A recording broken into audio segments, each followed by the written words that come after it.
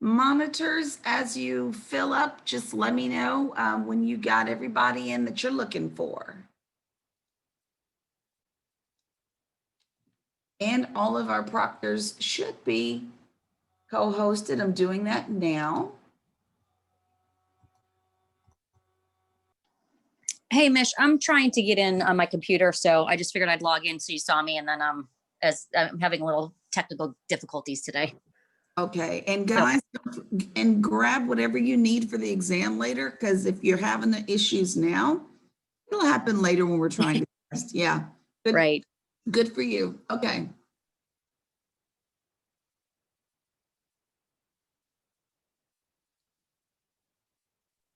All my agents for Harlingen are in already.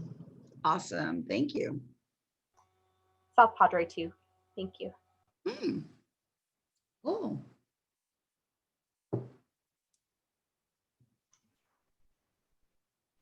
Harbor has a couple to come. Okay, well, let us know how you're doing. We're doing all right with time. We are okay.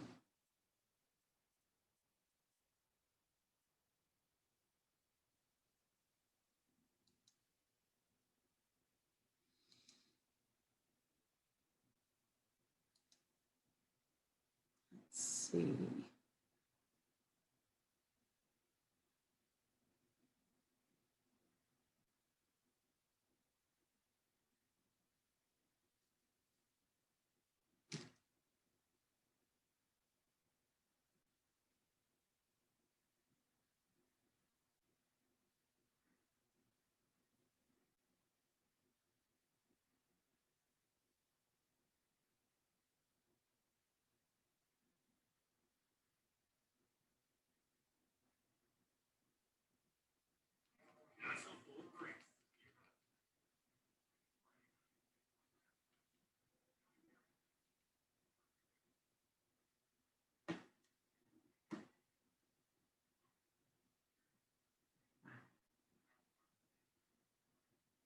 Anybody else ever notice that if you leave the wrong thing on the television, the next thing you know, you're watching America's 7 Deadliest Killers and Murderers playing in the background? I swear to goodness, one of the news stations goes off and I leave the TV playing in the background sometimes, and I wonder why I'm listening to death and destruction, and the music changes and the tone gets negative. So we're gonna, if y'all hear anything in my background, which I'm gonna mute in a second, it's gonna be America's Best Places to Eat. I cannot deal with the death and the murder and what really happened, and too much.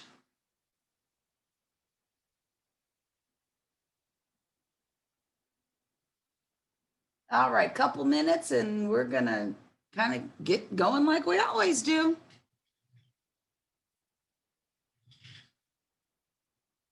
Let me get rid of the world's most annoying background.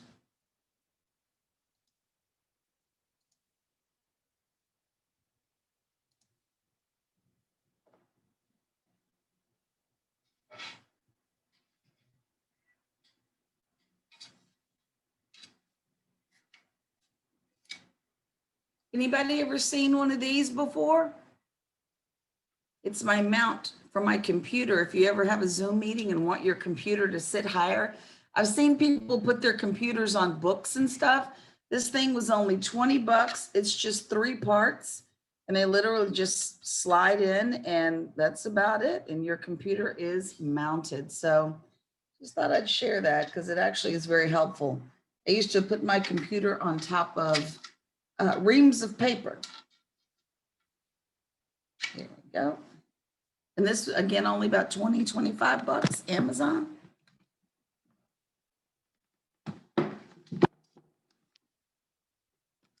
And this helps eliminate the nostril shot. Y'all ever go to the meetings and see people just straight up their noses? Just right up their nostrils. So this gets you eye level.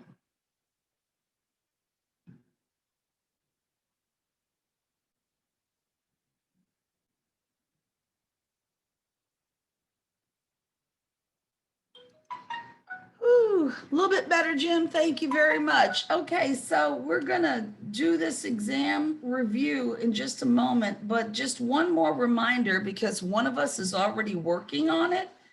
But if you don't already have one, go locate a second device, even if it's just a cell phone, borrow someone's in the household this afternoon so that in case when you log into the exam, because it is done through a link on your computer, if your screen should black out on our end and we cannot see you, then we can't let you continue. And I've had to put people out and they've had to come in and take the exam in person in one of the offices. So make sure you have a second backup device. Thank you, Arbor. Got it. And let's see. Thanks, John. All right, so the questions that people are asking, I'll go back and answer those now. We are going to probably wrap up instructions somewhere around 3 o'clock. We'll have a break around 3 o'clock. We'll do some exam review for about maybe 15 minutes or so. And scheduled to start at 3:30. You get 90 minutes to take the exam. It is multiple choice, closed book, honor system, but this is why we need the cameras open. Again, closed book, honor system, we're going to trust you, but if your camera goes down and stays down, then, we won't really just make a big fuss about it. We'll try to get your attention, and then we'll end up having to shut you down and find another way to get it administered. Be careful though, because some people have found themselves in a position where they may end up having to take a section all over again, not through this course, other ones that are like it. So you don't want to get caught in that trick bag. So again, go grab one of your kids' phones. You paid the bill anyway, so why not? But again, it starts at 3:30. And unless someone has something massive come up, we're going break, review, straight to the exam. So when you do take your break, it's going to be a little extended so that you can clear off your desk area and get ready, get the kids settled, make whatever phone calls you need to make, get your spouse queued up that, you're in a position where you can't be, talking for just a little while. So that's pretty much it. Did anybody else have any questions about the exam? Because I saw Jim had a couple of questions, but I don't think Jim was with us in section 1, so he didn't get to hear all this before. Did anybody else need to know anything else? Looks like I'm getting a no. I also want to draw everyone's attention to the screen. I would like for you to see, we had funeral services for old Blue. Ta-da! So I got a mouse. So we had services for Blue. We'll be incinerating her soon. She did me well, but it really was the mouse. I'm telling you this. I didn't know mouses. I don't know. I just didn't know that these things go bad like this. And it's made all the difference in the world. So anything else that happens is going to be an ID 10T error. Does anyone know what an ID 10T error? You want to type it in the chat, type it the right way with the capital I, capital D. Has anybody ever seen an ID 10T error? Let's see if, there it is. That's what ID 10T is. Look in the chat. It's an idiot error. So if anybody from tech support, your department says, wow, it looks like you're having an ID 10T error. Yeah, someone just called you an idiot on the slide. And I had someone in my tech department call me that. And I was like, really, dude, what's an ID 10T error? Like I'm all in there. And he goes, oh, don't worry about it. I got you taken care of. And I sat and thought about that and wrote that out. And I said, that son of a gun called me an idiot. And I didn't even know it. So there you go. Anyway, so let me see. We only have to do a couple of things just because we're supposed to. Let me get those up on the screen for you. Just because we're supposed to. So you know where you are. You're in the TACS class here. And I had to do a count. I had to take a look. FYI, I have compiled over 1,300 PowerPoint slides. So for those of you who are helping me out with all the, the errors, the typos, the corrections, I got to thank you because I'm cross-eyed at this point. Anyway, these are all of our rules. We've all seen them. Everyone's done fantastically. Nobody has pulled a Peluso. I am in shock that no one's passed clean the heck out. So thanks, guys. You all have really just done a spectacular job. No need to dwell. Of course, just letting you know about that no driving and zooming law, but hey, nobody's gone there either. So fantastic job. All of this, I gotta admit, you guys have been one of the most stellar groups I have ever been with. And I was talking to someone, and this group is really, to me, getting to be a little bit like family. I hope to see you guys in the third section together so that when you have a group project, you all are working with familiar faces. No need to dwell on me. Let me get you past that. Look at that mouse doing what it does. What? No clicking the wrong thing. So today is exam day. I've got to poll the room and find out who's got anxiety. Is anybody an exam anxiety kind of kid? Yeah. Just, if you've been with me before, you know I'm going to get you through it. You should be just fine, y'all. But I will say this, the little bit of math you've seen, and I mean the little bit you've seen, is about all you're going to get in this exam. So this isn't going to be formula driven. This is mostly concept driven. So with all that said, don't let it worry you too much. You're going to be okay. But I will hang around for lunch if there's anything you need clarity on that's exam related. So just let me know. With all that said, let me grab the exam. Let's do a little bit of review. We're waiting on, I think, a couple. Retirement is bliss, right? Let me grab a couple pages here. Let me get back to where we were. ID 10T error. I can't believe that guy called me out. He had a blast. I heard him laughing all the way down the hall. Yeah. Sure, Raymond. Absolutely, dude. What? Y'all, Raymond is in the chat cutting up a little bit. Forgive me, I needed to put some light on it. It's not very sunny out here today in Houston. All right, so let's see. Real estate interest is conveyed by what kind of deed? Leasehold, fee simple. Which one? You can stick it in the chat if you'd like. Fee simple, absolutely. Let's see. Skipping. Those aren't your exam questions yet. How many ISO grades did you all see? Only 6, exactly. Let's see. If a prospective buyer was concerned about the roof, what should they ask for during their due diligence period? And this is me not giving you a selection of answers, just asking you in general. What kinds of things should you inquire about or ask for? Inspection reports, absolutely. Couple of other things, yeah, warranty, service available, and remaining lifespan. What's the remaining lifespan on the current roof? And believe me, when you guys see the questions, they'll make sense, believe me. Some of this stuff doesn't warrant going through full review. Electrical service for buildings can be metered how? Separately for every unit, collectively for the whole block with pro rata billing per building, or collectively for the whole building, or 2 of those. Yeah, 2 of those. It would have been separately for each unit or collectively for the whole building. The giveaway in the other ones, we're not metering the whole block. So there you go. Yeah, could be.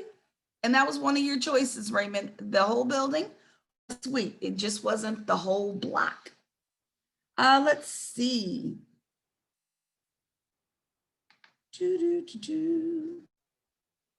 Building construction types, we got that. Property owners can give agents key information about the property through some discussion and giving copies of relevant documents. Let me ask you this. Relevant questions to the seller could include what? Give me a thumbs up or a thumbs down. Would relevant questions include any pending municipal code changes applicable to your building? Would that be something relevant? Absolutely. How about notices of violations, ordinance violations, et cetera, licensing, permitting, fire? Yeah, absolutely. And even reasons for selling, would that be a legit question to ask a seller? Absolutely, yes, it would. Either side of the table, you should ask that question. How can, all right, prospective buyers, you're on the buyer side, how can they make sure that the lease copies and rent rolls that the owner gives them are actually correct? What document can they require to do that? And estoppel. I got to tell you, when I was young in the business, I was like, why does everybody keep saying S in front of the word stopple? I thought it was a stopple. So it used to throw me when I was younger. Trustees.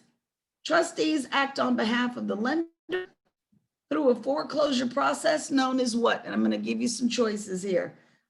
Judicial foreclosure. Would it be a mortgage foreclosure or would it be a deed of trust foreclosure?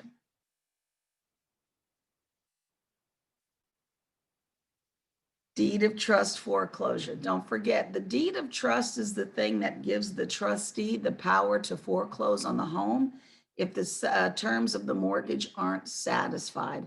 I think it's a little silly that we call it that, even though we use mortgage instruments, but it is called a deed of trust foreclosure. So there we go. We're a lien theory state, which means we operate based on deeds of trust. Copies of recorded documents can be found for the purposes of this exam in whose office? Someone's office. Manager's office. Nope. Listen one more time. Copies of recorded documents. There you go. County clerk's office. County clerk's office. I mean, the state would be correct, but for the purposes of this exam, what you'll be checking for is county clerk's office. Gotcha. All right. So far, so good, y'all. Okay, so why would you look at a municipal zoning map? Does anybody just know off the rip? I'll give you some choices, but why would you look at a municipal zoning map? Here's a few alternatives here, a few choices. Would you do that to determine if plottage was possible? Would you do it to locate public transportation bus routes? Would you do it to verify current address? Is the current address registered with the municipality? Or would you do that to verify, and listen to what I'm asking you about, to verify current use is permitted? I'm asking you about a zoning map. There you go. It's to verify permitted use. I know, right? Everybody but Houston. Somebody put that up there somewhere. And it is. It's to verify the current use is permitted.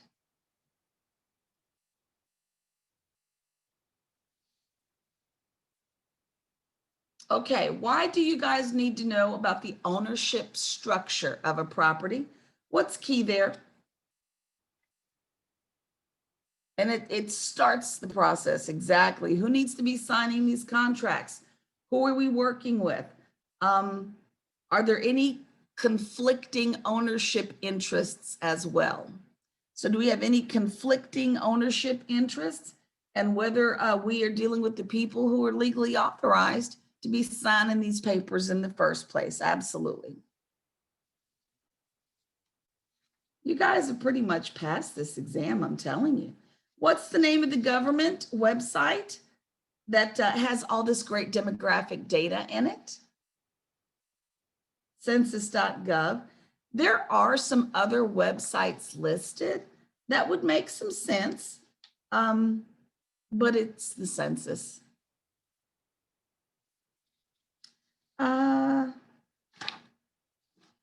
So the amount of information collected by buyers during the due diligence period, is it going to be different according to the type of property you're buying? Is it going to be different according to the size of the overall transaction? Will it be different based on the type of client we're working with? You know, some institutional client versus an individual, or all of the above? Yeah, all of the above. So again, what buyers are going to need during these transactions might differ based on the type of client they're working with, type of property, size of the deal. Let's see. Physical characteristics of the property. What would not be a physical characteristic of the property? Design, age, square footage, or quality of construction, or none of those? Yeah, I'll say it again. Quality of construction, age, design, square footage, those are all physical characteristics of the property. What is the mean and what is the median? What is the mean and what is the median? It only takes one word each to answer that. The mean is the average, the median is the middle. Perfect. Thanks, Raymond. Great summary there. So when you get the question that's going to ask you for one of those, just remember, either you're adding up and dividing or you're just lining up and picking the one in the middle.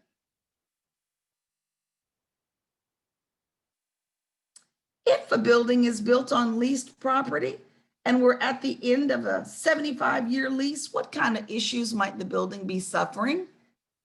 And this is the building that's sitting on the 75-year lease and we're coming up towards the end. Yep, dated, old, lack of maintenance, all kinds of stuff. Dated appearance is looking like a Brady Bunch house. I always thought the Brady Bunch house looked dated even when it was a current show. Just seemed dated looking. I don't know. Maybe it was just me. With big rocks on the outside. I don't know. It was just something about it. It just never looked modern to me. Mineral rights in Texas. Are they always transferred to the new owner? Are they owned by the state? Might they possibly be excluded from the sale or none of these options? The shag carpeting, true, so true. They might be excluded from the property, absolutely. That carpeting, was that carpeting orange? Let me get off that. Anyway, development feasibility analysis. We're not going to do a formula for this. It's just a basic question about feasibility. Feasibility was a question of, was it worth it? So the question is, a feasibility analysis for the developer should include all expenses from the building of it to the leasing up, any loan costs, expected rents and expected selling price, or all of those things. Yeah, we got to look at all of it. Comparative market analysis, your CMA, should be conducted for clients incorporated. Which of the following, you know what, we're going to do that today, but let me ask it anyway. Let me back up. A CMA should be conducted for clients incorporated which of the following considerations as a basis for search criteria? Should we do it for people who are considering appropriate and usefulness for the intended purpose? Should we be looking that it is developed in conjunction with your client's needs and wants? Should we be, when we're putting the CMA together, looking at well suited to assist the client in making a great decision? Or are all of those things important when we're looking at a CMA?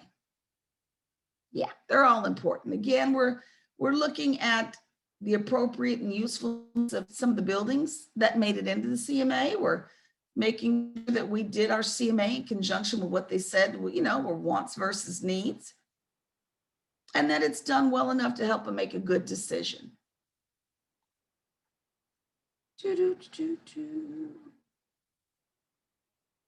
C of O, when is the C of O issued for building or individual raw tenant space? When do we get that sucker?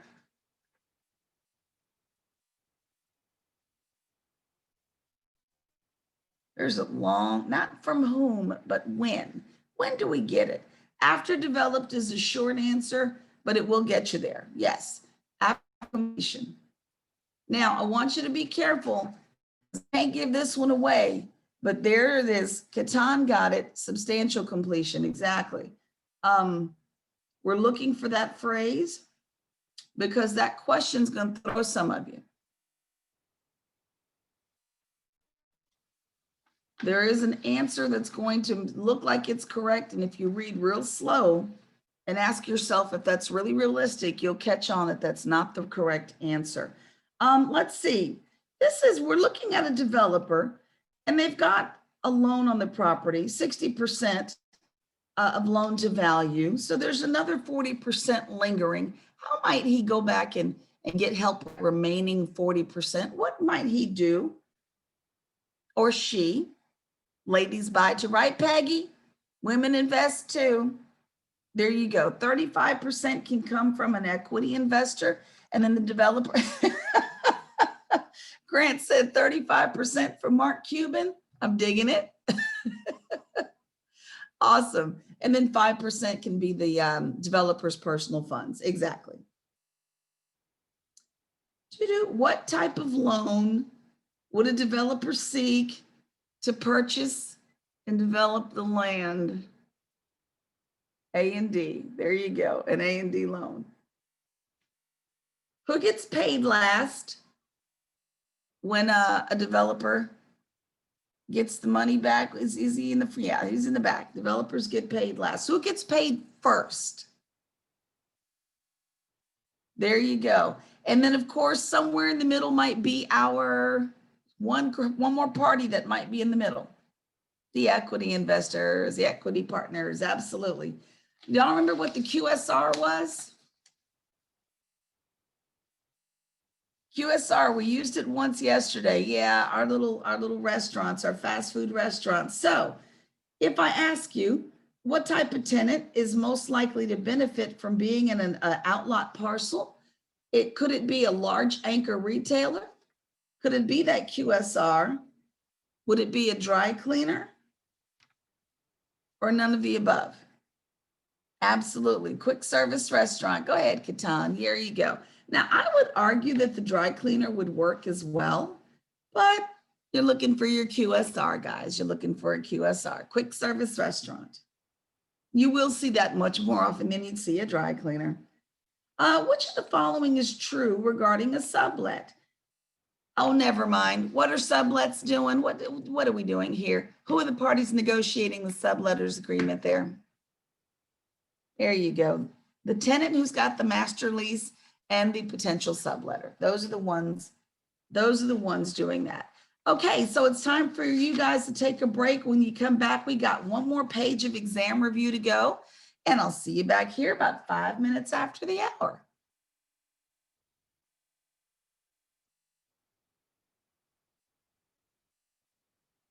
Do I have all of my monitors co-hosted? Am I missing anyone? If you are, let me know. I think I got you all.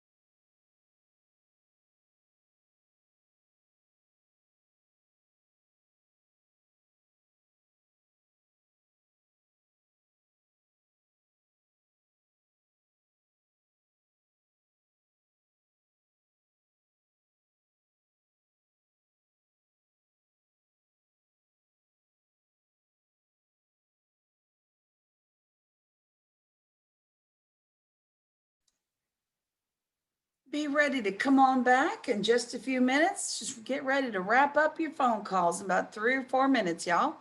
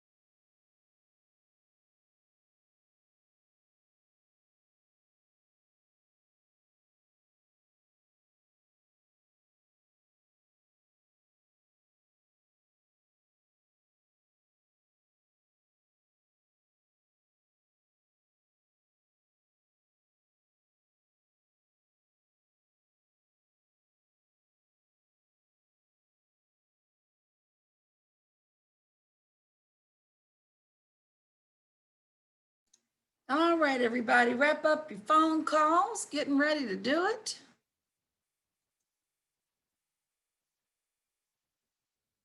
Getting ready to do it.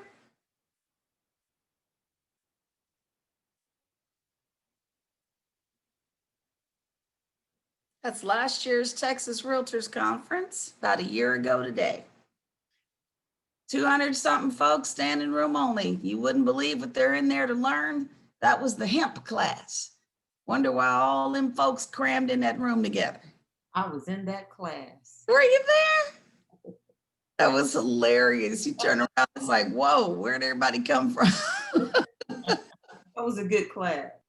Thank you. And it's changed at least 6 times since that day, you know?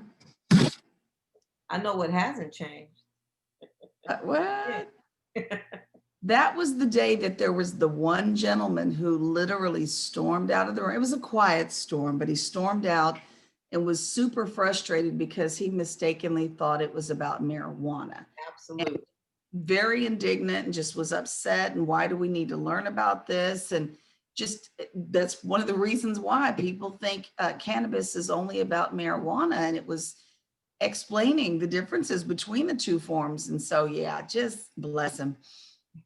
They took it with a grain of salt, but yeah, I heard someone outside that door got an earful. Great class. Thanks, thank you.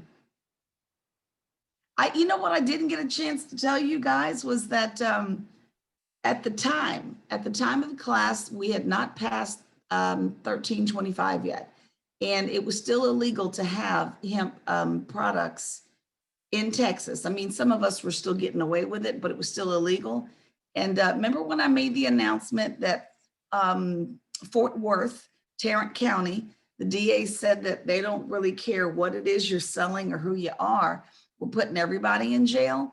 And a police officer walks up to me at the end of class, shakes my hand. He's a realtor too, but he says, this was a great class. And by the way, that announcement you made to put your products away, good move. I'm a cop. I almost fainted on the spot. I'm like, oh my God. Can you see the Big Texas Realtors class where everybody gets arrested? So it was a pretty interesting day. So guys, we've got, let's see, one more page of exam review, and then we can just kind of get into our day.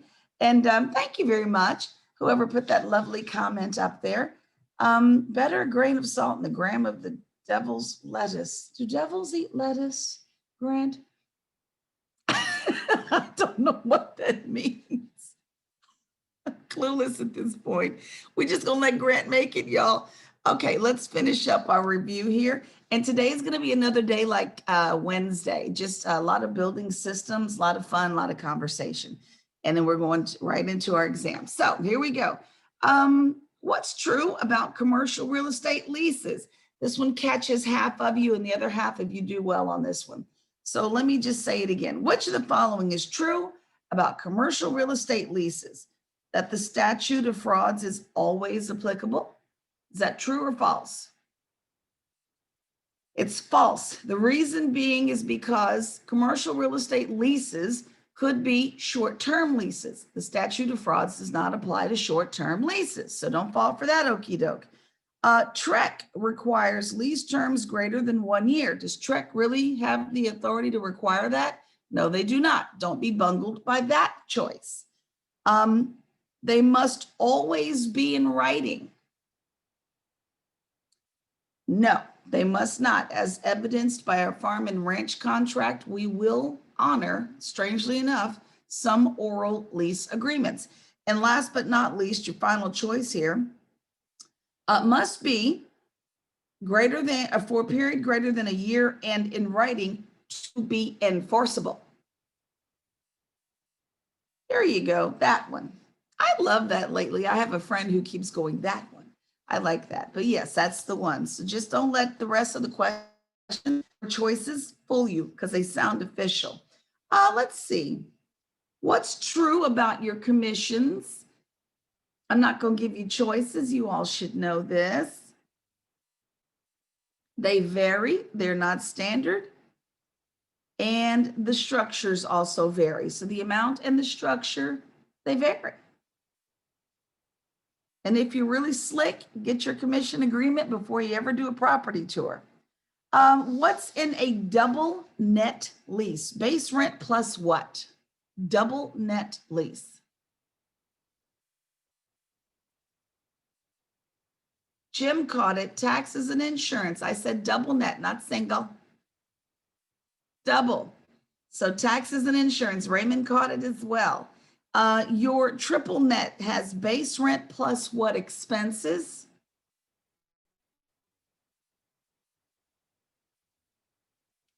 And to my friend having a little trouble with stability, if you'd like to reset now, you'll be just fine.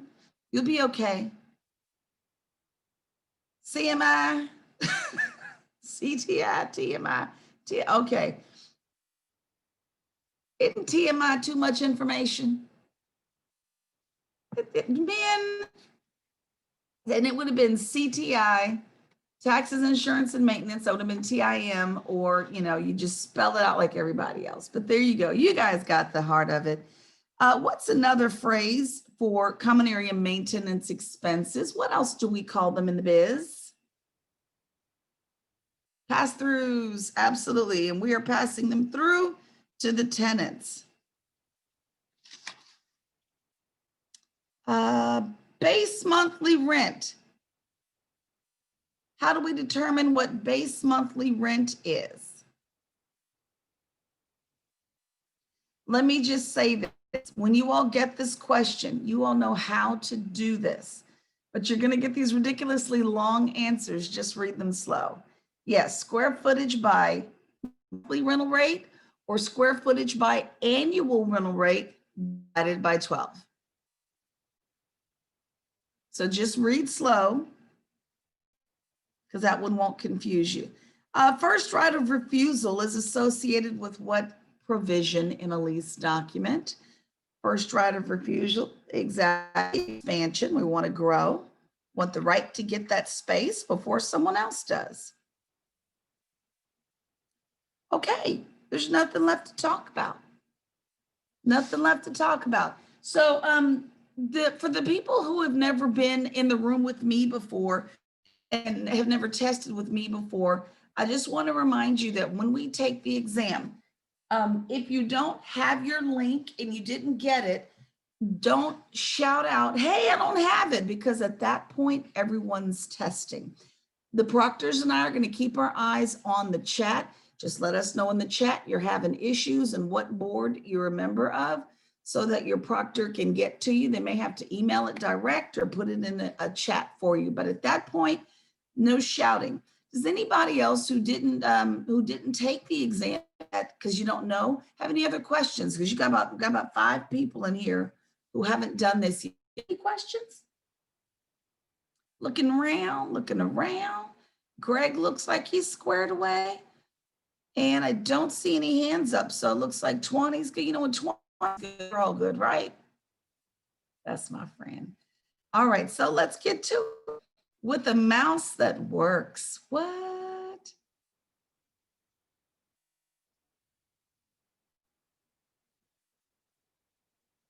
Here we go. So no more fresh cups, no more snack pictures. Here, the snack pictures have been well received as I'm blowing some people's diets here. So we're day 4. These are the things you can expect. We're still looking at the building itself. We're looking at the asset. It is test day, so that means we're going to wrap up construction curriculum pretty early. We're going to wrap up pretty early today so that you have your time. Forgot to mention to my newbies in the room, when you finish your exam, just wave goodbye and have a wonderful day. You just log off silently. No need to do anything else. Please continue to share your experiences with your clients. We need those. I'm not an expert in everything, so we need all of our resident experts to speak up. And towards the end, we're going to look at a few key metrics for considering an asset, but nothing that will weigh you down for the exam.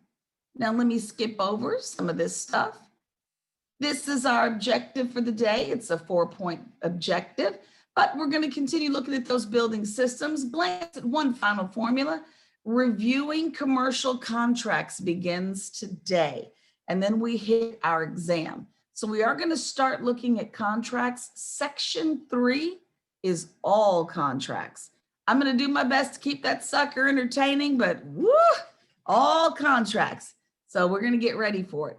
With that said, back to the buildings. Here we go. And feel free to jump in, y'all, because y'all did so well Tuesday and Wednesday, so well with contributing.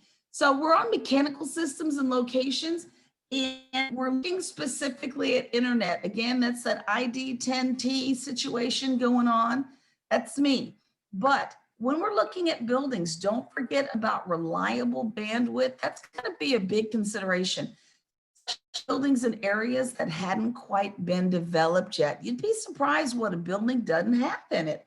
So you definitely want to always ask about internet access. And if you're not convinced from the owner, you know, oh yeah, we have great internet. Who do you check with? Put it in the chat if you'd like, but who do you check with to make sure you got great service in that building? Yeah, I see Carolyn's lips, the tenants. Absolutely. Anything you're not sure or confident that I'm answering for you, you definitely go back to the tenants and find out. Outdated systems, they're going to tell you the truth about that. And also, sometimes you have tenants that need to bring in certain types of wiring. Has anybody ever done this before? Core hole drilling in a building? Has anybody ever seen this?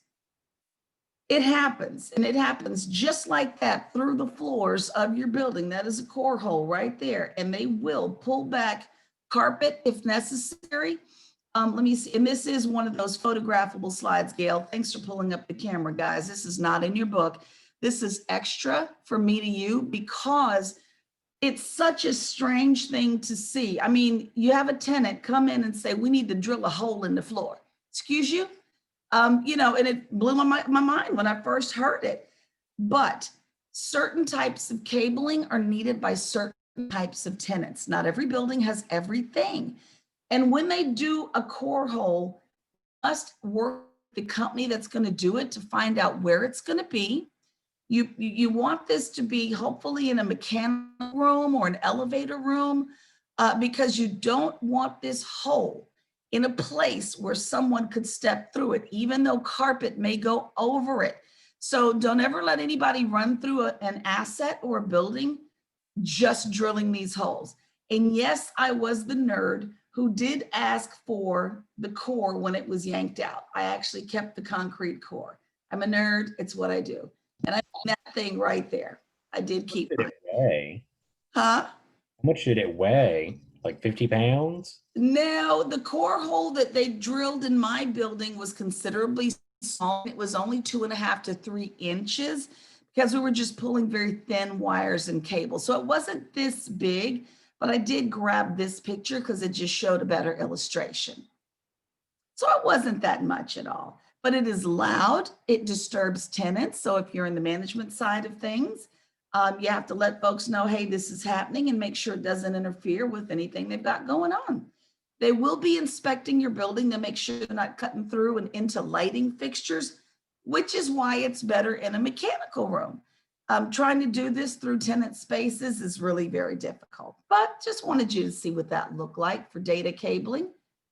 Does that affect the entire building or just that particular section where they're doing it for?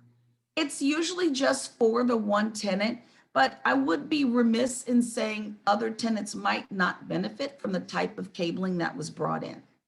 And I'm not a cabling expert, but certain types of things that are, fiber optics and Cat5, and maybe there's a new number now, I don't know. But those things might be usable by other tenants who are also on the same floor. Thank you. Yeah, it was a cool thing. I'd never seen anything like it before. So now, yesterday I gave you guys a really quick run through of air conditioning. I love chatting about air conditioning. Whose husband in the room does that for a living? Someone's, there it is, Raquel. So did your husband and you by any chance have any convo about HVAC in buildings, et cetera? Did anybody, any new conversation come up? Oh yeah, we always do. I just told him you would school him on everything. Don't do that. Oh my God. If But you guys are looking for a weird date night situation, go to the Whole Foods I was recommending, because you can see some of the HVAC water lines running through the parking garage. So you can kind of understand how that stuff loops all over the building. Really cool stuff, guys. But let me show you first the most common type of system. And it's mentioned in your book. Let me put that back up on the screen for you. And this is the package unit that we were talking about. We might hear it called an RTU for rooftop unit. And this is the one that's got all parts just contained inside this box. So when you're in a retail environment, like you've got your grocery store, and then you've got like Sally's Beauty Supply, and then Payless Shoe Source when they were still open, and barbershop, everybody has one or two of these on top of their suite. Hey, little Benjamin Lotzer, little Lotzer. Hey, sweetie. So, everyone will have one or two of these. And don't forget, you want to know, even if you're repping the buyer, how many are up there and how many tons of air are each of these supplying? And if you can get reports about the condition they're in, that would be fantastic. Because having to replace these to get new tenants in, it's uber expensive. And we've got some people in the room who've watched the process of bringing in the cranes. And thank you, Gerald, for that. I love pictures. It's part of what I do. But yeah, you don't want to not take an accounting of the air conditioning systems. Ventilation is going to be important for just clean air. The types of tenants you have, like beauty shops, and I want to say beauty, I mean hair shops as well as nail shops. These things are stinky, y'all. Chemicals are strong up in there. You want to make sure that smell in one suite is not, bleeding over too much into another. But with regard to HVAC, I will share this with you. Sharpstown Mall, the old 1961 mall that I used to manage, had about, I want to say 36 RTUs total throughout the mall, strategically placed along the roof and zoned out. But I want to say only about 22 of them were working. And if anybody ever went to that mall towards, the end of its popularity, the mall was always a little warm. That's because all the RTUs were not functioning. And the owners were so cheap that they would go determine, we're not going to use this one anymore. Go get your parts out of that one. So we were robbing one to fix the other. And over time, the mall doesn't cool itself. So little stuff like that, you got to keep your RTU is rooftop unit, rooftop unit, just a shorthand way of saying that. But yeah, we would do stuff like that. So you need your people to be good enough to check, crack open that RTU and look inside. Did we steal a blow motor? Did we borrow a capacitor panel? Did we take out a heating core? Did we borrow some parts from inside of one to put it in another? And yeah, we did that a lot. I hated it. All right, so any questions about the RTU, the package unit? Because we're going to call Raquel's husband up in here. I'm not going to answer these questions. We're going to call Raquel's hubs in. There we go. Now, again, we've got some other types of units as well. And one of the ones that you might be interested in is the fan coil unit, the FCU. And do I have a picture of that one? I think I'd like to try to explain the fan coil system to you. There's a whole bunch of different types of units that function a bunch of different types of ways. Systems use water, not all systems do. The RTU package unit systems do not. They're just straight refrigerant, evaporation, and outside air.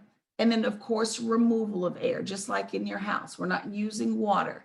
The fan coil system does use water, but what's weird about this one, if anybody's, and this is, let me just point to it really quickly. This is your fan coil system. I wanted to say that I pulled pictures for it, but it looks like I didn't. And I had a really tough time finding images to show you that would make sense. Because if you haven't had the pleasure of walking in a room and looking at it, these pictures are hard to come by.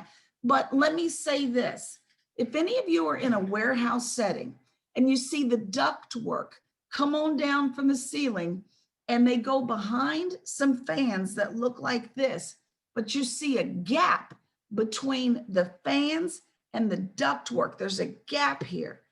That is how the system is supposed to be built. There is supposed to be a space between the duct work and the fans. There's a reason for that. But don't think something is inherently wrong with the system. Give Raquel Harbin's husband a call or look online to understand more about the systems, because just glancing at them, you might think something's incorrect. And HVAC is very special. Like he's saying, walk-in fridges, things of that nature. There's a lot going on. So with all that said, chillers, cooling towers. Let me, with regard to cooling towers, I'll say this. I showed you a very quick picture yesterday of a cooling tower on top of a building. And if you've ever been to a property, any office building property, and felt a nice, gentle spray of water. Has anybody ever felt this weird spray of water in a parking lot? That's water coming from the cooling tower. And while we don't have time to go through it in detail, let me just say this. That cooling tower that you felt the water spray from was probably on the ground in the parking lot. And that tower takes water and lets it fall down what looks like a system of mini blinds. That's to evaporate and cool, just like alcohol. When you put alcohol in your skin, because it evaporates so fast, it feels cool to you. That same evaporation system cools the water down, and then that water, after having trickled, goes down to the chiller system in the building. That water is chilled through a refrigeration system, and then air is blown over this water. This water is kept somewhere around 44, maybe 46 degrees. that air that is blown over this very cold water is then sent upstairs to each single floor to an air handler unit, an AHU. And when you are looking at buildings, you need to ask, can I go into the room where the air handler is and look at the servicing records? Your whole building will be worth nothing. It will be laden with mold problems if those air handler units, which work with water and air, are not serviced regularly. And you should see those records in the air handler room, maybe somewhere up against the back door. Kind of like if you go to some of these fast food restaurants and you see the last person that cleaned this bathroom was, and you see dates and times on the wall, same thing. But the air handler unit takes that air and blows it around the building. Now, let me give you some secrets. This is for your, now I'm going to go find the building to leasing it. When you're working with a tenant, and who was that? Grant, were you the one talking about a hot suite or something? The hot and cold patches? Who said that? Is that you? Yep. What you need to know about air handlers is there's always a starting point with the ductwork. I mean, here's the handler. It's got this nice cool air because it also works with water as well. And it's going to push this air around the floor through a series of ducts. We know this, it happens in the house. But when the air passes over this water, and let me tell you something, I said this backwards, the water gets chilled downstairs, then the water gets sent upstairs to the air handler. Air is passed over the chilled water, and then that cold air goes straight into the ductwork. As the air goes through the ducts around the corners of the building that has 4 sides to it, I call it a bump. This is what we used to call it. Every time it would turn a corner, it would hit what we called a bump. The velocity of the air would slow down every time you hit a corner and had to get down that hallway. If you're at what we call the end of the line, you were getting the warmest air and the air that was coming out at the lowest velocity. Some tenants will ask you, am I at the end of the line? And as a property manager, that meant something to me. I was like, uh-oh, that means they know what they're talking about. But if you've ever experienced cooling and heating issues, mostly from tenants on one side of a property, it could be the hot side of the building or they're at the end of the line. So just wanted to put that out there for you, Grant, because that could be what you're going through. You never know. But once that air goes around the building, around that floor, it continues to go through the air handler system. But that water that was sent to it, that's all chilled up at 44 degrees, starts to warm up because it also pulls in hot air. So when the water starts warming up, it gets sent right back downstairs to the cooling system. And if the water in that system gets too warm, then it gets sent back to the roof, to the chiller system, hello. What is my thing called again, y'all? The thing at the top with the mini blinds, the cooling tower, for the evaporation to happen all over again, to begin cooling off the water. Let's send it back downstairs, and there's just a continuous loop of water running through your building. Please note one more time, if the cooling tower has a problem receiving water, then you don't have air conditioning. Evaporation means I lose water, which means we should always be supplying the cooling tower on the roof with a fresh supply of evaporation. We can't let it dry up. So again, make sure that water lines are secured, they're in good shape, they're not cracked, because that stuff runs right into your building and affects your air conditioning. A little bit more than the book tells you, but I wish it would spend more time on that. Sorry, guys. I had to just give it to you from the leasing side as well as the purchasing side. Boop, boop, boop, boop. All right. This was a photograph I showed you yesterday. It talked about why we mentioned the word tons with regard to air conditioning. If you did not bother to photograph it yesterday, go ahead and snag it today. And again, this is just the history of why we use the word tons to reference how much heat we're removing from a building and how cool we're going to be able to get it. And it just says before air conditioners existed, people used big old blocks of ice to cool up the homes and businesses. the ice absorbed heat and slowly melted as it warmed up. So the use of word tons to measure cooling capacity comes from this era. So a ton refers to the amount of heat it would take to completely melt a ton of ice. Melting this amount of ice would take a 24-hour total of what is called a British thermal unit of 286,000. You guys have seen BTUs with regard to window units. Anybody's grandma have window units back in the day, great grandma? And when you buy them, you see BTUs as a measure of how much cooling the thing can provide. So how fast the ice melts depends on how much heat it receives over time. For consistency though, HVAC and modern technicians in modern times use the 24 hours as their standard time period for air conditioners. So under these standardized conditions, melting a ton of ice in 24 hours requires about 11,917 BTUs an hour, roughly gets you up to 286,000 BTUs in 24 hours. So air conditioners work a little something like blocks of ice in that they don't produce cool air, but they remove heat from the building. Remember, we have cold water. We're passing air over the water. And then we're trying to cool the room and pull heat out. Don't forget, we've got a return. Return system sucks that hot air out. So there we go. The cooling capacity of air conditioners refers to the heat it can remove in an hour. So there you go. That's it. But that's where tons comes from. It's an old term from back in the day. And now you know more than you ever needed to know. Someone who is familiar with the more you know PSA, shoot a star across the screen, please. I see Benjamin got it. Now the fun part. I love this. Elevators and escalators. Anybody in the room, friends and family, skilled at elevator and escalator work? I'm just curious. We got friends, family, skilled technicians. I don't see one hand in the air. I see blank stare. Come on, y'all, let's do it. I love elevator and escalator systems. Let me get this back up for you. Bam and pow. All right, so again, your book kind of glazes over some stuff. We're gonna get you a little more detail, but they're definitely necessary. You got a tall building, we need to get up there. That's all there is to it.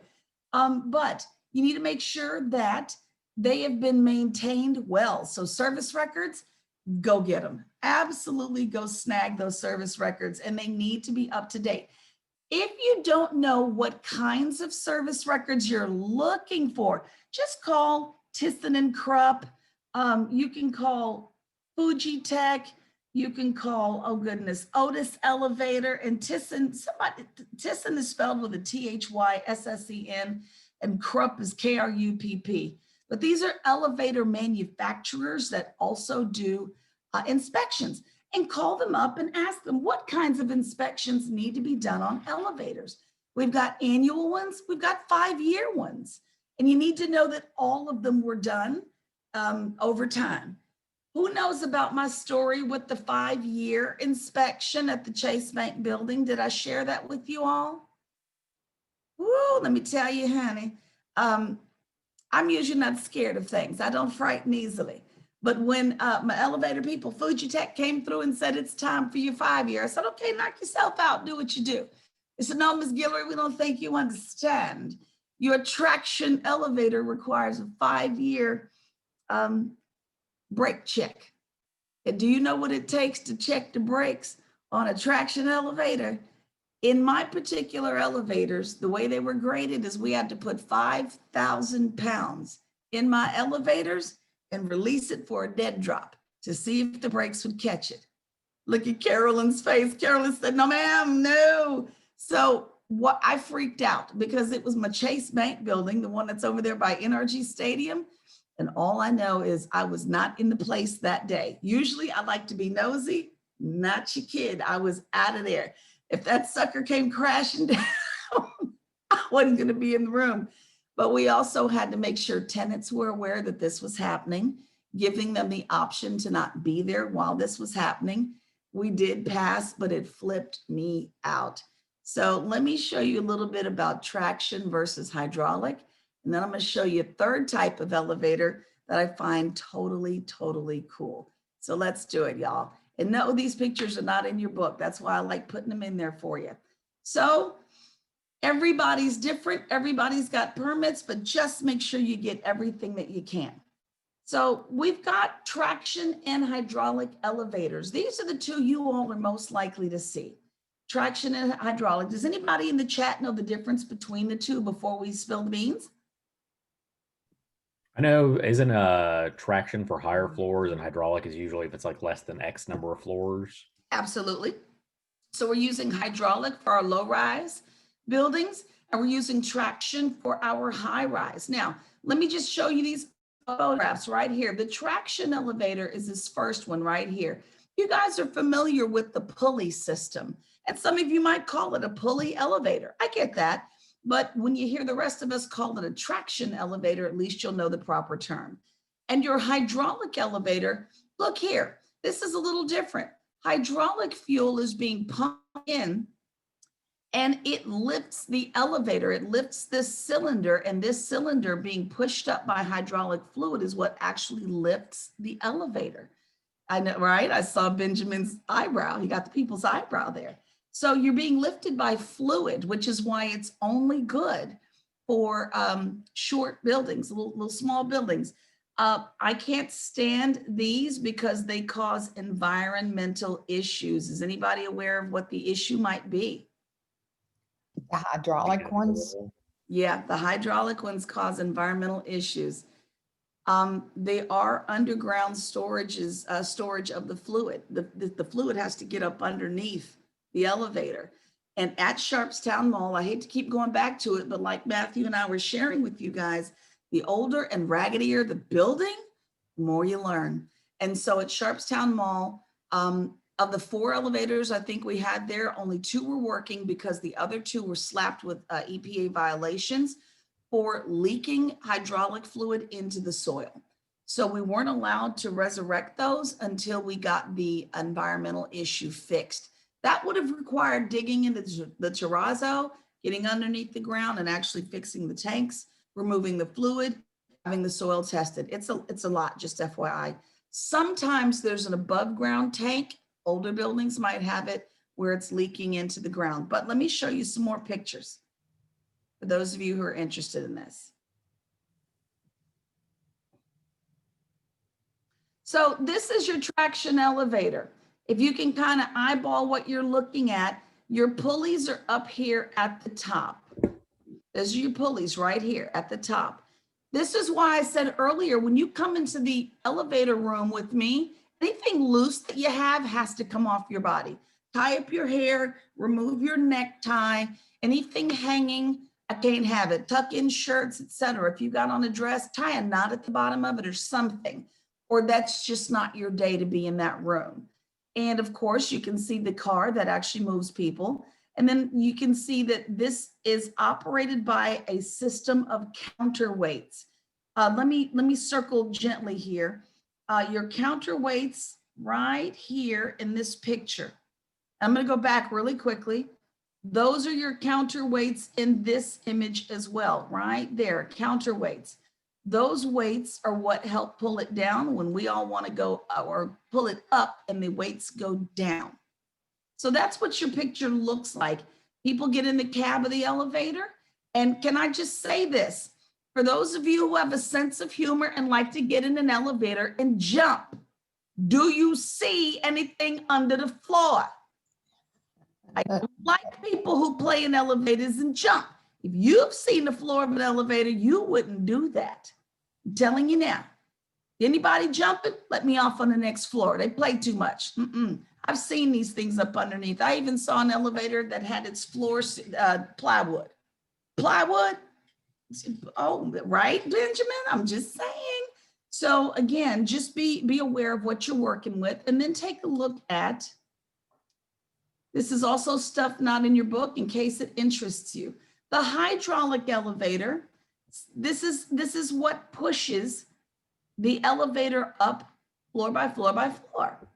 You've got pumping systems, oil reservoirs. You've got the hydraulic cylinder that is below ground. There is the potential for all this leaking and some associated EPA issues. So again, it's just good to understand what it is. But these are your short buildings, sometimes maybe no more than 4 or 5 floors. But that's your hydraulic system. And there's that piston, just like what's in your vehicle, but not with 3 parts. But there's a piston that pushes up the elevator and then drops it back down. You might want to jump on this one, but I just wouldn't jump in a pulley system traction elevator. There you go. And then the vacuum elevator. Who's ever seen the vacuum? Did you know we have those for people? It's the same thing you see at the bank, except they make them for people. Is that not the coolest thing ever? And so you may see some shorter buildings or smaller buildings, or buildings that have private residences in them, or private offices for the owner. He may have his own separate elevator because I don't want to ride with the public. And let me tell you, if I was wealthy enough and scared enough of that coronavirus, I'd have my own little people mover too. So this one is primarily seen in residential properties, and it's a pneumatic vacuum elevator, and they harness the power of air pressure to move very, very small elevators up and down. And it does work a little bit like your bank. I don't know what you call that tube delivery system. So there you go. Isn't that the coolest thing? Sorry, I'm a geek. I'm such a building nerd. Mish, Yes.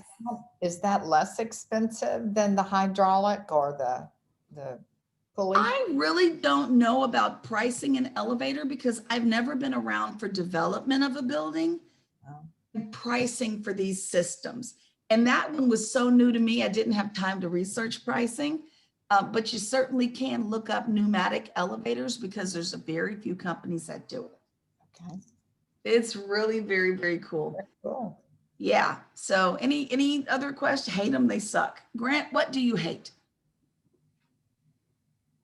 Where's Grant? Oh no, my camera turned off. It did turn off. Be careful during test time. Which ones do you not like though? Hydraulic, traction, vacuum? I'm just all about the dad joke. I'm sorry. That was an opportunity. I had to take it. Well, look at the elevator penthouse. Does anybody know what that is? No. You should all know what it is. You may not have ever been in it, but let me show it to you because you've all seen it before.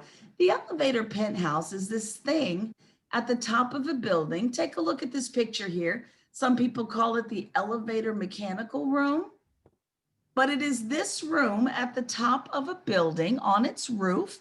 And yeah, grab a picture because this is also not in your book, but you're going to want to go see this because the room may either be air conditioned or unair conditioned. And you've got sensitive systems inside that room that operate your elevators. And I've been in some old buildings that don't air condition the elevator penthouse. You don't want this little penthouse to suffer from leaks from rain. That also impacts the shaft where the elevator travels. There's a lot of little things to know about on the rooftop. So this is where we cover up and conceal the actual mechanics of the elevator. And you just don't want anybody up there accidentally walking into it or towards it. But this is old school, y'all. It's already considered to be old school because now they're building what they call machine roomless buildings.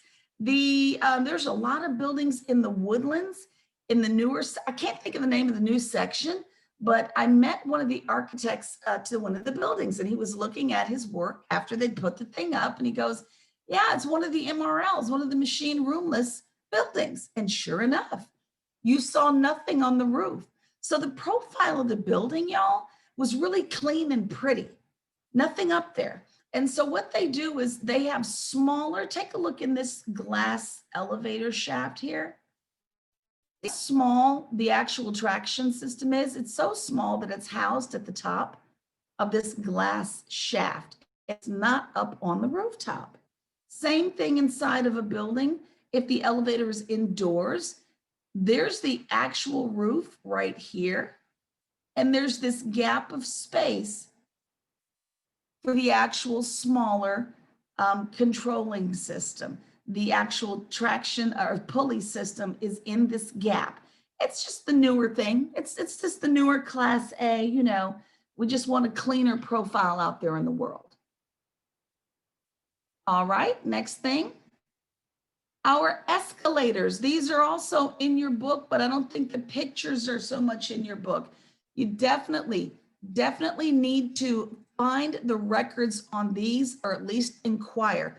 These systems, the public has the ability to get in trouble with these.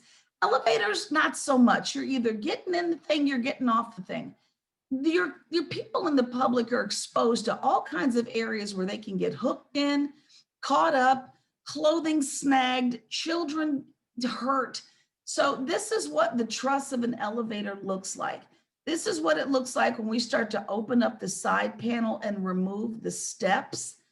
You start to get familiar with roller systems. Anybody ever been on an escalator, but the step you're standing on goes bump, bump, bump every few feet? Right, that means the rollers to that particular step are bad. It's broken, it's not round anymore because it should be rolling up. It just means the rollers are bad. These are little things you can determine just by riding an escalator in a building you may be helping someone purchase. It's a clue about deterioration in the escalator system.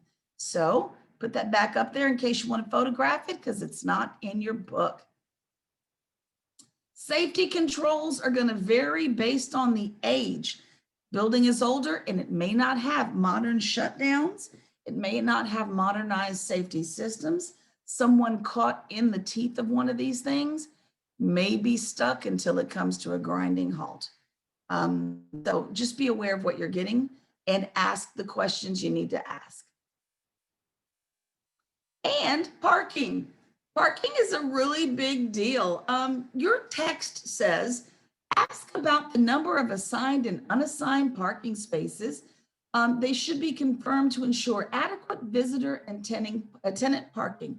And it's true. You do need to know how many parking spaces are out there. But I want you to be aware of more on in a parking lot. And you've all seen it. I just don't think sometimes people bother to think about it until it is part of what we're doing when we're buying a building. Is my parking lot the dump site? You all have seen this before around back. Is my parking lot the parking space for 18-wheelers who just need a place to sleep? Or are we close enough to an apartment community full of men who drive these things for a living, but because they can't park in the apartment community, they want to park on my property? Now, let me tell you very quickly. The answer to the 18-wheelers parking on your parking lot might not be get off my lot. They may be renting those spaces. It's a question you might need to ask. It might be a source of additional income. Don't know.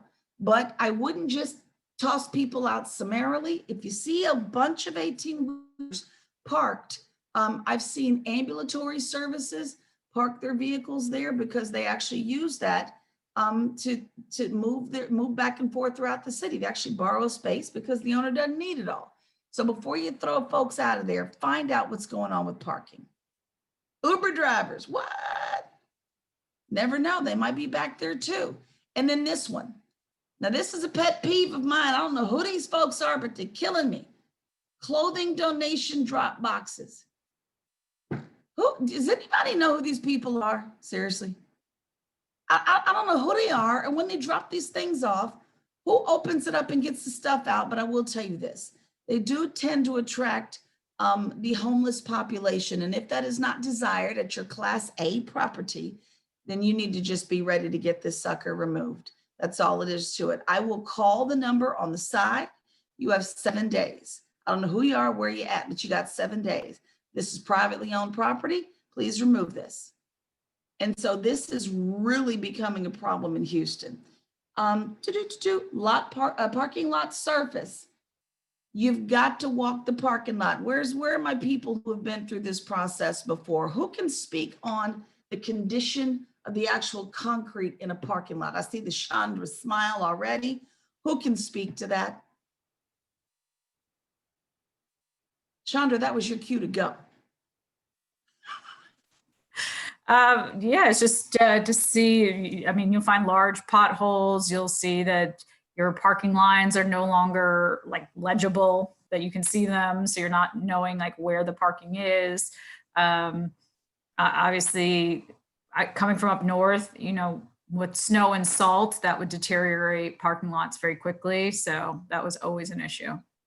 And to my surprise, something I learned in my career was that lenders will send someone out about once every 2 years to actually walk and inspect the parking lot.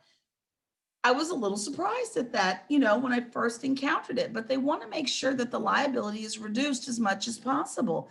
So when they see, right, Matthew, exactly, when they see trip hazards, not just potholes, trip hazards. I mean, you do have to walk from the car to the building. They need all that fixed. And so when I knew they were coming, because they'd give me some notice, I'd call my concrete crew, and they got my parking lot taken care of, and we always passed inspections. But you'd be surprised at who cares about the condition of a parking lot. Now, let me tell you, you may want to know how many inches thick. Oh, can I share about a parking lot and some inches and some thickness? I'm not sure that sounded right, so forgive me. But what I'm saying is this: when it comes to parking lots, and the things that are underground, you got to be aware of pole lights, parking lot lighting, and the wiring that's running underneath the lot. I don't know how to tell you whether it was done right or done wrong, but I managed a property here in Houston at the intersection of Clay Road and Highway 6. You can drive past that sucker right now. But the lines to the parking lot pole lights were only 3 inches down into the concrete. Every time we needed to do a repair, guess what we did? We killed the parking lot lighting. Every single time. Whatever genius laid them lines down 3 inches, I could kill somebody for it. And it's too late. We can't do anything about it. But we knew anytime we had to get into the concrete, we were about to kill the parking lot lights. So you never know what's in there, but if any of you are involved in the let's cut into the ground situation, be ready for it all. You never know what's up under there. So just, I've been through hell. If y'all hadn't figured this out yet, I just have been through hell. C-class properties, I tell you one more time, great place to cut your teeth. Don't look for Class A to learn how to do this. Also, verify if there is any covered parking in the back that is used for additional income. Tenants may be paying for it. Okay, moving on. I think we need to move on to a break. That's what I think. I want to see y'all back around 10:10. Give you another 15-minute break, 10:10. Hey, Sandy, looking good there today. 10:10, and we'll be back on our curriculum.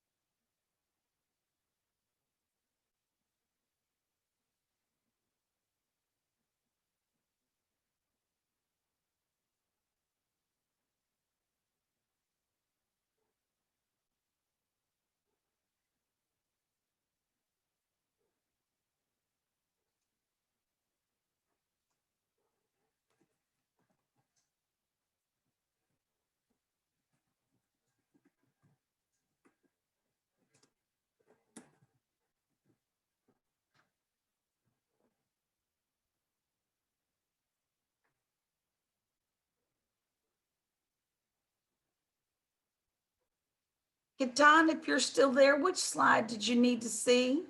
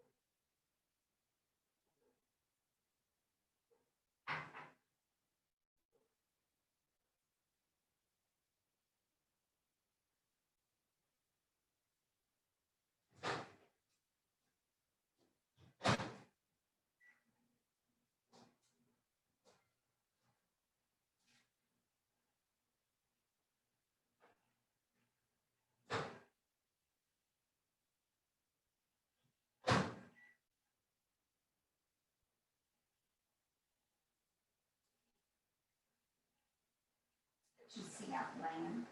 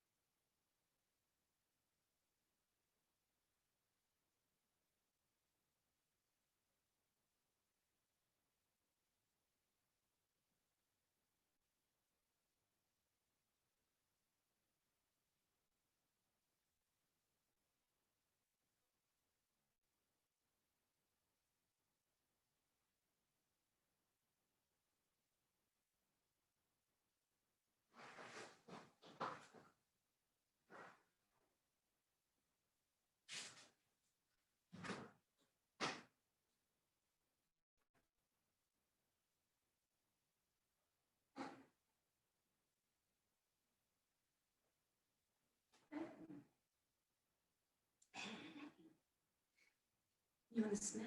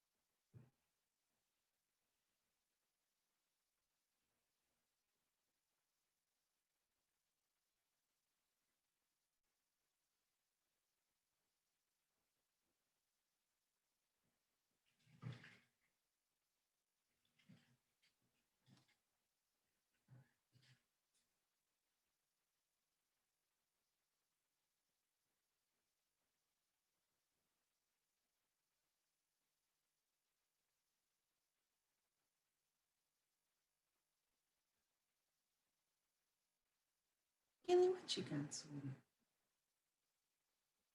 Janice?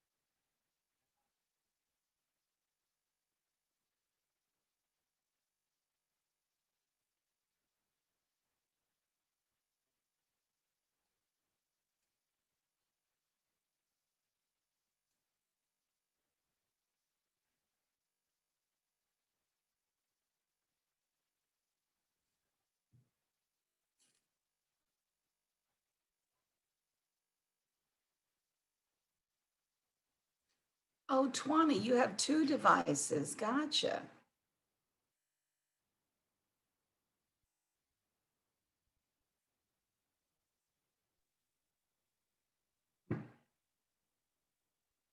And hey, 20, I don't know if it matters to you, my friend, but for your exam, you'll need to remove your background. For your exam, not now, not now.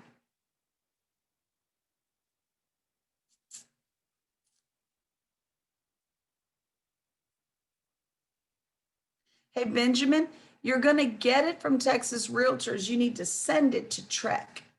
You'll get it from Texas Realtors and then you send it to Trek. Sorry, I didn't realize that the two don't communicate. Okay.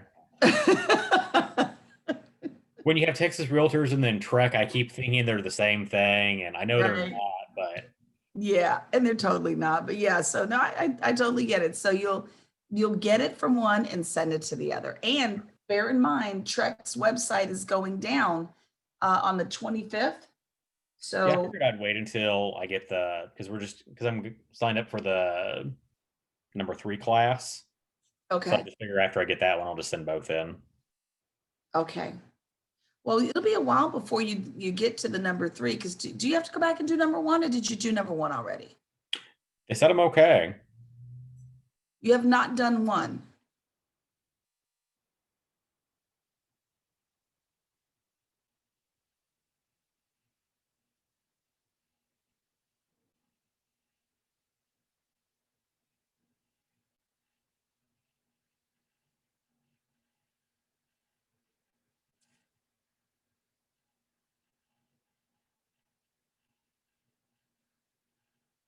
All right, we're back in about a minute, guys. We're back in about a minute, so wrap up your calls and whatnot.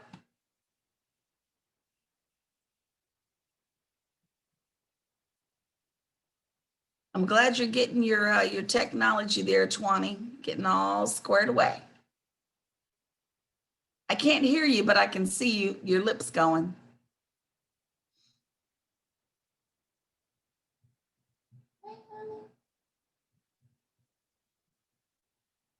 Get ready to wrap up your phone calls. Couple minutes there, guys.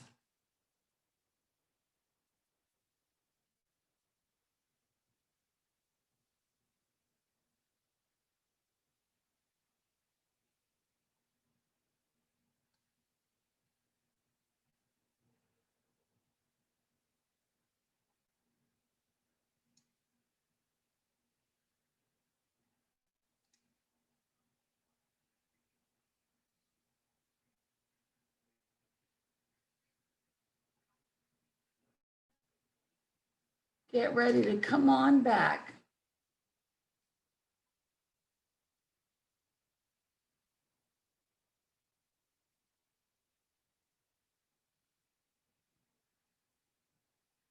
Yeesh.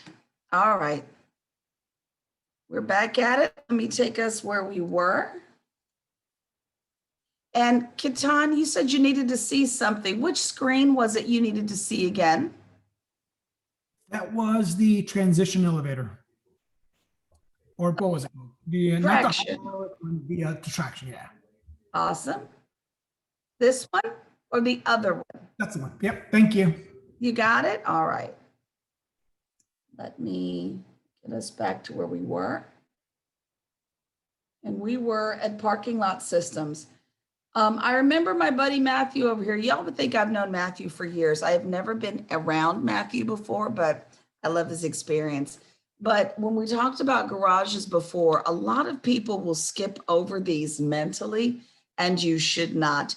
Garages are a part of the building. If things are going wrong in the garage, oh my gosh, it's a nightmare. Some of the stuff I want you to look out for when you do a walkthrough is stuff like this, evidence of massive water leaking. Because again, water corrodes, well, I shouldn't say again, but water corrodes everything. And so if there is a leaking issue, you have to ask yourself, is this water from the outside, with rain, a natural runoff, or is this water from an HVAC pipe that might have been overhead? You do need to find out every time you see water where water was not supposed to be, just be sure to investigate and inquire about what that was from. And then you also need to find out, do we have attendants? Do we have gates?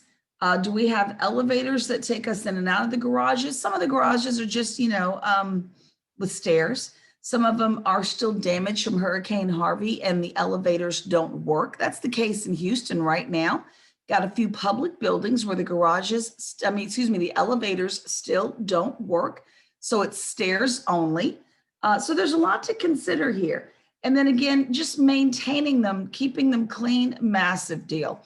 It is an income generator when you have reserved parking spaces next to the elevators for your higher end clients. And then these lights down here in the picture in the corner, these are the kinds of lights you'll see in the Whole Foods I keep referencing in the Galleria area. So instead of having to drive through the parking lot, one has but to sit at the end of the aisle. And when you see a green light, it's sitting over a space that's empty. So you don't have to go down the aisle looking to see, is there space down there? If a car is in the space, the light is red. I think City Center, and I'm reading now, I see Chandra says hobby. Ford is doing that. And City Center is adding these into their parking garages. So there's some nice trends in place, but be sure to check that water damage. It's a big deal. Our signage, don't forget our turquoise is an indication of a test-related subject matter. And you just want to make sure that you understand what the regulations are. Now, let me say this. The regulations may not be all about what the owner of the building wants. Your building, this asset may be part of an owners association or an area association where there's an agreement in place that signage is going to look a certain way. So maybe building owners or some of these larger tenants have gotten together and they put together an association that says all signage will be in white block letters. They will all be done with no logo considerations. They will be done in Arial only. And this is popular through the Woodlands. You can see this a lot in the Woodlands. McDonald's, there are no golden arches per se on the building signs. You'd be surprised. But box signs like the one Kate Spade is using, I know many owners who are not fans of box signs. And then the ones at the top that say African market, those are considered channel letters. And of course, the big one is our pylon sign. But you definitely want to find out if there are any restrictions, even height restrictions with regard to signs. Some of them can't be so tall.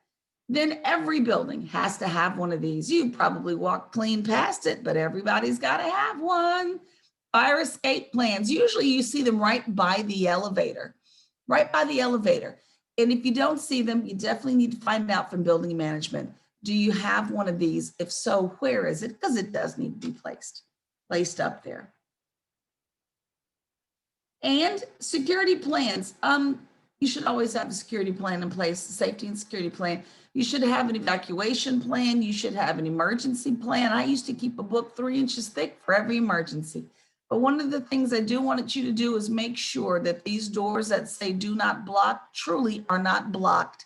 I've seen them blocked. So you want to make sure that ingress and egress is not having issues. And these lights I referenced yesterday. Underneath the sign, underneath it, there's a little button and it says test. One of the easiest things for you to do is walk through the stairwell, press the little button that says test. What you want to see is that the lights come on. If the lights don't come on, that means the backup batteries are dead.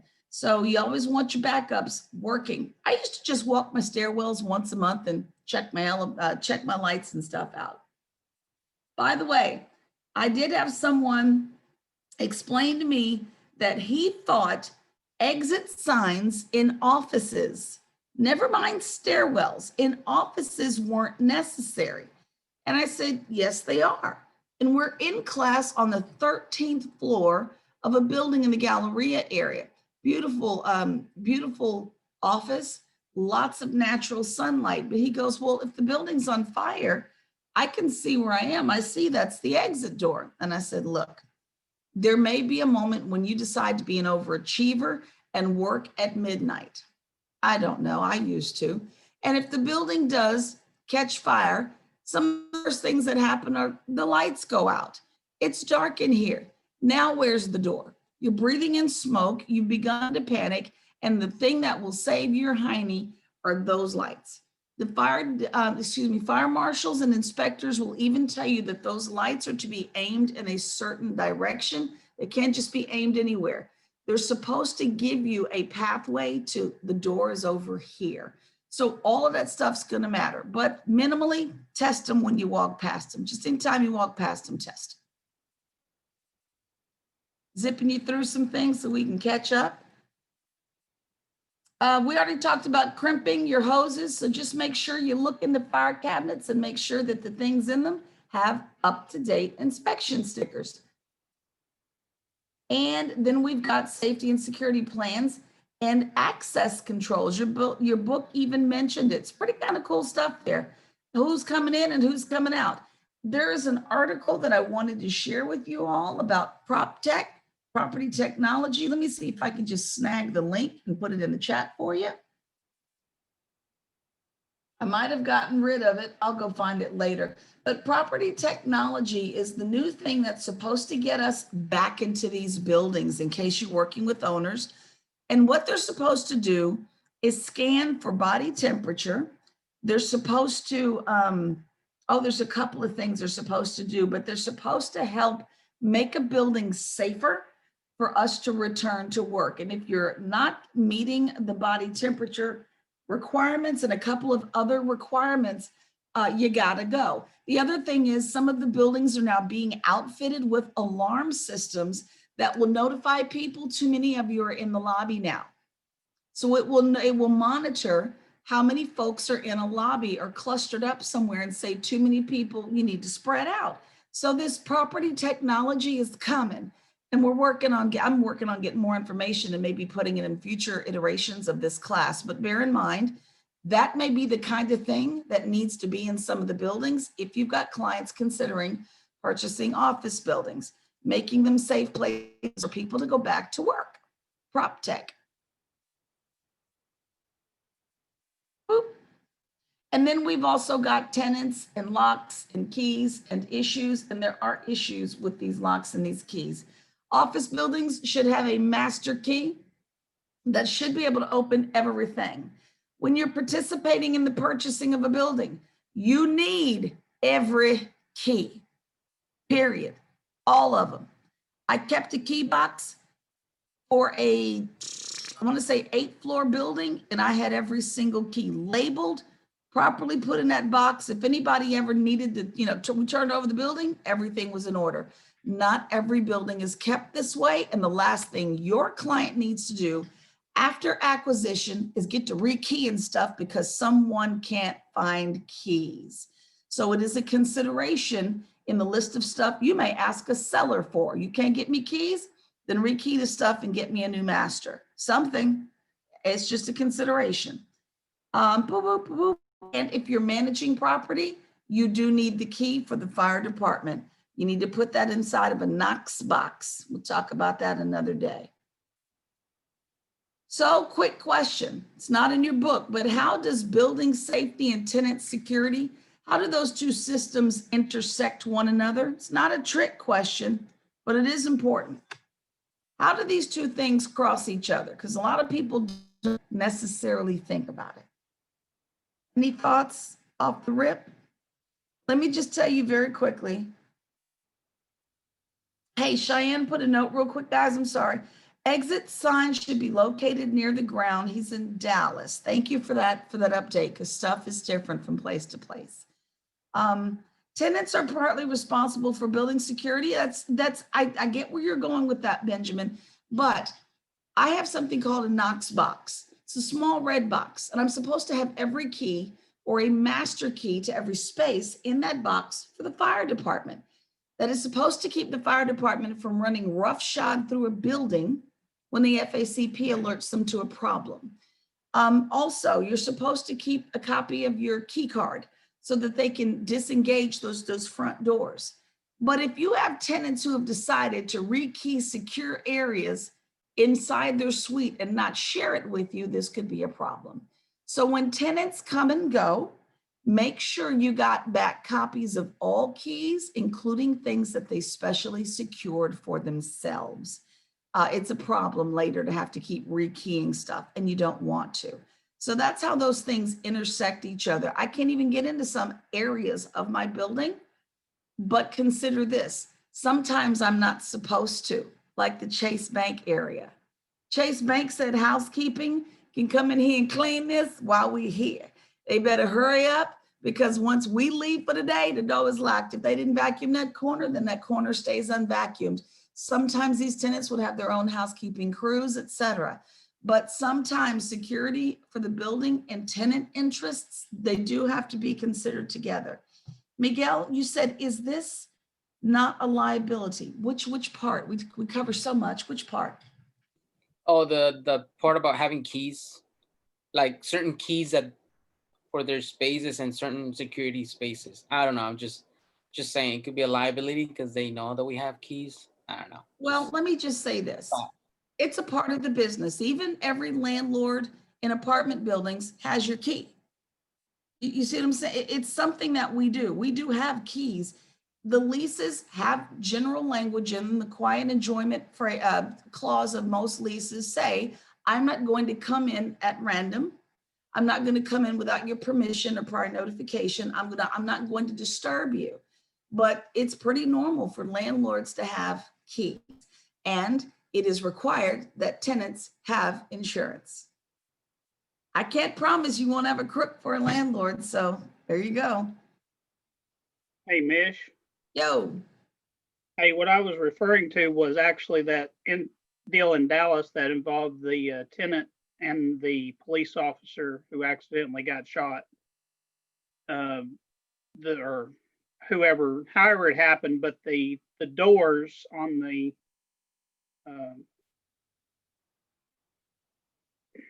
apartments would not always latch when they closed. And if you don't keep track of that stuff, think of the liability to the apartment owner now because they didn't take care of that kind of stuff. That was my Yeah. point.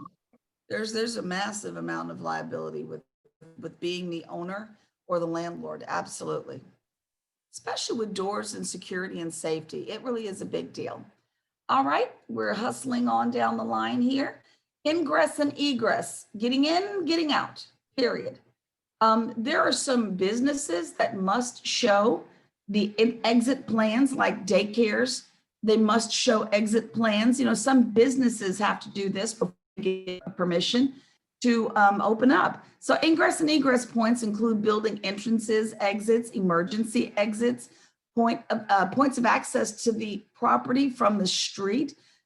Just look at the traffic flow plan for entering and exiting the building. And if you want to know where this came from, there's the source down at the bottom of the slide, www.access-board.gov. This is the United States Access Board. That's just anybody who wants extra information. You might want to grab that link. I don't think that's in your book. All right, discussion question. We already did this yesterday for the sake of time, but I will show you what the mag locks are.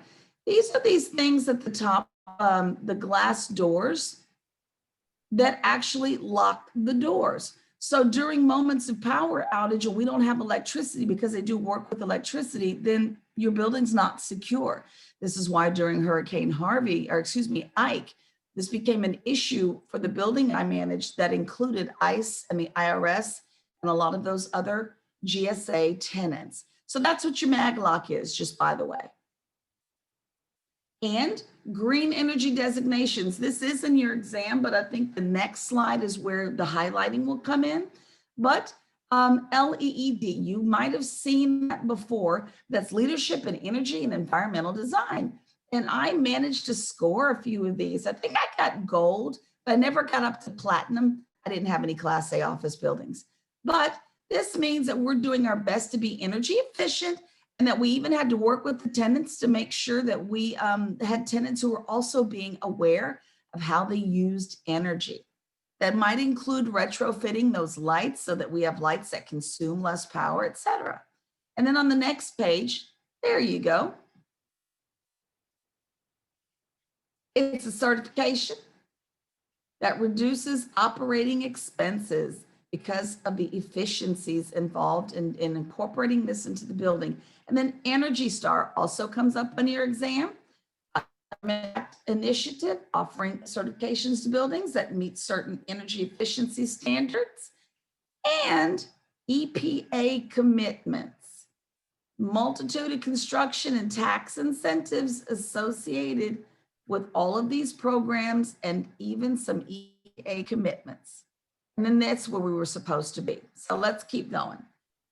Inquire about, we talked about it yesterday, so we don't have to linger here, existing environmental site assessments to find out if the seller has one, will they share it, and if the lender will accept it. They might not. This one's not in your book. Types of reports to request. I find it helpful to look for clue reports too. You want to know how many insurance claims have been pulled. I think the book talks about investigating this stuff. I just don't think it tells you where to go grab stuff for certain industries. So when you're looking for claims information, what's the loss history associated with the property? Somebody may not be so open in telling you problems with the building. So you go get that clue report, that comprehensive loss underwriting exchange report. One cannot retrieve it on their own. They are going to have to request it. Buyers, I didn't spell buyers correctly, need to request this of sellers during that due diligence or feasibility period. But then there's some unique stuff out there. The IMST report An IMST is an organization, actually. It's headquartered right here in Houston. They do something called a retail site analysis for people buying convenience stores and gas stations. So if you get involved in certain types of properties, you're going to have to get used to, and again, photograph this because it ain't in your book. You're going to have to get used to different kinds of reports associated with different kinds of properties. Another one, the STAR report. This is the Smith Travel Accommodations Report, and this is associated with hotels. So some of you did mention the hospitality industry. You may have to get used to looking for RevPAR reports. That one is a very key metric for looking at how much revenue we have per room. Then you've got the ADR report, shows average rental revenue earned for an occupied room per day. And then of course you've got your environmental site assessments, but this is hotel specific. And then we are back on ADA compliance. Your book does kind of move around, but it needs to be ADA compliant. I don't think, let me just double check a little something. Nope, I didn't put it in there. But did we discuss door handles versus door knobs? Did we discuss that? Then why do we use door handles and not door knobs? Because they're easier for handicapped people to open. Right, and there's a specific, there it is, grip. Chandra, in years and years and years of teaching this class, I've yet to hear anybody say that one word, and it's grip. A doorknob requires what we call a third motion, and that's grip. So I got to grip it, then twist it, then push or pull it. I may not have the ability to grip. With the lever, I don't necessarily have to grab the lever. I just got to get that thing down. So I might be able to use some other part of me, my shoulder, honey, your foot. If you need to get out, you will. But I am saying that you might even have a dog trained to pull a lever down that you keep a rope on. I don't know, but the grip is something we don't abide by in our public buildings there. Oh, okay, I got you, Greg. Thank you. But Chandra, gold star, if I had one, I'd give it to you. Okay. And a little information, you might want to grab that link at the bottom. It's not in your book, it's just something I added for you. Space allowance requirements, unless exempted, include, but are not limited to the following. So there's some numbers there that might be helpful in your business with regard to how much space do I need to do certain things. Passenger loading zones, ramps need handrails, et cetera, et cetera. But if you want more information, go to that checklist and dig deep. See a few cameras up. There we go. Removable trade fixtures. Now this is a bone of contention. A lot of people are like, well, it's mine. I have the right to remove it. No, you don't. Not if it's a fixture, unless we wrote into a document, into a lease document. And if you hadn't noticed, guys, in my opinion, our text goes back and forth between leases and purchases and sales. These fixtures I chose to use as illustrations are not in your book. So if we have a candy shop or we're looking at a grocery store and you see these bins, these things are not fixed to the floor. They're not affixed. I can take these out when I leave the space. But if I was a bank, for example, and I have built in these teller windows, you can't just rip that out of the suite unless it was written into the lease that you could. So certain things you cannot just run up out of the building with. And the point here in the turquoise is removable trade fixtures typically belong to the tenant, but should be listed as such in the lease agreement. That's removable trade fixtures.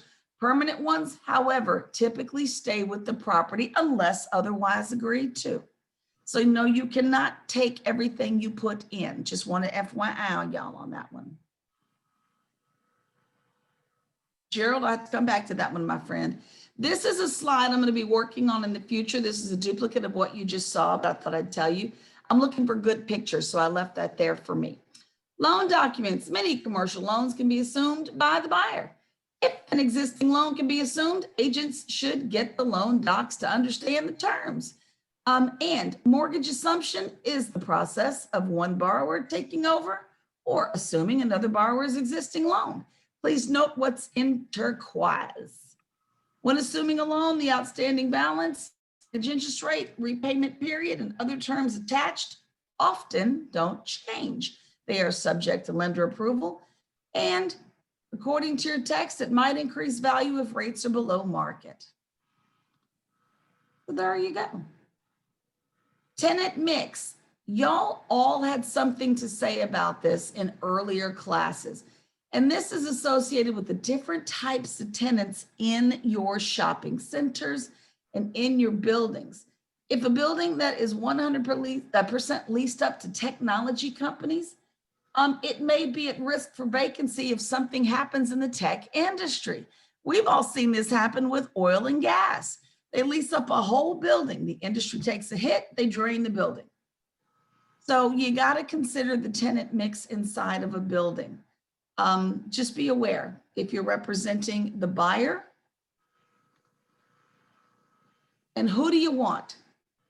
You represent a developer who is building and holding a small 5-space tenant retail center.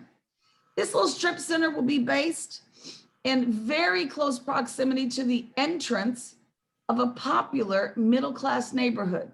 Its residents are primarily families with school-age children and 30-something-year-old professionals. If you were the developer responsible for your own lease-up, what would be your ideal mix of the 5 tenants you get to have and why?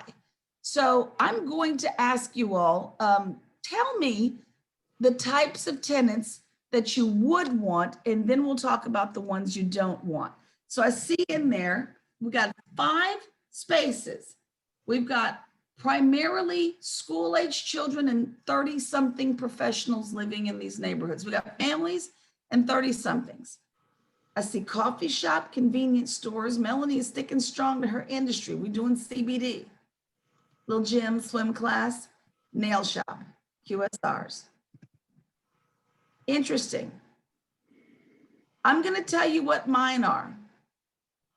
A pizza place. I don't know the family that at one point doesn't ask for pizza.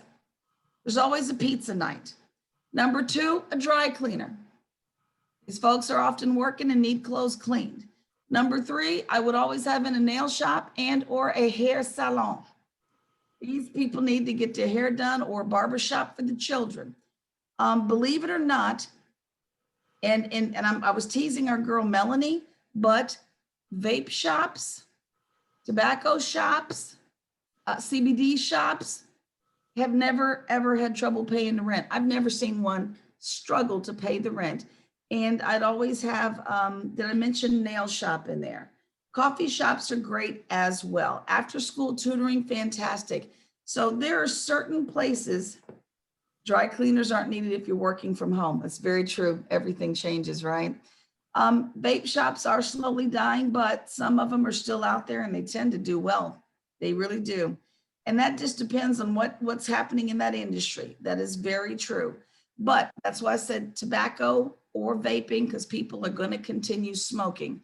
What they're smoking changes. I'm a cigar smoker on rare occasion. I used to be a frequent cigar smoker. It's very rare now, but there's not a whole lot you can tell me about a cigar I don't know.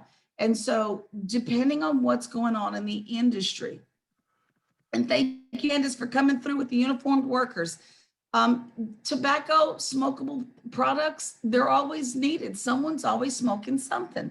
So that was what vape shops, tobacco, cigar, and CBD shops. Those are all wrapped up into one for me. So now what shops would you not put into this 5 tenant spot? What would y'all not put in there? I'd venture to say a liquor store might do pretty good. I don't know. Someone said no liquor stores. Gun shop, that's a good one. Absolutely. Check cashing, ooh, Chandra, I'm putting you on the spot. Why'd you say it? Those tend to be kind of a crime target, or people like hanging out outside. And got your pawn shops. Convenience stores are always risky. The convenience store is a tough one. Who said condom sense? Raymond, my friend. All them people with them children, they might want a condom sense in the neighborhood. You don't know. You don't know. These kids are at home all day. That might be the best business for that shopping center. I don't know. That's funny. But with regard to convenience stores, there may be some rules in place. No XXX magazines, you know what I'm saying? They're sold inside of the place, no liquor. So landlords have to have discussions with tenants about the kinds of property, things the tenants do inside their suites. And that's up to a landlord to figure out what you will and won't do. All right, back to our presentation so we can get to our next, you know what? Mixed use composition. I am not a fan, and that's all I've got to say about that. Mixed use properties can contain a number of uses like combining residential and retail or retail and hospitality.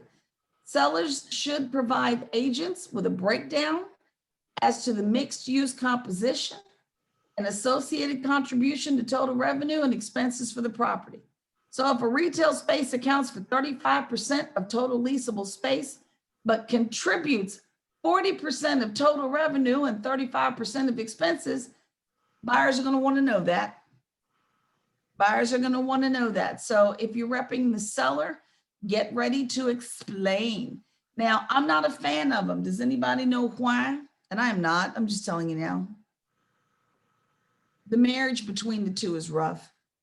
Who are my Houston folks? Where are my Houston peeps? Who's here?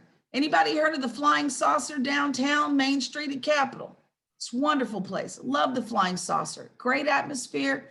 50 million different beers, right? Is that what it is? There's like a massive amount of beers up in there. Great snacks. Love the Flying Saucer. I managed that building that they were in. The Flying Saucer and Zula nightclub were downstairs. Above it, the St. Germain condominiums. Now, what do y'all think happened between let me tell you what happened. Sandy, let me tell you how this went down. This one went bad. Noise, exactly. Zula, the nightclub, it just didn't work out well. And Sandy, someone had to be the loser. I get what you're saying, but you need to go. Remember when I tell you all talk to tenants, talk to residents, get in there and find out what this thing is really like. I'm always going to give you the shine and the polish. You need to get to the truth. Zula nightclub had issues because the tenants always called the police for noise complaints. No club ever survived regular visits from the police. Zula did shut down. They couldn't pay rent because people stopped coming because the cops were there every Friday, Saturday, and Sunday night like clockwork. However, the people who owned the units on floors 1, 2, and up to 3 were miserable. It wasn't necessarily just noise, it was the bass. Bass goes through floors, Steve, and what happens with bass is that it is not loud enough to show up on a decibel meter. It isn't. So they couldn't cite Zula for noise. Right, thank you, Jim. Is that what it is? It's the subwoofer doing all that? And it wasn't loud enough for them to get a reading that would warrant tickets and whatnot. It was a nightmare back and forth between these two entities until Zula lost, couldn't pay. We lost a massive 24 or 30,000 square foot tenant. It was unreal. St. Germain was losing tenants as well. It didn't work out well. So Sandy, never a one size fits all answer. Take a look at your tenant mix. It's going to matter. And your mixed use. That's all. Hey, Jim, is the subwoofer the thing that makes all the bass? Is that what that is, my friend? Yes, it is. Awesome. It's the box part of the system. Mm-hmm. Yeah, and it'll rock everything. You'll see it in cars too when they pull up next to you. They'll put the subwoofer in the trunk, and you can just, even your car's like, shaking. Yeah, it's the subwoofer. If I could take a rifle and blow those out of those cars, you need to go through a neighborhood at 11 o'clock at night. Can't stand it. Gerald says exactly what happened in Dallas in the one uptown Dallas building. What happened there, Gerald? Was it residential and nightclub or what happened? They built a high rise, and then they have Fogo de Chão, the restaurant, and then they also built an nightclub called Cirque. They brought it up from, I think they're in New York and Las Vegas or something like that. They decided to do like a big thing, but it turned into a nightmare for the tenants on the building, on the high rise, and they were throwing stuff to the people downstairs, and it looks like a couple of people started peeing on them.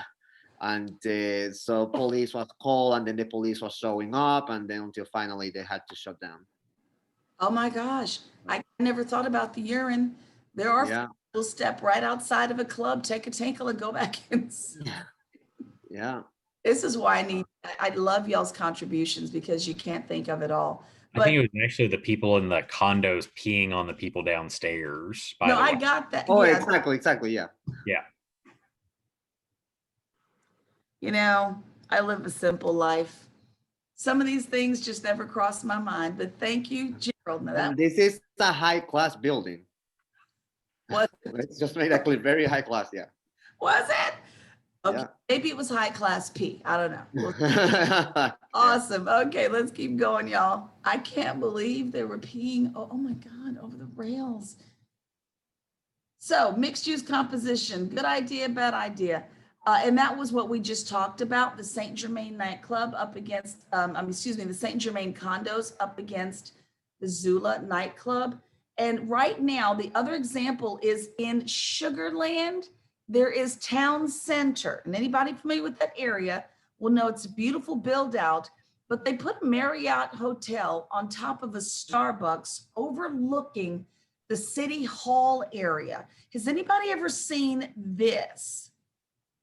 Anybody ever seen it? Now there's a problem there with that particular tenant mix. So we got a Marriott Hotel sitting on top of some retail, Starbucks in particular, overlooking City Hall with a massive concrete area where families go for movie night to watch an outdoor movie. Here's the issue. A gentleman who regularly rents a room at a specific corner of the hotel that overlooks the movie area. And he likes to stand there in his tidy whities. I've seen him. Stands there in his underwear, just looking at the people go by. I never thought this would be the kind of thing one would have to consider.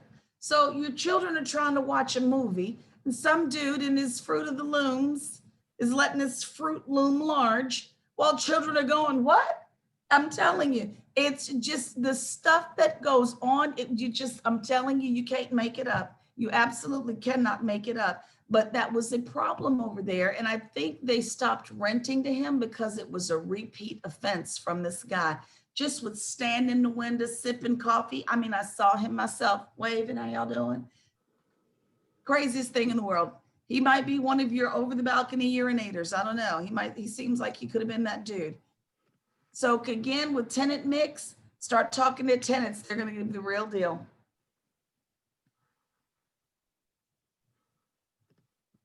All right, copies of leases and subleases. I remember seeing Matthew nodding on this one.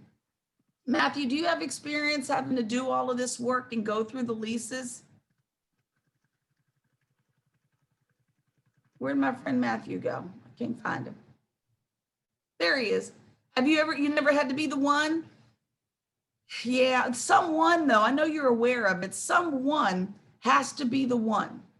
And every time I was in a property that we were about to sell, because I worked for a real estate investment trust, so we didn't move assets around regularly. But when we had someone that was about to acquire one of our assets, I'd have to make room in my office for some person who would come in there. She'd be there for a month or so and go through every single lease file. They could be this thick each, it didn't matter. Her only job was to go through every file and get every piece of information relevant to that tenant. Anything that was on the estoppel is the kind of stuff she would go looking for. That's it. She needed to verify everything. Some of these owners, this is why purchasing can sometimes take a long time. We got stuff we need to verify before we even, get that serious. And so, yes, some people will need to look at leases, subleases. What are the terms? I need to verify that against estoppels, and it gets crazy. I think they pay people to do that too. But we also need to just make sure everybody's being transparent there. All right, so collecting the lease data, the estoppel document, we did already have a chance to see it, but I'm going to just show it to you one more time again. This is your form, TXR form 1938, and here are the things the tenant is attesting to. Default status, bam, am I in one? There we go. Neither the tenant nor the landlord is in default of the lease. I will tell you this. Make sure there are clauses that hold a landlord equally responsible. Base monthly rents, bam, there it is right there. What are you paying in base rents, and what does it do annually? Does it go up? What are we doing? We got rent due date. When is your rent due? Some people owe it in the middle of the month. From a national credit, tenants paid on the 15th and not the 1st. Deposit on file, definitely need to know what you're telling me you got on file with the landlord. That money has got to roll over to the next owner. Lease expiration dates, when are you out of here? And do you have an intent to renew? Guys, this is a massive deal, Gerald and Melanie, when you've only got the one major anchor, Candace and Niquay. Gwen, I'm telling you now, when you've only got the one anchor and they have not committed to renewing, you need to know this. So that's when it gets important. Renewal or expansion options, who's got the right to stay? Because I might have wanted to kick you out. Right of first refusal or option to purchase, do we have one? Need to know that as well. Bam, look who's signing it. Oops, sorry, look who's signing it. Just the tenant. Just the tenant, and that's it. Just wanted y'all to see it. Leasing status reports, property managers should give you one that says this is what we're doing. And what we're looking for is who's about to expire, who are you in renewal negotiations with, all kinds of different things. Payment status reports highlighting deficiencies or delinquencies should also be included.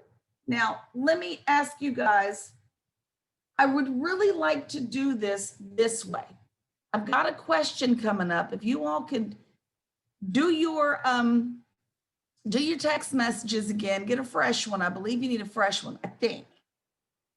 I would love to see what you have to say about this.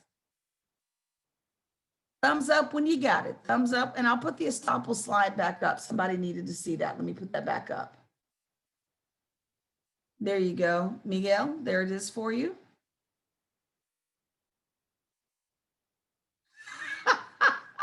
Chandra. She said, if you ever want to question your life choices, write lease abstracts. And note to self, Sandy says, don't do what Mish does for a living. And Grant, I love it. Piggybacking on Gerald and peeing over the balcony. Moral of the story, always carry an umbrella. You guys have way too much fun in the chat. All right, let me put this back up. Here's the question I'd like for you all to answer. Would you do an immediate lockout or work with a tenant that is delinquent in rent? Who are you as a property manager representing a landlord? Who are you?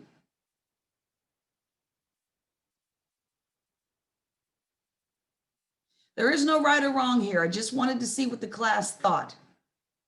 Many of you want to work with the tenant. So now let me ask many of you, how long would you do it? How long would you work with the tenant? Depends what they're communicating and what they're providing. Because I had a tenant where they literally, it was the lockdown. Lockdown got announced on the 13th. On the 15th, rent was due. And they said, oh, by the way, we can't pay it because of COVID. I'm like, no, that was 2 days in. You owe me money. And I locked them out. Right. And let's say that we're not in quarantine. Let's just say we're in a typical year. Everything is running like everything does. So we don't have the quarantine COVID-19, backdoor excuse. So what would you have done if your tenant came to you, Benjamin, in that case? Oh, in that case, as long as they're communicating, as long as I can see some type of documentation, the story matches up, 30, 60 days, as long as it's going to get caught up eventually, that's fine. But if all of a sudden they're being like, hey, I can't make any rent and I need to work out a special agreement to not pay rent for a month or two, no. Okay. And Chandra, to answer your question, Texas Property Code, Chapter 93, absolutely does not tell us what we can and can't do with regard to lockout. I can put it in your lease that if I don't have it on Monday, I'm locking you out by Tuesday after notice of default. So it can get real nasty. One of my leases even says if they even mention that they can't pay rent, I'm allowed to lock them out the next day. Bam, there you go. So that Chapter 93 doesn't dictate what we can do in commercial tenancies. 92 is much stricter with residential tenancies, and that might be what you're thinking about. I will say this, there is no right answer, there is no wrong answer, but if you are managing an asset or even considering one, this is a massive deal. What happens when you allow a tenant to be delinquent is delinquency begets more delinquency. And then it gets to be a problem until you realize we are 4 months down the line and I still have a delinquent tenant. I've got landlords who say, Mish, lock them up, let's go. And because of that, lock them up now, after, of course, notification of default, the appropriate amount of time to cure the default, notification of lockout, but we're quick with it. Because of that, the property very rarely had delinquency. Very rarely. But when landlords have a little mercy, you got to be careful with that. The problem here is we hate vacancy. It costs money and takes time when we have vacant spaces, and we know that. But we're also losing money when we get 4, 5, and 6 months down the line. I took over a property and y'all gonna think I'm crazy, but this gentleman was allowed to get into arrears to the tune of over $1 million. Now, mind you, it was a massive space. Well, we're working with him. He paid $30,000 this month. $1 million. He's not going to ever make that up. And it took him 2 years to finally just stop the bleeding and put him out. This is something that is going to matter when buying, when selling. That report that we just talked about, we're going to need to know where people are and how often these people are late if you're allowing the tardiness, because I'm about to inherit that problem tenant. And you may have to consider, I'm of the school of thought with Benjamin here, you got to go. The only other thing I can suggest for anybody who's working with family or friends or in a pickle is that tenants who paid me once a week, maybe 20 to 25% of the rent once a week, I dealt with those a little bit better, because if you tell me you're going to pay, I'm have it on the 25th. The first rolls around in 6 days. What, you going to get your 10,000 ready again in 6 days? Never happens. So keep it in mind. Make sure you look at how rent is paid by certain tenants when you're helping acquire the asset. It's a problem. It can really be a massive problem. Hey, Mitch. Yes. Question. What about credit report? Does a property manager submit that information to the credit report people? Whose credit? Tenants? The tenants, if they don't pay. Well, here's how I used to do it. I would engage third-party collections agencies. And if they were unsuccessful per the terms of how they operated their businesses, 30, 60, 90 days, then they would report to the credit bureaus. So ultimately, yes. Some landlords just say, let me lock you out, move on. I got somebody else, and they never do. So and then of course the guarantor to the lease may also suffer. So just be aware that it can be anything. Hey, Benjamin, did you ever report to credit? They magically got the money every time. Magically. Somebody somehow magically loaned them the money, or somehow magically, yeah, they always paid in the end. Lock out for 3 days and somebody comes up with money. Well, I will tell you this, because it's definitely time for us to take another break. But I in managing Sharpstown Mall, again, this was an urban center, hip hop. We sold every single tennis shoe and had every single sneaker store known to man in there. But when I had tenants who were delinquent, all I know is I couldn't play with these people. This gentleman owed me about $60,000. in rent. I sent him a default notice. The man was sick to his stomach. I said, look, I don't care how you get the money, but you owe us the money. I don't know who the property manager was before, what you said to her to get her to lighten up on you, but I'm here now and I'm gonna need this money. You holding up my Christmas bonus. He thought I was playing. I said, so what are we gonna do to get this money? Well, he goes, well, let me work something out. I'll do this, I'll do that. He's wearing a Rolex. He goes, if I have to, I'll pawn my watch. I can get about 4,000 for this, blah, blah, blah, blah, blah. Man shows up with $56,000 out of the 60,000 he owed me. And I said, I told you what I needed. You said you could get it. Why are you still wearing the Rollie?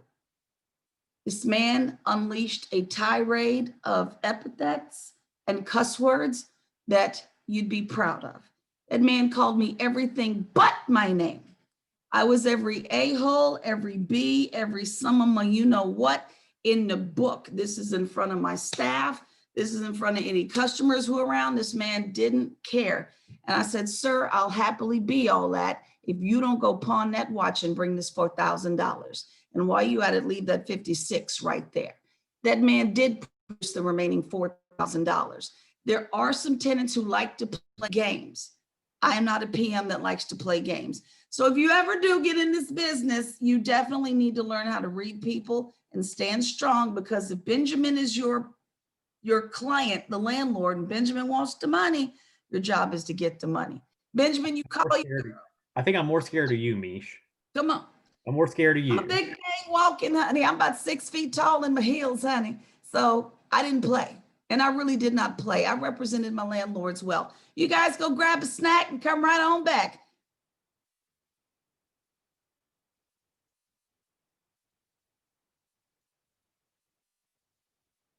Come on back at 11:15, giving you some time to get your business conducted. 11:15.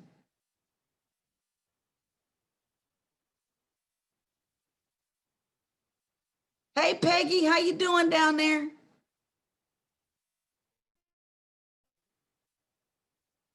All right.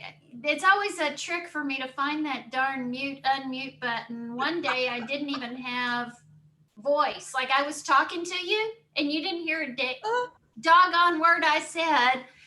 And I ended up having to completely reboot the computer for you to hear me.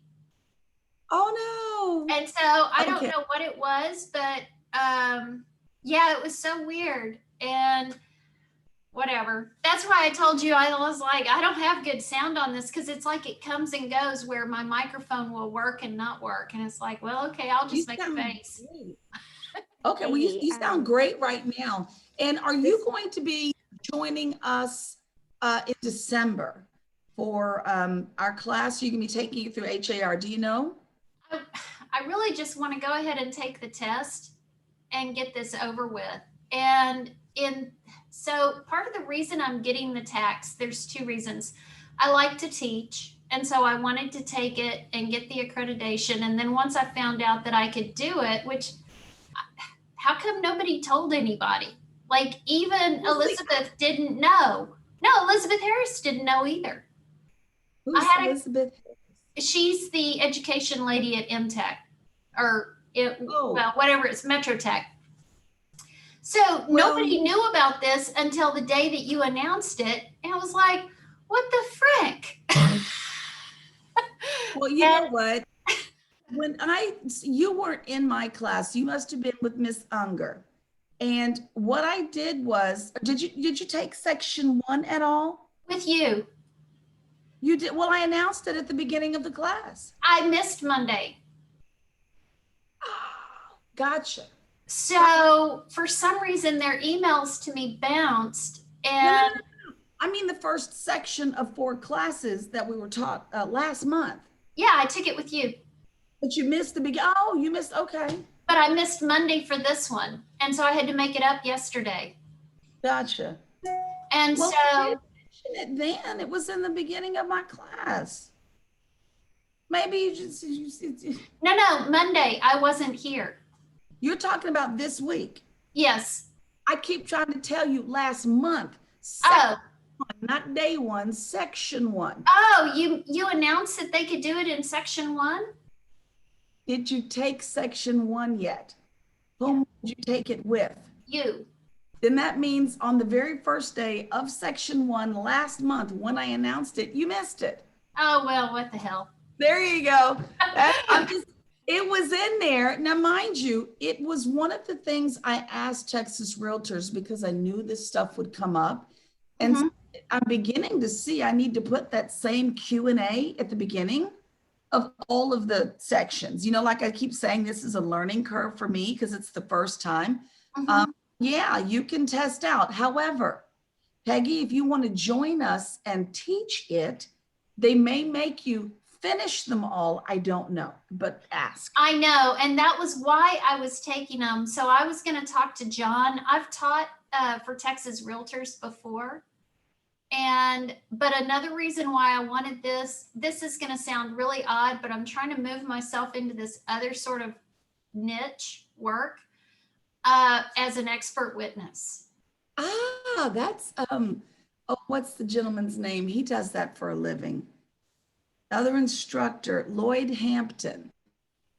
I know that name. Is he in Dallas or is he in Houston? He's in Houston, but he's an expert witness as well. Yes, ma'am. Okay. So, but you kind of, it's really geographic. And so, because you've got to have access to the data. I've done it once for an attorney and I like being on the stand.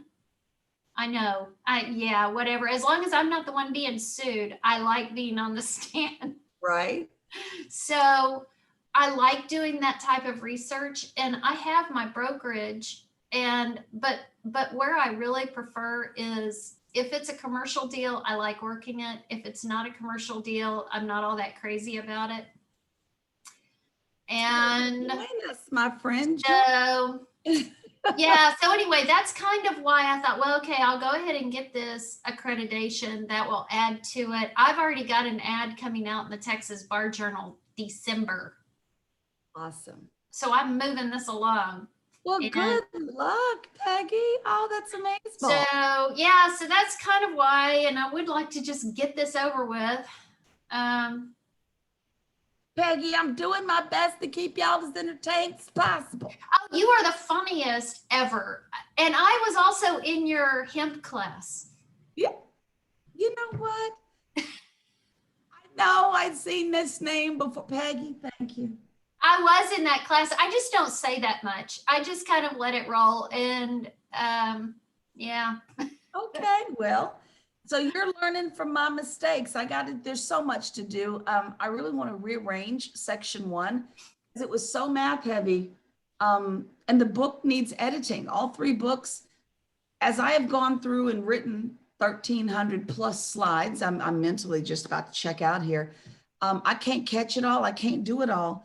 But I think someone needs to edit the book and run every formula. There's some I'm supposed to share today, but they're incorrect even in the book. So we'll go over the theory, not the numbers, because I'm exhausted. Okay, so I'm gonna, so last February at Texas Conference in Austin, I had a sit down with Deborah Hernandez. And I hate for this to be spread all over the place, but I sat down with her and we were talking about this whole deal. She said, would you want to do contract work as an editor for the curriculum? And I said, absolutely. I even sent a follow-up email. Crickets. I'll talk. I will. Chirp, chirp, chirp, chirp. You run these figures and check this book, please. I will. No, you don't understand. I will call her today.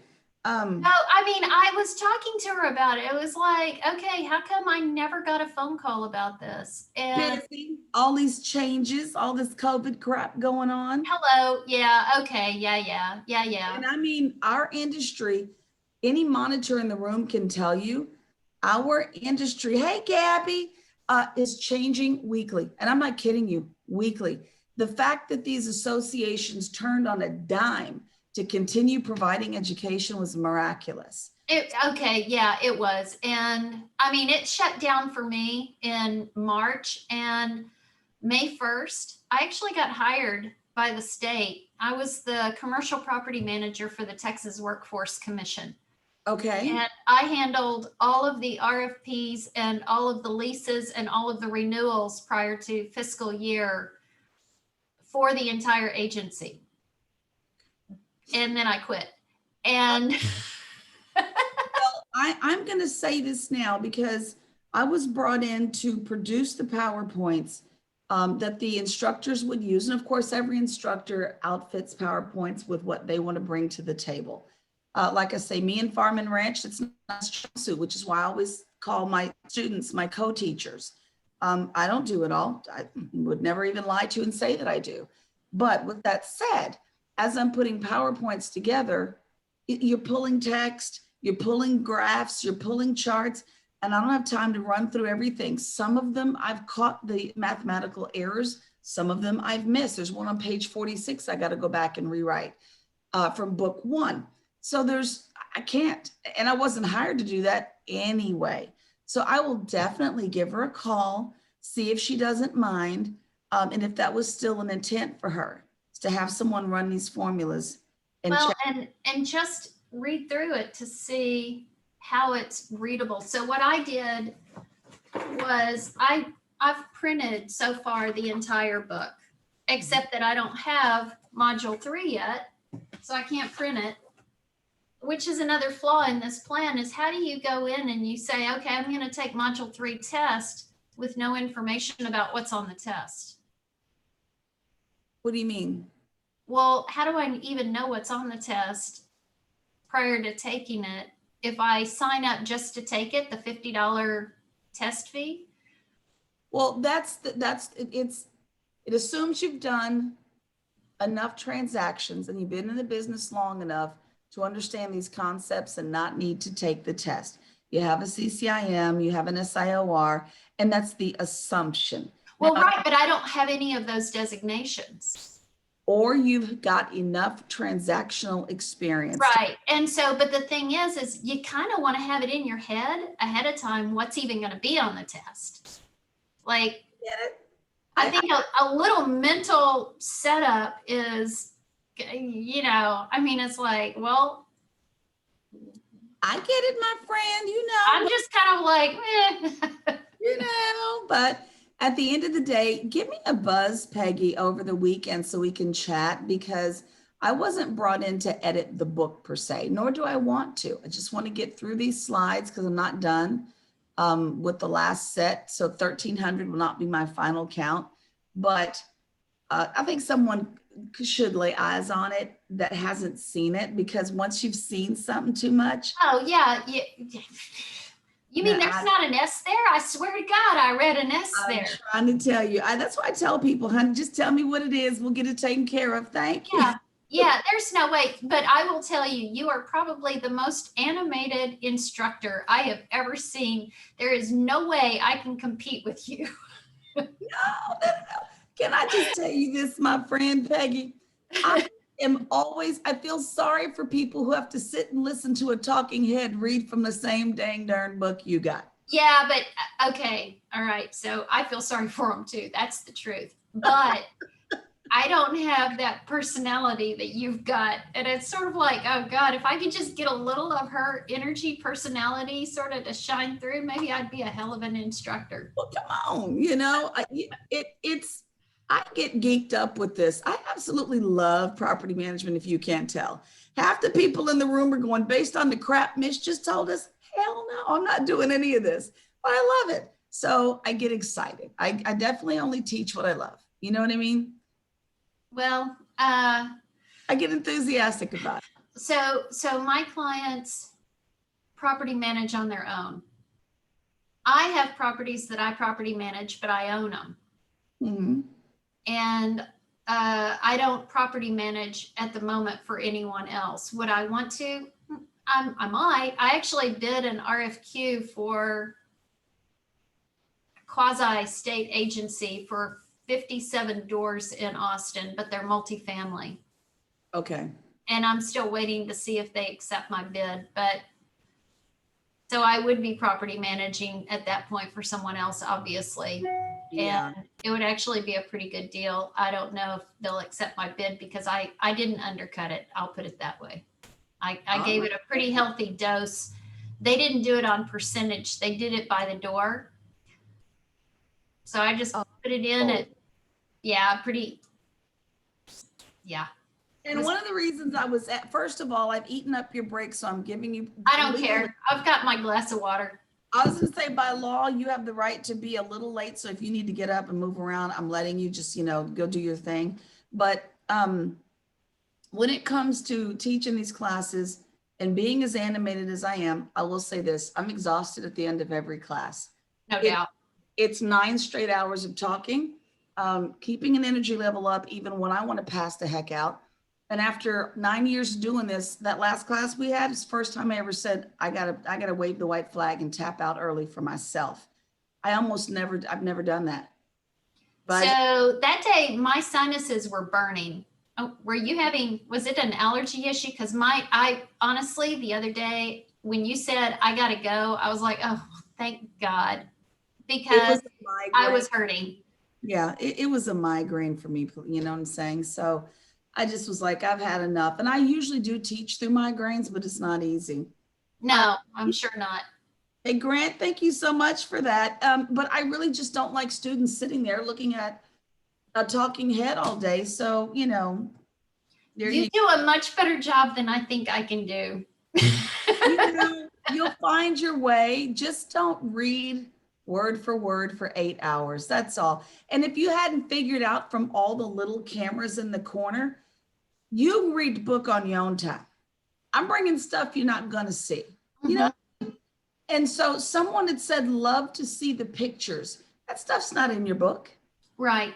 So I'm bringing you stuff because I want you to see it and understand it better and get you these diagrams and show you what you're missing. And that way, when you're out there in them streets, you have a better understanding, or at least you glance and go, oh, yeah, I remember that, that kind of stuff. So yeah, well, you get high reviews from me. So there you go. Thank you very much. I can't pay for that. So thank you. Yeah. Now I know how important that is. It's actually critical, but so yeah, you get high reviews from me, and I appreciate your style. And a lot of times I do take courses just to learn education styles to try to make myself a better teacher. Amen. I do the same thing. I like to watch folks and see what works. And I love, picking up tips and tricks and games and all that good stuff, because we're going to be here for a Here's while. the one thing I think you should do. Actually, you mentioned that, is I think you should do your review using this silly game called Kahoot. I've heard of Kahoot. I haven't incorporated it yet. It's really cool because then we're all competing against each other to not only get our answer in the fastest, but to be correct. And it places all the players automatically.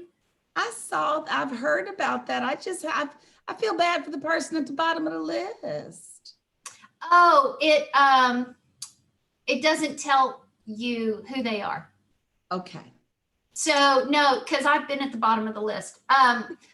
And the reason, well, here's the thing. I had a pretty hard learning curve on how to use the darn thing, but Ginger Unger used it in hers. Uh-huh. And I'll tell you straight up, it's probably the funnest way to go through those review questions ever. So there's my tip to you. And I haven't used it yet from the instructor's standpoint, but I say, try it out. And it's a different approach, because my approach with the poll everywhere is to put you in the nerve-wracking, silent, oh crap, I got to answer this myself environment that mimics your exam. That's basically what Kahoot does, though. Yeah, but not with it's almost there. It's just almost there. So anyway, I'm going to run to the bathroom and then I'll be right back. You have the right to. We're back in session, y'all. You have the right to. And to the person who left me that very private message, thank you. I read it. All right, we're back in, y'all. We're back in. That was a slightly extended break, so I hope you enjoyed your time. I'm still looking for these snacks. People think I'm playing. I'm still looking for these snacks. There we go.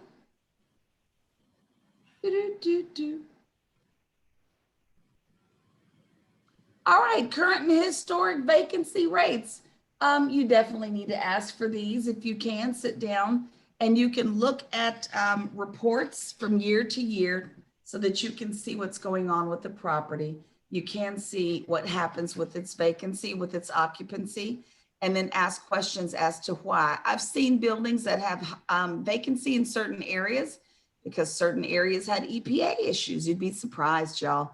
And then you definitely need to keep track of what's going on in the market that you're working in and understand what's historic for those properties. Anyone familiar with the gross up clause of a lease? Gross up clause. I'm looking around the room, looking at Carolyn. She's saying, no, not quite. Amy Weatherford said, I'm out. Anybody understand what a gross up clause is? All right, the gross up clause is a landlord friend. Have you seen one of these? Where's Taryn? Is Taryn in the room? I know I've seen him. I don't know where Taryn went. I hope he's still around. There's his face. Taryn, you ended up at the back of my classroom, my friend.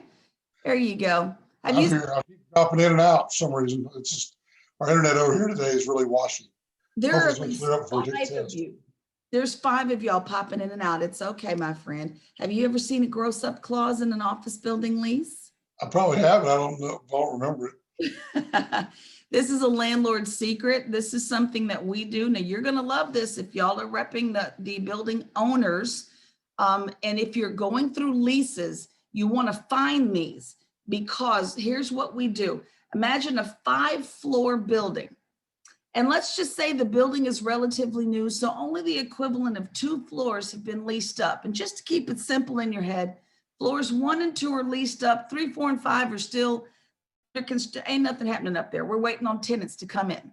So 1 and 2 are full, 3, 4, and 5 are vacant. That means 40% of the building is occupied, 60% is empty. This is an office building. 60% of the building doesn't need heating and cooling. 60% of the building doesn't need housekeeping. The security officers, well, I don't need extra ones. The one we got downstairs at the desk is just fine. There's all kinds of stuff I don't need to do because nobody's up there. We have a minimum number of flushes per day. Nobody's out on the 3rd, 4th, and 5th floor flushing. Water bill is low. But in your gross up clause, and you got to get around maybe page 5 or 6, if you're getting a lease from the landlord, from their attorney and whatnot, get back there and look up something called gross up, GROSS, and then the word up, and you're looking for a number. Now, if you see the number 100, most of us associate 100 with a good thing. No, it's not. It's the worst thing on there. I noticed she was writing that down, Lucy. 100's the no-no. What that means is I'm going to bill you your CAM as if we're 100% leased up. So I'm gonna round up all my expenses as if we were flushing with 5 floors. Housekeeping was cleaning 5 floors. All my bills get rounded up. And then I bill you your CAM. Now, landlords love this. Tenants who discover they've been bamboozled with one usually go cuss in a corner somewhere. People who sublet never check this. And when I get called in to help negotiate a sublet, I'm like, do you know you're paying 100% gross up rate for a building that's only 69% occupied? And they had no idea. So what do? You may see a 100, you may see a 95. Those are numbers I do not see. In my market, an average of 85 to 88% occupancy for B-class and A-class buildings was about average before the quarantine. So if I couldn't successfully get the lease to just, the landlord, throw that out. I don't want a gross up clause. Then I would go for 85 or 90%, but you're not getting me on that 95, 100. So your association with 100 being a good thing, you got to flip that around. It's not. Now, here's the mess I'm gonna run past you, Miguel. Miguel, you're gonna be like, why do you need that? And this is how I'm gonna put it. I'm gonna be nice, put my jewelry on, my little lipstick. I'm gonna try to be cute. And I'm going to say, well, we expect to fully lease up the building and very soon. So what we do is we get our tenants acclimated to paying the CAM as it would be once we've reached 100% occupancy. This way it doesn't hit their budgets very hard. They're already accustomed to paying this bill. Now, wasn't that nice? It was a load of crap too, wasn't it? It was. That's what I'm gonna do. That's how I'm gonna pitch it to you. And you're gonna go, okay. Worse yet, the tenants that come in unrepresented, listen to that, and they go, all right, I got you. So look up gross up clauses. And those of you representing landlords, that's a tool for extra income. Just letting you know, gross up clauses get you some extra money. But when you're looking at vacancy, some landlords make up the vacancy in office buildings with those clauses. Just won't put that in the atmosphere because it ain't in the book. Options and first right of refusals. Many businesses want to create a right to expand their footprint in the building. One way to do this is negotiate an option for that additional space, giving the sole right to lease a specific area. Tenants may opt for first right of refusal. Agents should investigate whether that option exists for a certain space. That's all there is to it. The space that your client moves into, let me just say this. Your client may be so interested in a property that they take a space they don't want, and they will wait out the person who is in the corner space. And then when that corner space tenant leaves, hey, they're ready to move over. So some people, again, are so interested in an address, they'll move into a space they even don't like. Now, CAM assignment breakdown. These fees should be transparent, period. Do you all know what kind of expenses go into what kinds of categories when we're talking about CAM fees? I'm just curious. What goes into CAM? We've been talking about it all this time. What goes into common area maintenance? Nobody? Oh, it's in the chat. I'm sorry. I'm seeing it moving.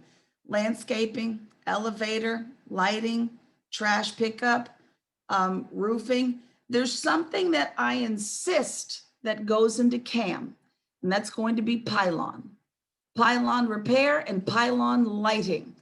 I have seen a security as well. Absolutely. I have seen, unless it's inside the suite of the particular tenant, like Chase Bank, they paid for their own.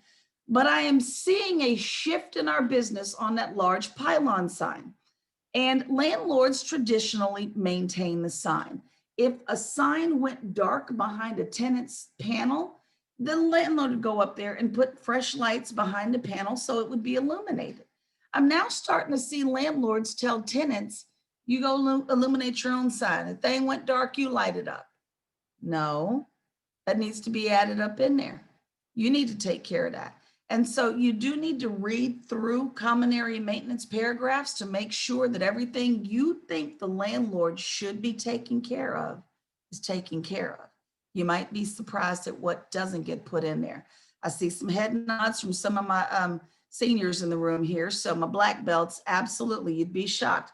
Window washing, Melanie, that's an excellent answer. I like to see the landlord do it, but in some retail settings, landlords require tenants do exterior window washing. Excellent one to bring up. Almost missed it.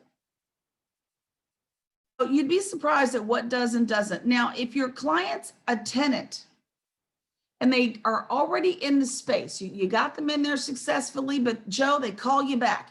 Benjamin, hey, I don't think this bill is right. Be sure you put in the lease that your client has the right to audit the landlord's books, and they should. And I always, hey, you want to come in and look at the bills? Pull out that filing cabinet drawer right there. E for electricity, all 12 bills are sitting right there in one folder. Knock yourself out. Whatever was in that folder needed to line up with what was on that paper. Any landlord who won't share, run. That's all I got to say. Run. I don't respect it. Show the numbers. So if you're repping tenants or even trying to buy a property and people don't want to be forthright with them figures, I'm out of there. I can't deal with it. Hey, Mish. Yo. Hey, how do the signs that are on top of buildings, how do those work, or how? You mean I the have one a- that's actually on the building? like on a high-rise building on top, like Chase Bank, or I don't know. How? That's the Yeah. money center. They pay for that, right? They pay for the ability to be the one that's on the building. And that's, you want the rights to be the only sign up there. It's a big, big money maker for some landlords. So you would have to reserve that right if someone else already has it. I have seen the occasional building where two tenants would share. One would be on one side, one would be on the other. But that absolutely is a moneymaker. Good question. Was that Gerald again? Yeah, I was. And when you say expensive, what is expensive? I have no idea about how. I am not a signage pro, but let me send you to Sign Pro, Signorama, Sign Plus, or thebluebook.com to find you a signage professional. But let me say, it costs into the thousands, not only to put it up, but to have the rights to be on the building. The building will be named after this tenant. People will be there because they know, oh, this is the Chase Bank building. And that does cost money if you want it. So that's a highly subjective number. I've never seen an industry standard. Anybody have any input on that one? Has anybody ever been involved in that negotiation? Oh, hey, Benjamin, is that 10,000 or 100,000? There's a zero missing. Sorry, 100,000. 100,000, there you go. Thank you. 5 and 6 figures for that. That's for doggone sure. So that's an interesting. There is a difference between naming the building and then also having signs in the building. Sometimes they'll put multiple signs, but somebody has the right to name the building after them. Yeah, they're different. Isn't there much more than y'all ever dreamed? Isn't everybody going to walk into a building now and look at them differently? Let me get that slide back up for you. I can see by the looks on some of your faces, you are running back to residential. It's all right. We'll be here when you're ready. Reserves and replacement studies. As we covered in earlier sections, it's important that a reserve study be completed and reviewed periodically to determine whether the needed funds will be available to repair or replace certain capital intensive items. And what we're looking for is, do we need to replace the roof? Do we need to upgrade the elevators? What are we looking at that's going to cost massive amounts of money? And sometimes you do have to do studies to determine how bad off a certain system is, and then what budgets and the reserves you have in place. Buyers should carefully review whether the property owner has properly accounted for the useful life of that high ticket stuff and budget accordingly. Sellers need to be prepared to provide the latest reserve replacement study info to buyers.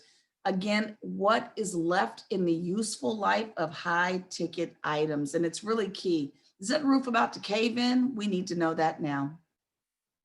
Property maintenance and management personnel can either be employees of the owner or they can be outsourced. Agents need to determine the type of management structure that exists in the building and the protocols for addressing tenant and maintenance issues. Even if you want to keep the people that are there, you may not want to keep them. I don't know. Internet of Things. This one was a new one for me. I never heard of IoT, and boy, that was close to the ID10T, but all right, IoT. IoT, the Internet of Things. Newer buildings may be built with technologies that report the status of certain critical building components by sending off reports throughout the infrastructure. And this is supposed to reduce the cost associated with actually inspecting the building. We're supposed to be able to catch issues sooner. So you may be able to detect hot zones in a building, certain things going on with elevators. I'm not an IoT specialist, but this is something that's new that warrants a little study if it gets your attention. And I will say that I think part of IoT might be the prop tech we were talking about when they're doing sensor readings to see how many people are clustered up in common areas. And you get the warnings that say, hey, everybody's spread out, you're too close. You never know. Now back to those keys, because again, your book does kind of go all over the place. Excuse me. That was it. That's all I had to say. Get copies of the keys. Excuse me. Lightest slide ever. Take a look, record the day. Y'all know my slides are packed full of information and pictures, and clearly this is all I gave you. There you go. Get copies of all keys. That's every card key, every door key, every tenant key. If they have their own secured areas and don't want you to have it, it's okay. But upon move out, get them. It's nothing worse than paying $300 to rekey a Medico lock. Those things are expensive. Here we go with some more turquoise for you. The building master insurance policy. Want to get a copy of it? And the policy should cover the land as well as the improvement. That's all I'm saying, land as well as the improvement. By the way, that insurance will cover things like trip and falls out in the parking lot that we're supposed to have free of cracks, potholes, and pits. I had a senior woman, and I'll never forget this, but this woman tripped in a crack that only a number 2 pencil would fit inside of. I don't know how you get your shoe in that.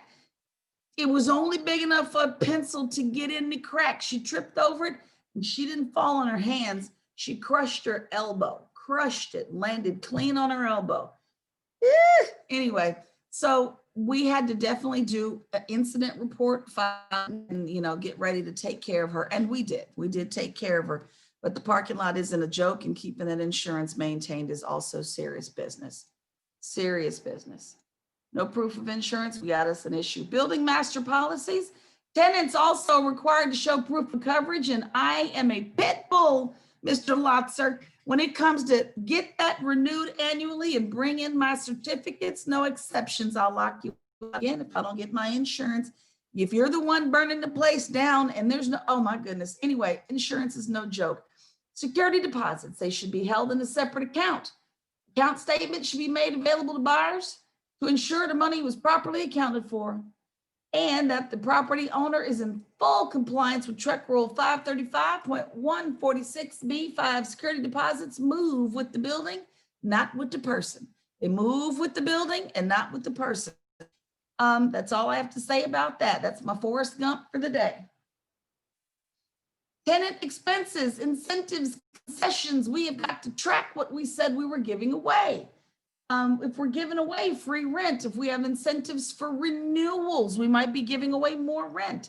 We may have agreed to some construction down the line, but we got to dig in them leases and all this stuff. So rent abatements, all this stuff, and here it is highlighted.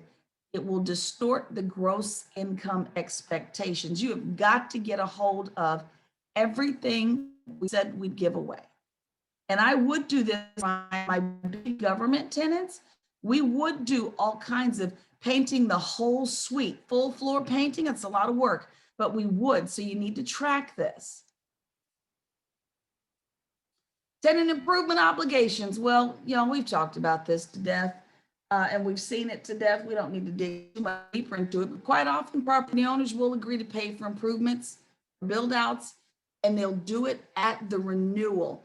And so again, you want to double check that and make sure that you know how much might have been budgeted for that, or the type of work that was agreed upon.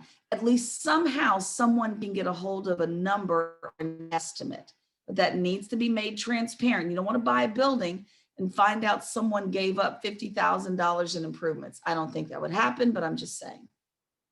And financial statements. Buyers of commercial property will want to understand the credit quality of existing tenants. Anybody ever heard of a Dunn's report? Let me put this in there now for you in the chat. Who knows what the Dunn's report is? I do. Go for it. Help me out. My voice is getting hoarse. Well, every corporation has to have a DUN number. And so that DUN number tracks the financial of a company. So as long as you're properly entering the data, et cetera. But that actually, DUNS number is used to import products from overseas. It's used for all sorts of things to identify you as a viable corporation or entity. And so when we're not checking, and first of all, Jim Titus, thank you so much. That was lovely. It was very well summarized. When we're not looking at an individual, and we really are looking at a corporation, we want to see what your credit looks like as an entity. Have you been extended credit by other companies? Are you credit worthy? And so your DUNS rating, your Dun and Bradstreet number, all that stuff is how we're going to look you up. So sometimes you might want that information about certain tenants in your buildings. If anybody wants to know more about this, holler. But that's so far left from your text, I don't spend a lot of time there. but just know that that's where that, some people call it a D and B number. That's why I typed Dunn and Bradstreet. Hold on, let me just put that in there. This is why I put Dunn and Bradstreet in there. Some people call it a Dunn's number, Dunn and Bradstreet, or D and B. There you go. Associated with business credit. And let's see, tenant financial statements and credit reports. Well, that depends on how long the tenant has been there, guys. I mean, you know, you run the report when they first get, they've been in there 15 years. That's not relevant anymore. So my expectation that we can have this is not there. But I can show you leases where landlords have the right at any time to pull credit. And some tenants have signed these leases and didn't realize they were signing them. Isn't that a shame? Also, existing LOIs, letters of intent, precede an offer to buy or lease. We're going to talk about that later. LOIs submitted to lease a certain space need to be shared with someone buying a building. We need to know who it is that's in negotiations with you. And just in case anybody's unfamiliar with LOI, letter of intent, that's just kind of like our opening offer to lease a space, kind of like you guys fill out your 1 to 4 family, you turn it in and that's your offer, not necessarily a hard contract. And this way you just know these are our big items. If we cannot agree on the big pieces in the LOI, we're not going to agree to the small stuff in the actual lease document. How about that? All right. Confidentiality, we discussed that a couple of days ago. So what we get to do now is skip over that. Appraisers are often tasked with rendering an opinion of value for a number of interested parties and stakeholders. Property owners who are uncertain about reasonable market values may call an appraiser to determine the value for resale or accounting purposes. Buyers might also want to seek value opinions for supporting local tax appeals. You never know. But where do we go get these people? First of all, appraisers have to follow certain methods. They have to follow certain methods that are put into place by organizations that license them and that also set their standards. So we've got the Uniform Standards of Professional Appraisal Practices. We've got the Appraisal Foundation, a few places that they're going to make sure they do certain things in a certain kind of way. Your book just thought you needed to know that. And here's where your exam question comes in. Appraisers are licensed in Texas through, this is the licensing, not the standards, but the licensing is coming through Texas Appraiser Licensing and Certification Board. You know, guys, when we call over to TREC, they answer the phones for both the TALCB as well as TREC. Commercial real estate appraisers, take a note there. Commercial real estate appraisers are members of the Appraisal Institute. And if they're really worth their salt, they've got something called the MAI designation. That is the highest designation offered by the Institute. So if you guys are looking for appraisers that are commercial specific, you're looking for people who are members of the Appraisal Institute, and they're the big dogs stomping if they've got that MAI designation. So look for that on a business card. Might prove helpful. If a loan is sought, lenders will require an appraisal. We're not new to that. I'm just going to put that slide up there because they asked me to. There's render market value opinion based on a number of factors, but it's important for us to recognize there's various types of value measures, and we'll hit that stuff later. Value components. Let's see if I can get something done here. Value components. Residential agents are accustomed to thinking about value in terms of the physical property. As you've seen through the manual, though, the importance of income generation through cash flows is core to the viability and value of property as an investment. It's about the cash flow. So that is a big difference. We want to know what the house has in it, as opposed to us wanting to know who's in it. In commercial, there is a little bit of a theoretical difference here.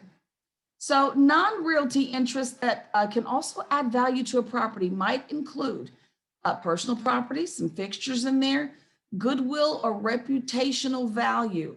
And remember this phrase, goodwill or reputational value, because some buildings do have certain reputations that make them extra desirable. operating and business licenses, et cetera. There's some things that may or may not add or detract from value. Want to bring up one good point for you?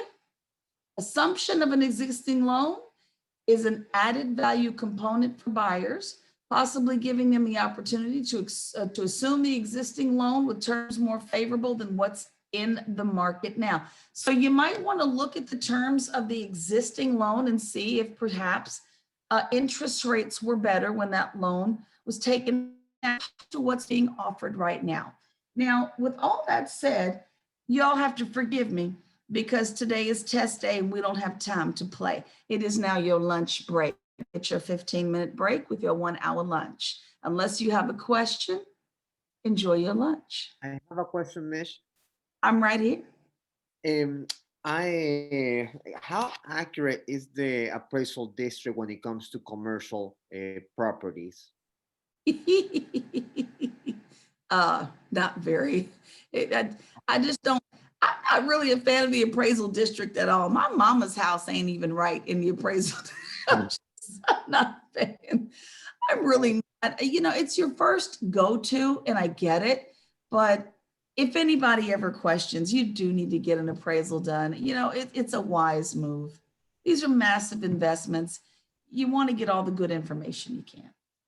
Okay, perfect. Yeah. And one question I forgot to, what is the ISO 14001 certification? Now remember, ISOs are not my wheelhouse. So that's something I'm going to have to research for you because we only talked about 6 types of fire rating for ISOs. And so when I did research the organization, even to find out the name, it is ISO, there are a ton of those designations. And so what I would encourage you to do, if you got the link that I had attached to it, go in there to find out what that standard was for. Okay.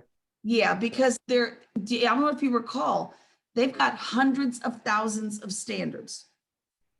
And so I would be lying to you if I said I know them all. And that one I don't know, my friend. Come back at 1 o'clock, Raymond. Yes, sir. Thank you. No, you're very. I have a quick question. Yeah. Regarding the gross ups, is that not something that would be remedied at a year-end reconcile? No, not necessarily. I understand what you're saying. The reconciliation, maybe, and I understand where you're going because what you spent versus what you billed, but we won't. I know what you're saying. Wouldn't the money go back? They wouldn't, because they would still run that reconciliation based on 100% occupancy. Ah, okay. They wouldn't adjust. You know what I'm saying? Like theoretically, I know where you're going, but they wouldn't adjust. They would still continue to gross up. Okay. Damn good question though. Oh man, Nick over there. Okay. I am glad you didn't ask that in the middle of class because that's a massive accounting question that would people into a like, what? So, but yeah, we would assume that occupancy rate and still round up actuals to gross up rate. It gets pretty sick. It does. Yeah, because I always thought like at the reconciliations, they kind of had to show you the books, but if you can still round up at book time, that. Well, and you know what? The spreadsheets that I actually still have some of those spreadsheets because I'm creating an actual certification for commercial leasing only. And so one of the things I did was when I left these properties, I maintained some of the records that I created. And so we were transparent in showing you actual, but 85, 90, 95, and 100%. And these are the gross up columns. Which one were you in? Wow. It gets pretty hectic. I hate math, which is why I loved my accounting department. Let me just say that. But I understood what I was looking at when we had these massive sheets. Yeah. All right. Thank you. Enjoy your lunch. Yes, ma'am.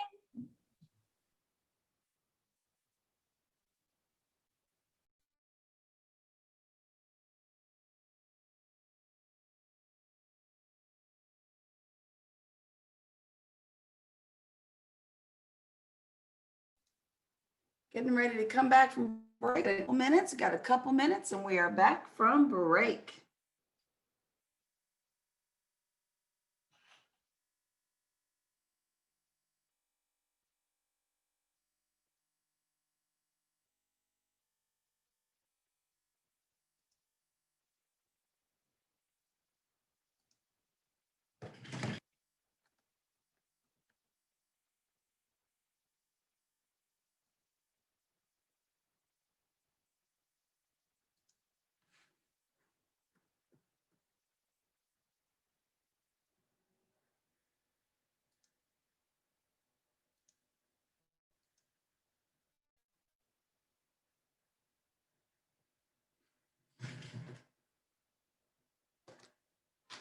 Hey, honey. We're almost done, sweetie. We are almost done. Okay.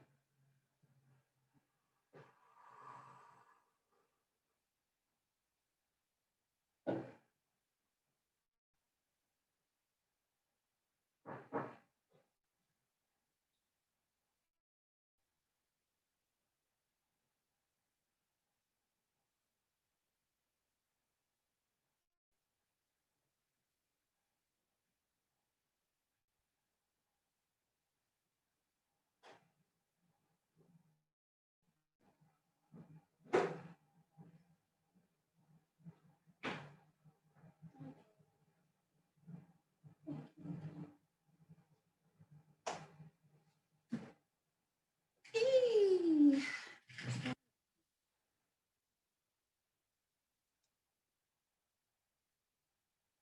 And we're back. Let me see if I can get my camera to cooperate.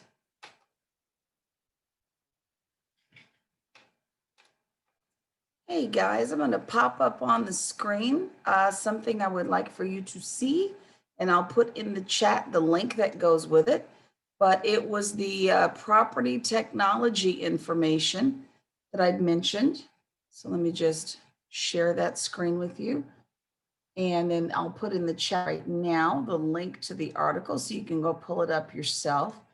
This was the one talking about what we're going to do in the lobbies and when people come to work. Things like, mentioning there are overcrowded alerts in the lobby. And this is out of Australia, I believe. So I don't even know if it's here yet. This was just written about a week and a half ago in November, earlier this month. But they're saying down here in this part of the article, thermal imaging is going to check the temperature of people walking in. Sensors will know if they're wearing masks. If the lobby gets too full, an alert will sound. And then once through the lobby, entrants will follow directions on their mobile phone saying which lift or elevator to take at a certain time. So I've never seen or heard of anything like it. It's apparently the Journey Hub platform. So it's supposed to be combining consumer level functionality with infrastructure controlling the building. Again, latest and greatest. Never heard of this before, but I came across it in my prep for class. I wanted to share that with you. So you'd be on the cutting edge. Maybe this will help us rescue some of these assets that are now empty. Has anybody ever heard of any of this stuff? I'm just curious. I can't possibly be the only one.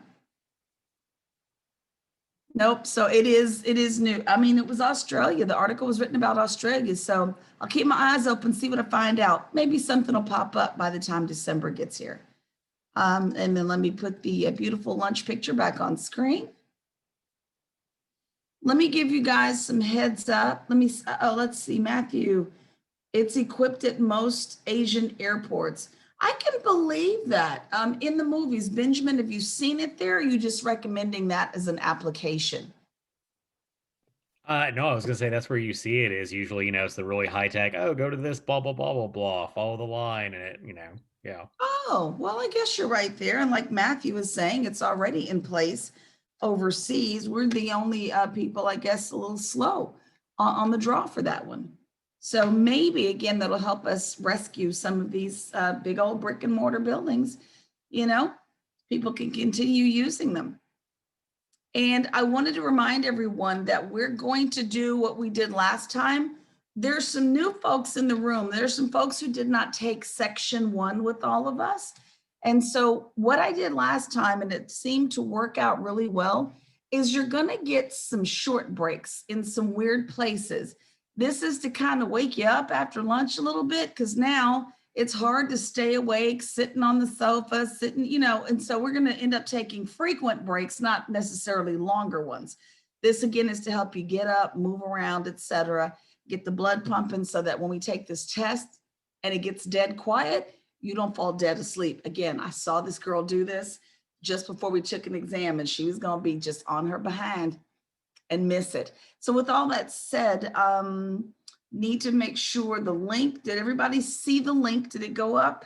Some of my stuff doesn't go in properly. Did it go in the chat? Okay, I see some head nods. Thank you very much. And share screen. All right, here we go.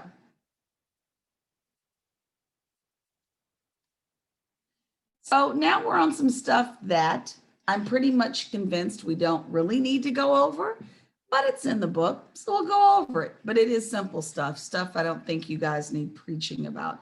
But fee simple versus leasehold interests in property. So, of course, real property has different kinds of interests. It could be a fee simple interest. It could be a leasehold interest. Other ones can be through a trust, through a reversionary estate. There's all kinds of things. So let's look at fee simple. That is the one with the highest possible ownership interest in property. It's going to produce property values higher than something that might be associated with ownership levels less than that. And digging a little deeper, I went and found an article that I thought was interesting to illustrate real property concept as it relates to value. I'm going to show you an article that was written by someone that might be a little helpful, shed a little light on this. Suppose the current owner of a building built the building on leased land with a 50-year lease. There was also a reversionary clause that at the end of this 50-year lease, the land and anything you built back on top of it would go back to the landowner. So if you'll recall from our quickie little ground lease discussion, that the presence of a ground lease nearing expiration would render the value of the building for the lessee or the tenant to near zero. Yet the value to the landowner, the landlord, with an improved site could be significantly higher than when originally leased while it was vacant. So on page 12, apparently doesn't apply, so you all will have to tell me what's in your text and where it's located. I don't know if it's 64, 65. but it should have been earlier in your text. So maybe it was 34. But there's a phrase in there that says, if the term of the land lease is nearing expiration, the value of the property to a new buyer may be close to zero. The value of the building for the lessee reduced to near zero, but the value to the owner of the property that was leased out that now has this building could be significantly higher than when originally leased out as vacant. And a person like me reads something like this and says, but why?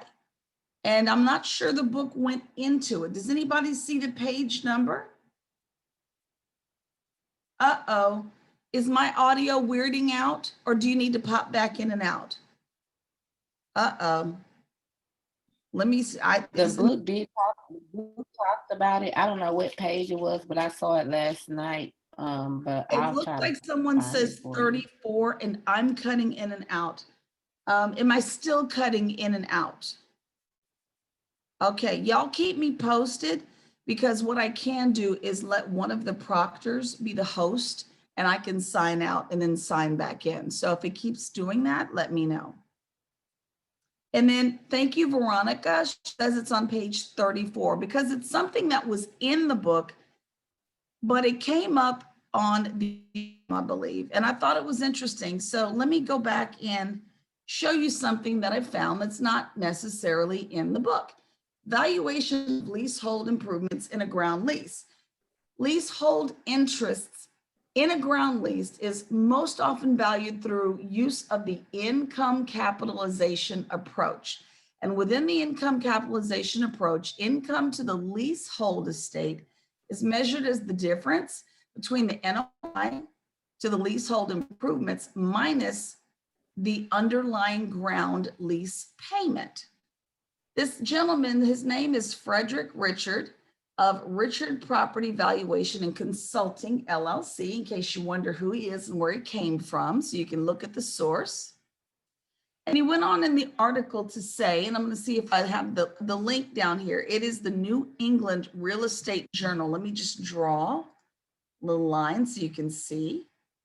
Way over here. The source, the New England Real Estate Journal, is where I'm pulling this article from. So he says direct capitalization and discounted cash analysis might both be used in order to capitalize NOI into an indication of value. So he says the approach selection is largely dependent on the term remaining on the ground lease. And if the ground lease recently commenced and extends for a long period of time, direct capitalization may be the only way an appraiser can value the improvements on top of that land. Don't you start, sweetie. My chihuahua is about to go in.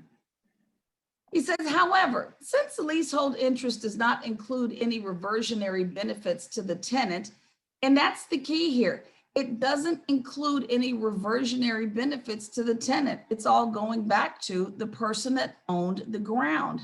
Discounted cash flow analysis may be the most relevant and applicable approach, particularly with regards to a lease with a short remaining term. So there's a note here, direct capitalization is a real estate appraisal method that helps in converting income into value. That direct capitalization method is achieved by dividing income generated by the property by its cap rate. So these are things that are not necessarily in your book. I should have put a little camera up there, but if anybody wanted the extra data, again, go look up this article. And what I'm looking for, I'm a little surprised at myself that I don't have the link up there. So I have to go find it. I have to go find the link so that you guys can use that. And there we go.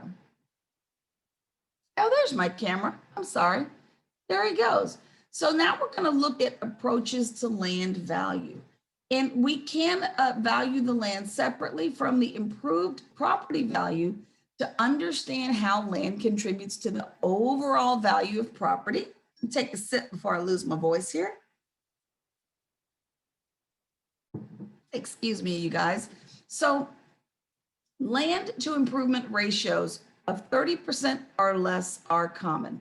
So while high land to improvement ratios would be expected for commercial farming businesses, I thought was interesting, the same high ratios for other types of commercial properties might reflect land use inefficiencies. We're not using the land as well as we could. For me, some of this is visible when you see, and this is something I'm looking at from a retail point of view, these massive parking lots that weren't necessary for the type of building that's sitting on them. But let's take a look. We've got a few valuation methods, and I'm going to show you numbers. I'm going to show you stuff in your book. We're not running any formulas, so nobody freak out. I'm just showing you stuff in your book. We're just going to eyeball some charts together. These are the valuation approach methods undertaken by appraisers who do commercial appraisals. So the sales comparison approach, let's take a look. That's like a CMA for us. And then we're going to look at cost approach and income capitalization approaches. So there's your sales comparison approach. And I put this image here. It won't be in your book. And so this was repeated a lot actually throughout the World Wide Web there as how do we test for highest and best use? And so is it physically possible for us to do the development we want to do? Can we put what we want on the land there? Is it legally permissible? Will whatever jurisdiction we're in allow us to put it up there? You might not get permission. There may be a zoning issue. Financial feasibility. Is this going to make any sense to build in the first place? Is it going to be profitable? Is what, sometimes they think if I build it, they will come. I forgot what movie that was. Was it Field of Dreams? But that is not always true in commercial real estate. We've all seen it. If we build it, that does not mean tenants are coming.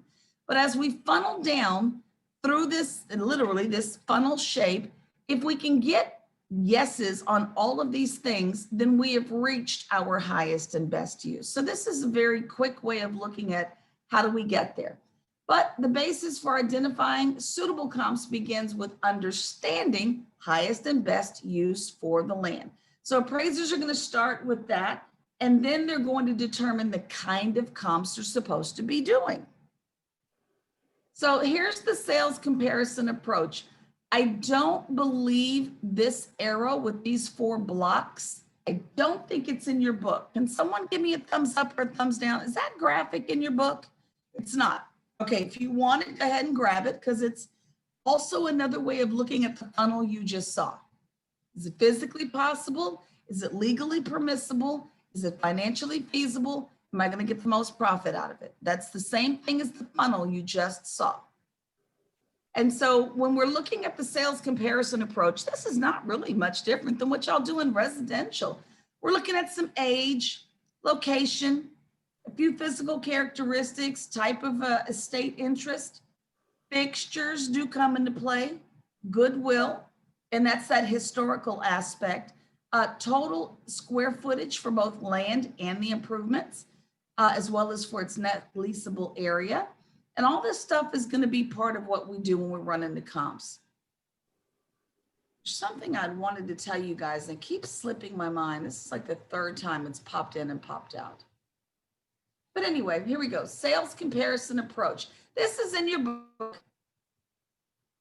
And you're supposed to assume an appraiser is hired to render a value opinion on an existing office building. So this illustration over here of just 3 comps, this is what's in your book. I just copied it and pasted it and put it in here for you. Following illustration represents a very simplified example of what that might look like. And we've all seen residential appraisals. They're very complicated looking. So of course, this is super duper simplified. But take a look at it and notice some things about it. You can see some adjustments going on. And let me go ahead and this is the same chart, but the average of all 3 comps renders a value opinion of $4,528,500. There that is down there. And then there are other things to take a look at. If we Hey, look Mish, at us, go ahead. I got a question, and this may, I don't know if this is related or not, and we talked about it just briefly earlier today. With CoStar, LoopNet, Crexi, all of them not having the sales comparable information, you know what I mean? Because assets are not disclosing their sales price. How is it that appraisers are even getting this information through? Sometimes they're not. I mean, the truth is sometimes they're not, and you have to make adjustments, which is what we were just about to hit.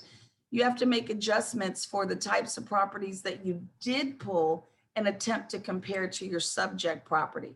So especially when you're in areas where nothing's around you for miles because you're comparing something that's in a real rural area, it does get to be an issue. There are some people who are of the school of thought that when we do appraisals, there are some borders we don't cross. Some people will say we try not to cross railroad tracks, bodies of water, school districts, and this is in residential, but some people have methodologies that say we try to stay within certain boundaries. And so in the case of what you're asking, you got to ask the appraiser, what are you doing?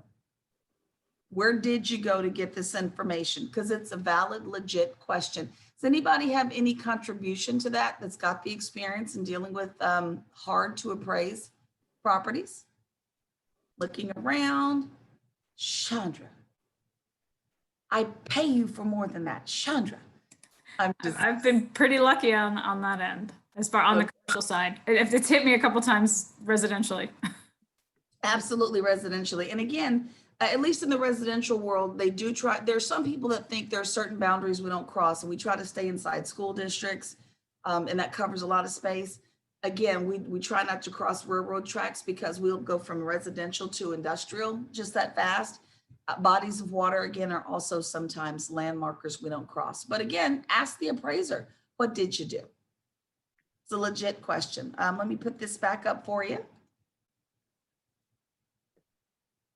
And so there needed to be some adjustments. And if you kind of look at your subject property is the first column, right? This is your subject property. Second column, third column, fourth column, those are where the comparable properties are. And you start to notice this massive adjustment of $100,000. Let me see if my arrow goes there. There it is. Bam. There is a massive adjustment of $100,000. And that stands out because, wow, what's got this building needing this adjustment of that much money? And it is pretty big. Comp 1, again, has a series of negative adjustments. And take a look. This is in turquoise. Excuse me. And the highest price per square foot of the three comps. And that's comp number 1, right here. And it says the negative adjustments that, imply that the subject property, the one you want to buy, is inferior. So look at comp number 1. See how all these numbers had to turn into negative numbers? We had to adjust for square footage. We had to adjust for location. We had to adjust for age.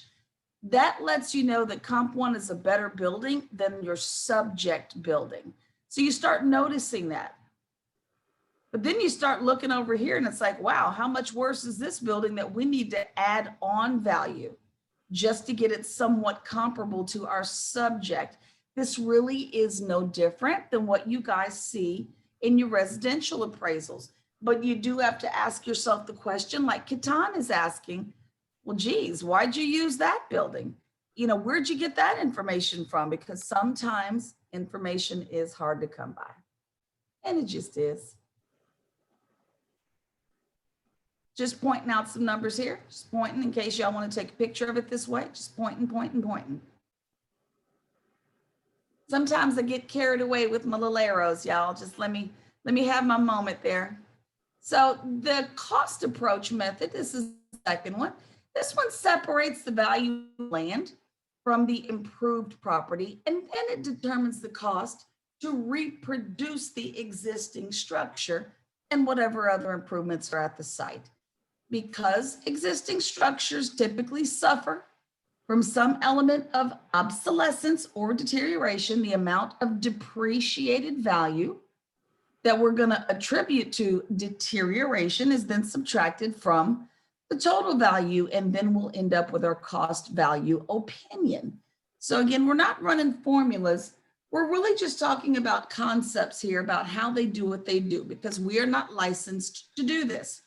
So in this method, in this example rather, the cost method value came out to $4,525,000 for this particular, using this method. And there's not a lot more in your book about it, which I think is interesting. Thank you for liking the arrows. Thank you very much, because y'all gonna get arrowed to death when we have to go through contracts. And then here's the last one. Now, let me just tell you, there's some formula issues in the book, and we're not gonna look at the formulas. We're going to do, and I've said this a million times, we're gonna do theory, math theory, not numeric application, because this book needs to be edited.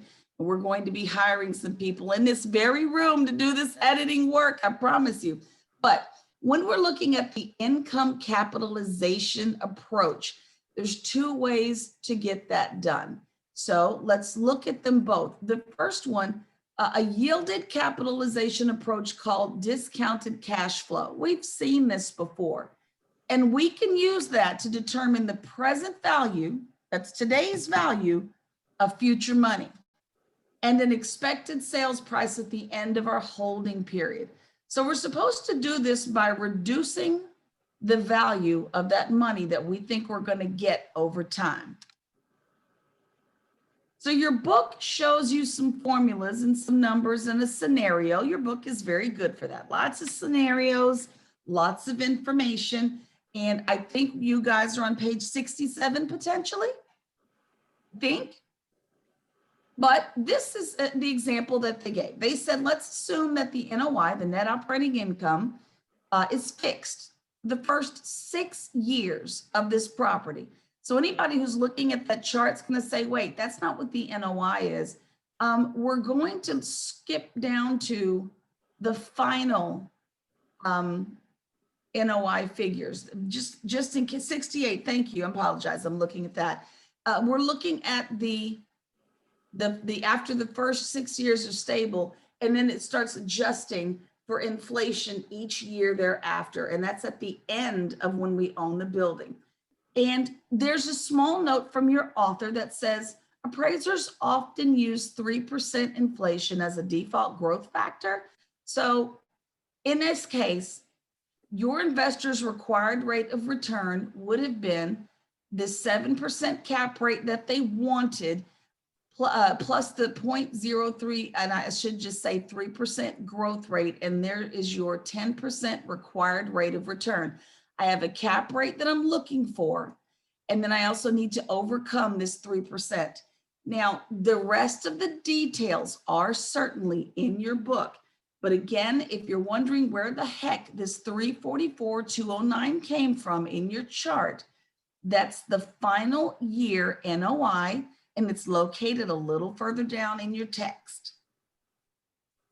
And you're not quite done yet, but I want you all to take a look at this now. My figures and what's in the book didn't agree, so I want you to just listen to math theory as opposed to getting hooked on the numbers. I think we got some work to do, you guys. But when we're looking at this approach, we need to recall that we still needed to add the final year NOI to the terminal value to reach this number. And this is where I start differing with in the book, and then move forward to go find the net present value. Your Excel spreadsheet does, your text uses an Excel spreadsheet to calculate the formula. But again, I'm starting to look at some of these formulas in the book and go, all right, you're throwing me, so I'm not going to stick with those numbers. We're going to just stick with theory. And at the end of it all, this is what I would like for you to walk away with. Are NPV and DCF the same thing? Not necessarily. And it took me a minute to go find different definitions, listening to different people speak about it, thinking about it, and this is what I came up with. And I want to put this back in the first section of the class. Hopefully it'll start making things a little easier. Let me see, is this in your text? Yeah, there's a camera on there. Definitely get this image. So the net present value and discounted cash flow analyses can be used together to help you come up with a great answer about this property, but they're not truly at their heart the same thing. So they don't necessarily show investors the same stuff. The net present value is a way of taking a future stream of cash flows. That's all the rent we think we're getting over, I don't know, 5 years of owning the building, and then reducing those back into present day values.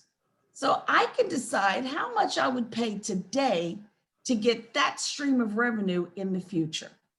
Your discounted cash flow analysis attempts to determine how valuable an asset's going to be in the future, just based on your projections of how much money you're going to get. And I dwindled it down even further. The net present value is about money today. Discounted cash flow attempts to show value in the future. I really think our text at some points needs to start doing this, whittling things down to really, really smaller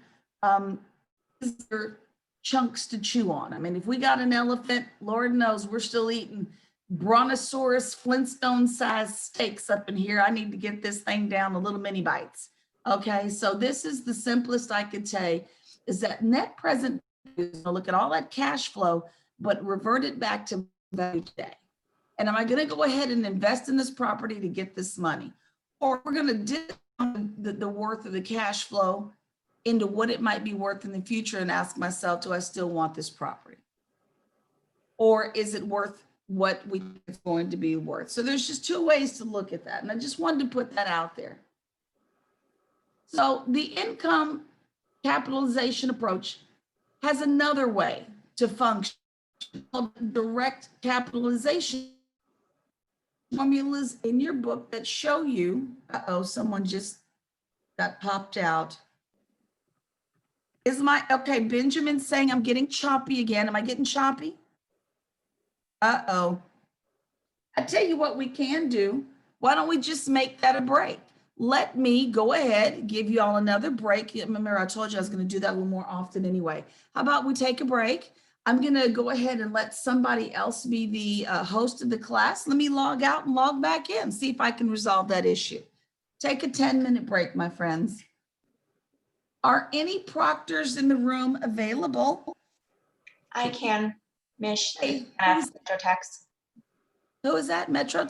Is that Yeah, you can make me host and then I can flip it when you come back on. awesome stuff? Let me see where you are on my list. I don't see you. I think it says Proctor MTex. Anna Brown? Yes, ma'am. Awesome stuff. Okay, you are now the hostess with the mostest. And let me go ahead and log myself out, my friend. Okay. Yeah, thank you very much for that. Of course. Okay, now I need to find the button that lets me out. Let me out. Can you just throw me out? I don't want to throw you out because then I don't know if they'll kick you out for the class and not let you come in. We've had that problem before. On the bottom right-hand corner, does it say end and then? No, that's what I was looking for. I was like, what's the end button? I know, right? I mean, I can. I just don't want it to give you troubles trying to log back in. I found it. It's under Okay. the more button. It says leave. Okay, I'm leaving. Okay. The end button. I got the leave button. I'm out. Okay. Buddy. Got it.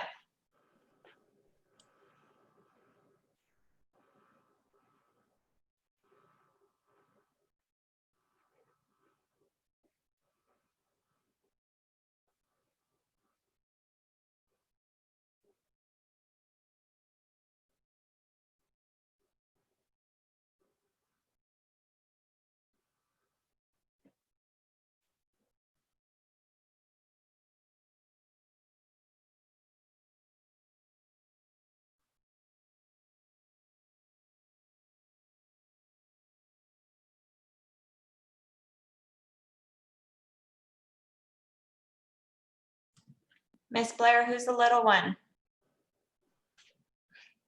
Oh, you're muted.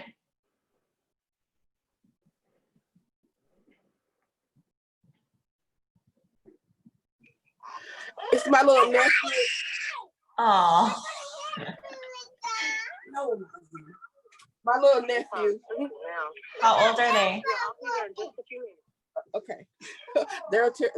She's gonna come pick them up in just a minute. No problem.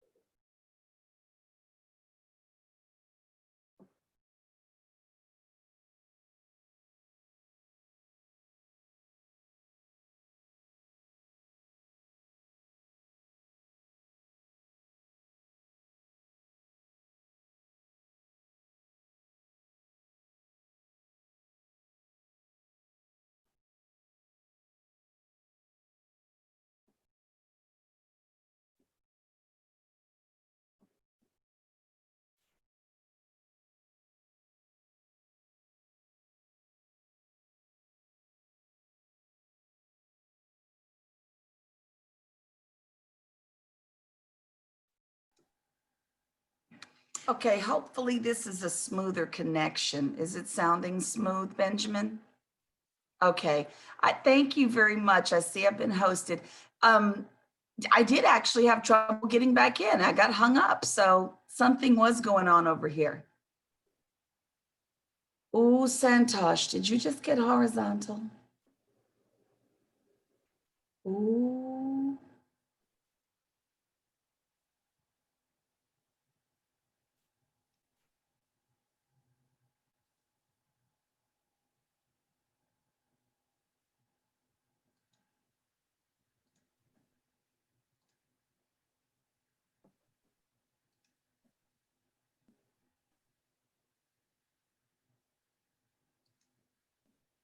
Hey, Mish, can you pull up that other slide? It has a lot of calculations on it. Is it the one with the charts? There's Oh. not a lot of calculations. It's just charts from your book. Could be. Could you go back one more? And maybe that was it. It probably was it. Because, and then there's this. This was in your book. Oh, no, not that one. Okay, go forward, please. Okay. Forward. One more time. Yes, this one. I think this one was And it. that's in your book. It absolutely is there for you. But if it makes it easier for you to see like this, there you go. Thank you. Yeah, it does, because sometimes I go back to my book and highlight so I can have it. Great, great, great. Yeah, because I mean, it's in there. It just sometimes gets tedious to pull it apart because the paragraphs continue and the formulas are in the paragraphs. So you know all the stuff that goes on in there. Right. Thank you. You're so welcome. Oh, yes, ma'am. Let me get you taken care of. Yes, ma'am. You got it. You got it. I'm coming, my friend. Miss Gabby, I'm coming.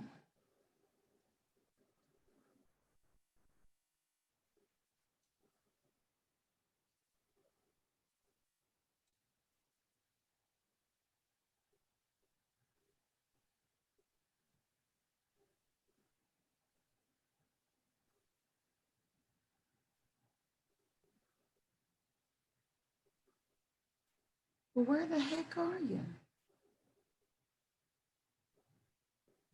Should be under Anna Brown.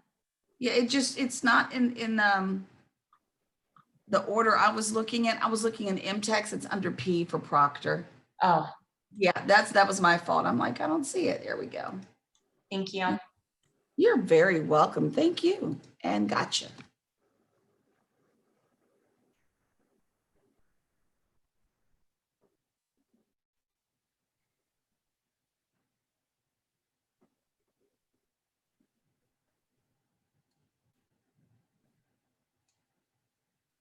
think it wants to rain out here.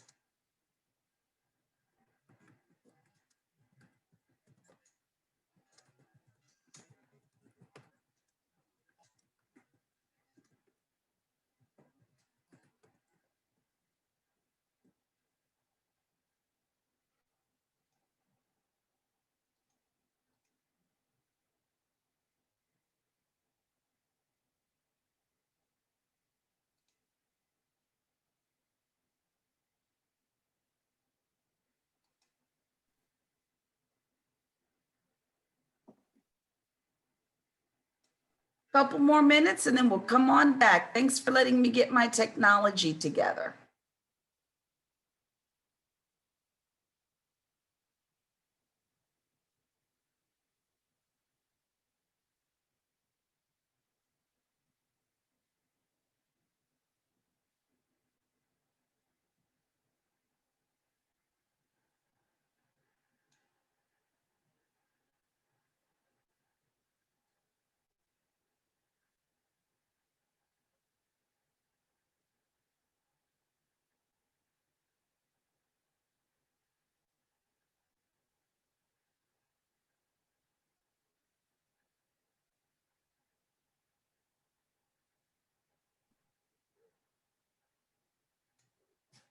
No, sweetie, no barking. No barking.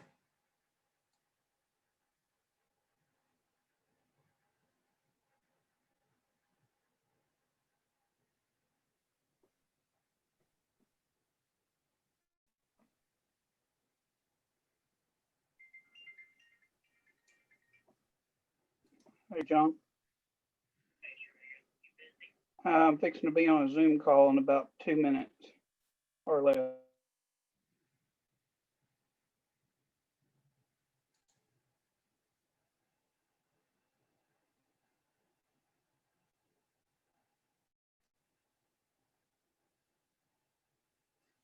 Okay, guys. Hey, Jim, thanks for the feedback. I'm not sure what was happening on my end, but I did have trouble logging back in. So there were some issues on my end. So thanks, guys.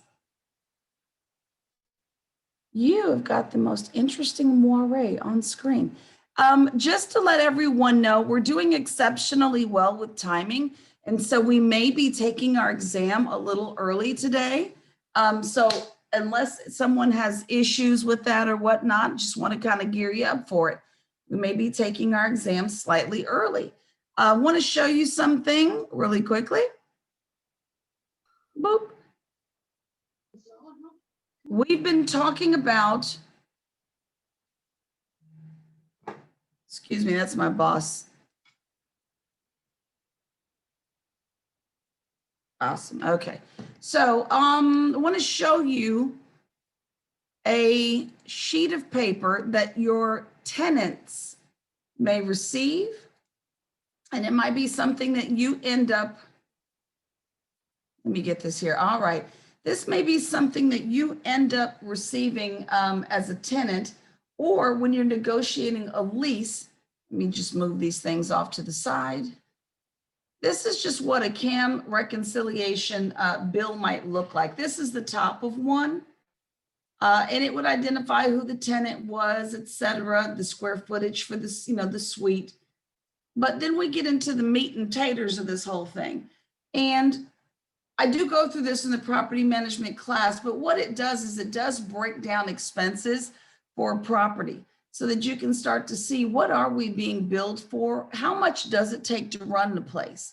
These really are not that very, very hard to look at all. Very easy to look at documents. I just wanted you to know that when your clients are looking at these, or even when you're looking at these, you definitely want to run the math and make sure it's correct. We have a tendency to speak in square feet. So total expenses year to date are $138,000 for this particular building. That means based on the square footage of the building, $9.01 per square foot is what it costs to run this. Your clients, your tenant clients, are going to pay their share of that $138,000. This particular tenant has 9,630 square feet of the available 15,000 square feet. They've got a massive portion of the property. They've got about 62.7239% of the property. But we really don't, and this is me kind of adding a layer. 20, I told you guys, if you have 3% of the property, you have 3% of the bills, and that's the short version, but there's another layer. Take a look here, right where my little thing is moving. Your client was only there 153 out of 365 days. Unless they were there every day of the year, it's not fair to make you pay for a share of operating expenses when you weren't up in there when it was operating, right, Peggy? We can't do that. You weren't there. So what percentage of the year were you there? You were only there 41% of the year. So you're 62% of this 138,000.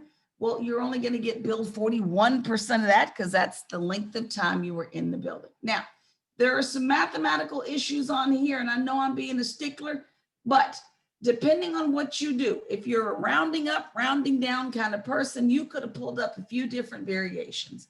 And if you could have unrounded the pro rata share and ended up undercharging this tenant by a whopping $1.90. Or you could have used the pro rata share rounded to 62.72 and overcharged by a little tiny 36%. But let me just say this. Yesterday, or Wednesday, I think I threw some of you because I kept mentioning air conditioning. Air conditioning should not be in this bill if this is a retail shopping center. So direct your attention back up here to the top. Take a look up here at the top. All of this stuff is what I have to do as a property owner to run this building. All of this stuff, sure, you owe me a piece of it. But if this is a retail property, and I showed you all the roof, and I already told you that every tenant has their own air conditioning, why would you get back a bill for operating expenses that included air conditioning? Now that should make more sense to you. It shouldn't. Everybody has their own air conditioning, so that's not an operating expense that has anything to do with the property as a whole. But every now and then, we'll forget to remove it, and you will see HVAC in a retail setting, in a retail building, creep up in here. And if you see that, get it out of there. Just FYI. Now, back over here, when we get down here, we're looking at expenses. I'm supposed to have billed this tenant $36,379.44 for their time in this property. And they've been paying all year through those triple nets, because the triple nets are estimated, and they managed to give me $26,636 in addition to the base rent. But again, they owe me $36,000, which means when the time comes, and the time will come, when I reconcile my books, right, Chandra? We got to look at what we thought we were going to spend versus what we did spend. And this tenant owes me another $9,743. Let me just say this. I don't care if you have $9,743 laying around. No one ever wanted to come up with that kind of money quickly. Nobody ever did. But be careful when you're on the tenant side of negotiation, because this book all day has been back and forth between tenants and investors and developers. On the tenant side of this, you need to understand that there is a paragraph somewhere between 4, 5, and 6 in most leases generated by landlords called the CAM reconciliation paragraph. Chandra, you want to take it away? Sure. Basically, it says that at the end of the year, the landlord will, quote, show you the books, say, hey, we said we were going to charge you $5 and it only cost us $4. And this isn't a great situation. And we're going to give you some money back. Otherwise, it cost us $9 and you owe us more money. And sometimes landlords ask for that in a lump sum. Sometimes they're nice and they let you break it up over a few months. So she's absolutely right on both fronts. Now, the only thing I would differ with, and we got to ask Mr. Benjamin Lotzer, I cuts no checks. So if we overbuild you, okay, I build you for $5 a square foot. Turns out we only spent $4 a square foot for running the place. I will let you off the extra. I ain't cutting no checks. Benjamin, what say you, my friend? You cutting checks or you burning it off? No, I'm just gonna go ahead and just say, hey, we'll just take it off 1 month rent and that's it. No way, I don't need the extra work and the extra like accounting. It is. We just in Chandra's world, we cut new checks, but we usually just let you burn off the credit somehow, like she said. But you're totally correct in your assessment. But here's where I want you all to get tricky, savvy. Get in the back of that lease, look up CAM reconciliation or just a paragraph called reconciliation. Most landlords will give you 30 days to pay that big old $9,700 back, 30 raggedy days. Let me tell you something, even if I had it, I don't want to give it to you. Not that fast. So nice landlords and nice landlord reps, Raquel Berger, let me tell you, I will lock you out if necessary, but I'm a nice lady when it comes to paying me extra CAM. That bill usually comes out in March, April. And I would give my tenants the remaining 9 months of the year to pay it back. That's fine, as long as you just giving me a little piece of something, I don't care. But by the time I close these books, that CAM rec for last year needs to be paid. That's You're all. nicer than me. Did I do it? Did I say it right? What you got, Benjamin? Oh, I'm just saying you're nicer than me. I've only ever given them 3 months. Really? You know what though? I never had like 10 grand off though, I mean, so. And see, some of my tenants owed a lot more than that because they were bigger, more square footage. So we'd break it up, but I'd give you 9 months. It's okay. Some of them were mom and pops who just Do you charge an interest rate on that or do you just eat it? Say it again. Do you charge an interest rate on that, having them payments go out that far or no? The landlords that I worked with didn't. And I think they recognized that the tenants who needed it, because not every tenant did it. The ones who needed it, yeah, putting the interest on top of that would have just made it equally as difficult. So if they had it to give, of course, give me my money. If they only needed 3 months, fantastic. But if there were those tenants who needed time, yeah, we'd stretch it out and let them have the year, as long as every month some of that was coming back. So that's one of the things you're looking for when you are working with your tenants for a lease. May I see 3 previous years of billing that looks like that? Now, why did we ask for 3 years worth? Who knows why? Niquay, you know why? Discrepancies. Say it again. Looking for indiscrepancies where suddenly one expense is exponentially more than it was in previous years. Yeah, why'd this jump up? Oh, so you gave your nephew the landscaping contract. Is that what that is? Oh, so now you want to pay him all this extra money and bill us back for it? No. So you do want to look at the history of what's going on in the building. Even if you're helping to purchase or sell the building, you want to look at the historical expenses. So that's on all fronts. And that's what those bills look like. Very, very easy stuff. Yeah, Matthew, see trending expenses. What are we doing to run this building? So there you go. But that was this very simplified version of what those pages look like. So are you going to go into the fact that now you reconcile their rental rate going forward, the 3 months since the bill came out? Wait, that's you the hardest woke up one. for me. Wait, say it again, Taryn. I said the hardest part is also then telling them, hey, you owe me this big chunk of change. And oh, by the way, your rent is now this much. And by the way, you got 3 months, you got to catch up on that extra part too. Yeah, it can be. And you know what? To all of y'all's credit, Taryn's and Benjamin's and Chandra's credit, we wouldn't just let anybody take advantage of stretching it out. You know what I mean? There's some folks you want to capture the money from immediately. It was a subjective thing, but some of the landlords I repped had a tolerance for it. So all of those elements, like Taryn just said, definitely come into play. I know this sounds cray-cray. It's break time again. 5 minutes after the hour, please. It's break time again. Okay, so I have a question for you. Who is that, Peggy? It is. We had a tenant move out October 1st. This year? Yes. Hit small space. He only had 6% of the building. His CAM fee, the triple net, was calculated at, and I know this is going to sound extraordinarily high, but there's a whole lot of common space in this building. CAM fee was, I believe, right at, I can't remember, but let's say it was $1.25 a foot. And when the taxes are now coming out, yeah, it is. It's very high. Taxes are coming out, and my client has determined that the CAM probably should be closer to $129 a foot. Tenant moved out. His security deposit will cover the increased amount for let's see, the full 9 months he was there, whatever it was. So he was asking me. So I went through the lease first.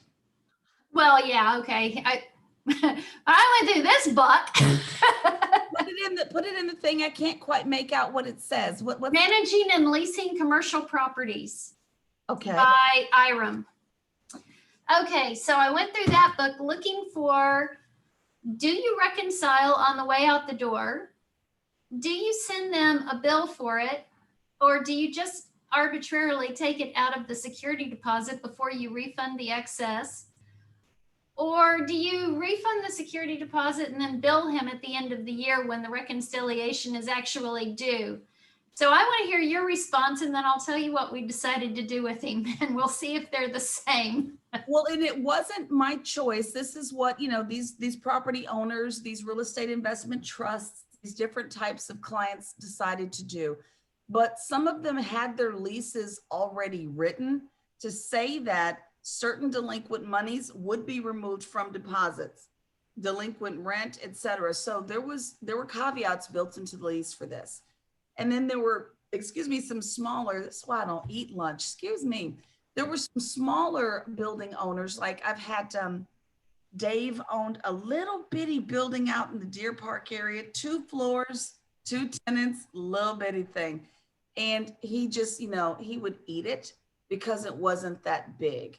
So it really depends on who your client is, how your lease is structured, because your will could have taken it out of that deposit. It's what we did.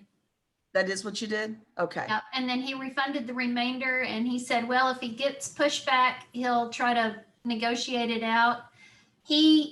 This particular client, along with all the rest of mine, they property manage for themselves. I do the lease, the document, and I use the standard Texas Realtor forms, right? The promulgated forms. So it makes it easier on all of us, not going to a lawyer to draw these beauties up. But that was why this one, it was sort of like, oh, okay, it's not specifically addressed that you take those cams out if they vacate prior to the reconciliation period. It doesn't specifically say that in the realtor form. So the question was, how are we going to handle this? And we just wanted to go about it what seemed fair. And you estimated what you thought the reconciliation would look like based on what you'd spent so far, right? Right. Yeah. So that was the thing, is so he's just now gotten the new tax bill, knowing what it would have been for this year. So the previous cam was off of the last tax bill. Ooh, did he capture enough? Well, that was the point. No. Okay. Yeah. So the taxes in Comal County, Hayes County, we're seeing 30% increases.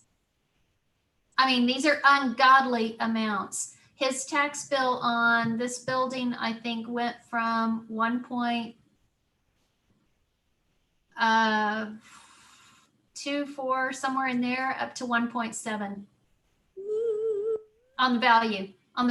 Yeah. And once Vicky, yes, we are, my friend. We're taking those odd breaks just to wake everybody. We're just taking oddly placed breaks to wake everyone up. But yeah, and then sometimes you do eat it when you don't estimate, sometimes you will. Okay. Yeah. Well, luckily, I don't think he had to. Okay. He was prepared to, not optimum. Not optimum. This is a very savvy client. As a matter of fact, this guy, he makes me look stupid, but he's extremely intelligent, just extreme intelligent. And so, but he's not going to leave money on the table if he doesn't have to. Amen to that. Chapter 93, the Texas Property Code, really does lean on the lease first in many instances. And there's actual language in that chapter of the property code that says for certain things, if there's a difference between what's in the lease and what's in this law, the lease wins, the lease prevails. Right, because it's been signed. Yeah, so, and it's like, you got to definitely make sure leases are written as thoroughly as possible. And every time you learn from a mistake, incorporate that into the next version of the lease. Right. The only other thing he adds to that promulgated form, and this is his request in his language, but he adds a subrogation clause to every single lease that we write. Just thought I'd throw that out there. I'll be back. All right. All right, guys, you got a few more minutes, about 4 more minutes, and then we're back from break. And we're very close to exam review too.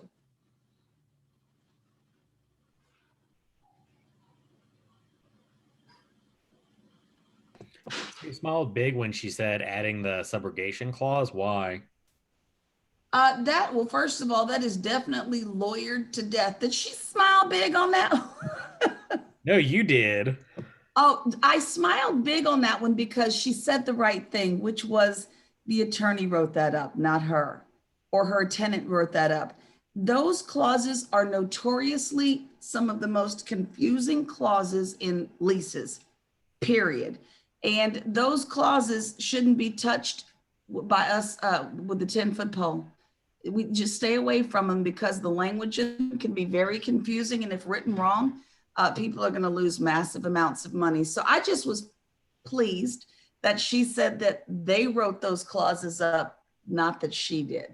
And it does violate 537.11 of our TREC rules for accidentally practicing law. So it was just good to hear her say that. Wow, sorry, I just,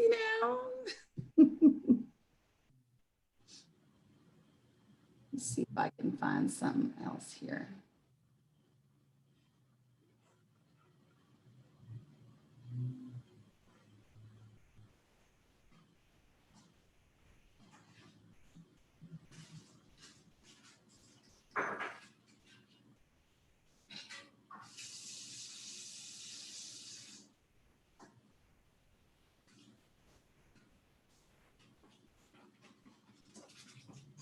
Get ready to come on back. 2 minutes. Get ready to come on back.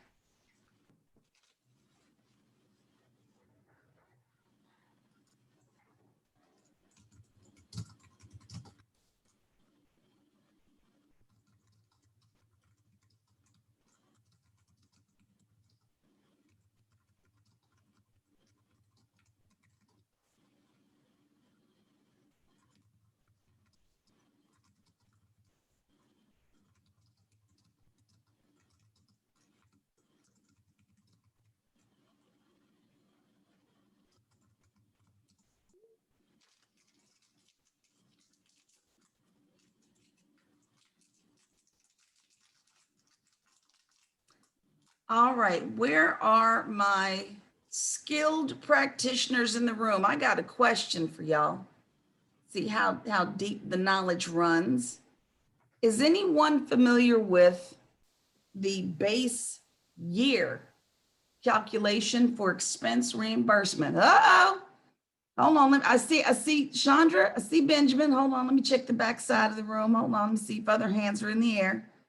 Who's brave enough to explain it? Who's brave enough to explain that bad boy?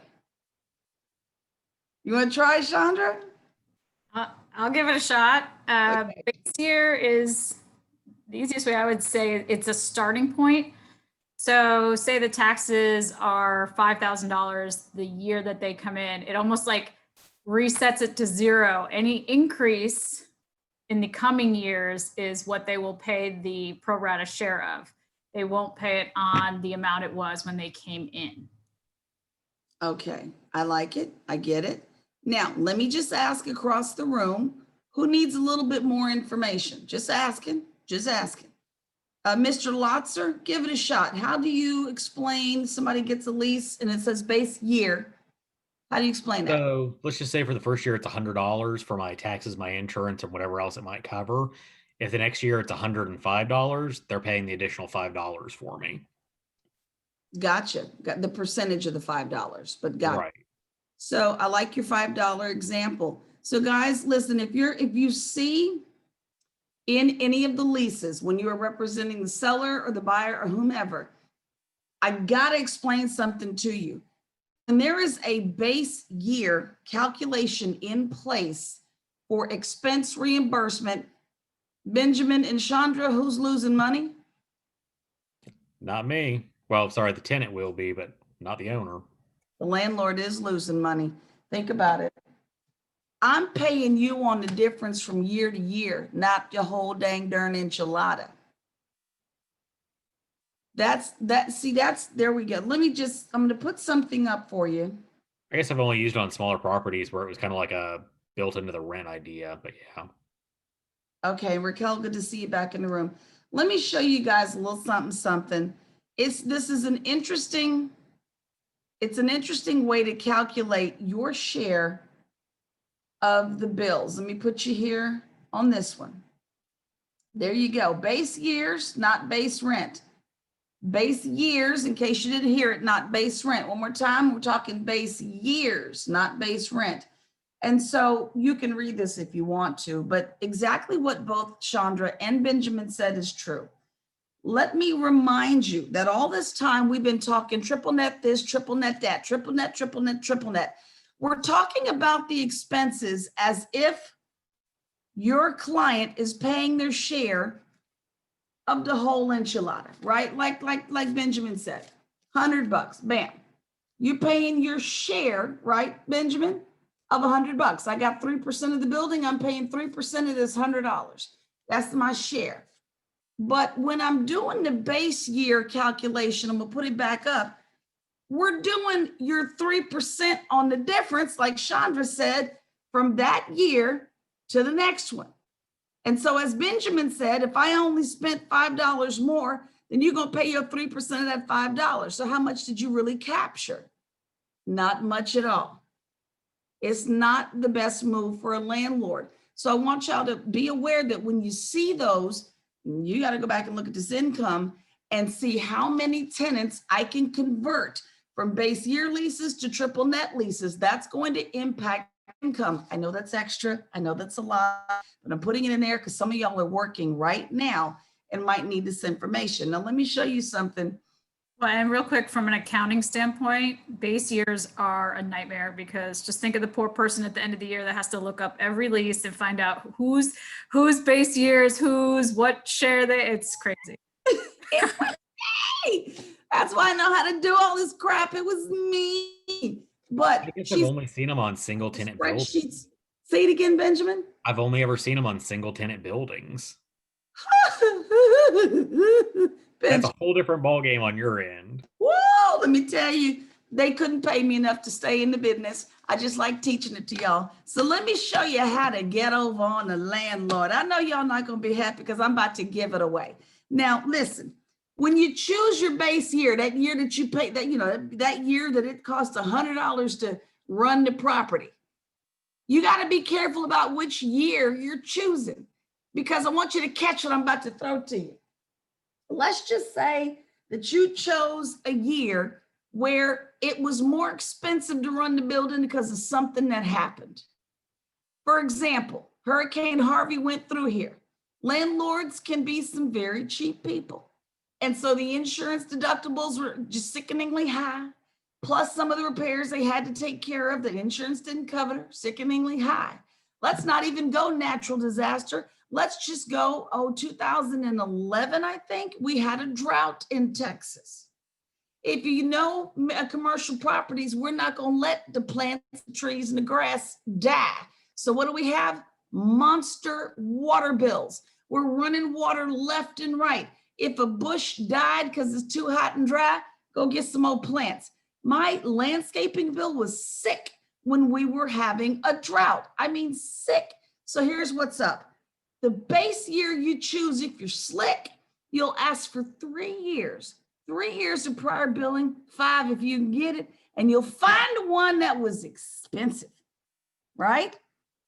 And then in the following year, Chandra, you already know where I'm going, right? Now, this is our base year, and it didn't matter what year this was. This sucker could be 2007 if you want it to be, and if the landlord won't catch it, go for it. So 2007, we'll make it 2017. 2017, it turns out that it costs $200 to run this little building, right? Catch it, Benjamin, here it comes. Well, here we are in 2020, but like you said, it only costs $105 to run the building. Have we exceeded the base year expense yet? No, we have not yet. And we're only going up $5, $10 at a time. And until such time as we meet it and exceed it, guess who's not paying a bill? You see that right there? Now, I've got landlords who got greedy, y'all. Catch it if you can. They got greedy. A tenant chose an old year. And most landlords are going to go, oh yeah, if it's an old year, that gap between way back then and 2010, 11, 12, 13, 14, we're in 2020. Oh, look at that big old gap. Yeah, they're going to have to pay their share of all this money right here. Not if it was more expensive to run the building the year they chose. Baker Hughes did this to us, and they occupied 4 of 6 floors. And for years did not pay their share of operating expenses. All I can tell you is this: the gentleman that was my boss that owned this particular building is on the board of a prominent church in Houston. He was not so godly that particular week, okay? You could hear him clean across Houston cussing and fussing because nobody caught it. So when you get into these books and these numbers, you better know what the heck you're looking at. That's all I got to say. And if you're going to purchase the asset, help somebody buy one of these buildings, and people are on base year leases, at renewal time, convert them to triple nets. That way they are paying their share on the whole bill, not just the difference between one year and the next. Who did I leave behind on that? Everybody got it? That is a big fat landlord secret. I usually charge money for that, but I wanted to share it because you needed to know it. All right, we're coming up on the end, y'all. We're coming up on the end. We're almost there. Let's see, we need to skip over a few slides because we've seen these already. Let me skip over them. We went back for a few of our friends who needed to see some things. Just go on there and skip. There we go, we'll skip this way, a little easier. And we landed here. So because I didn't agree with some of the math in the book, let's just use the final numbers that our author landed on anyway, because his point was not dependent on the calculations being correct. What he wanted you to see was just, we've got these 3 different methods to render an opinion about value. We've got the sales comparison approach, and that landed us a value of $4 million.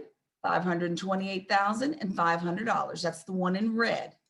Then we've got that cost approach that landed us at a value opinion of $4,525,000. And then we had the two methods that we ran under the income capitalization approach. And there are two different numbers we got using yield capitalization versus direct capitalization. And at the end of the day, the appraiser is going to come back and give a value opinion that is simply a range based on their calculations. There is the range of 4,453,416. That's this number right here, up to $4,528,500. That's that number right there. This is in your book. Just wanted you to see what he did.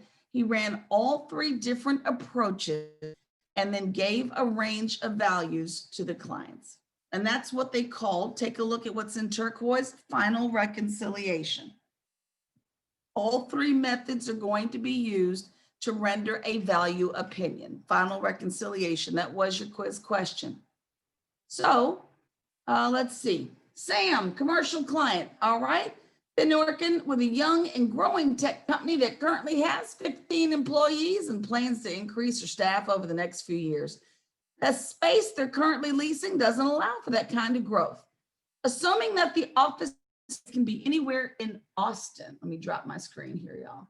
Anywhere in Austin. One more thing, excuse me, just managing all these screens. There we go.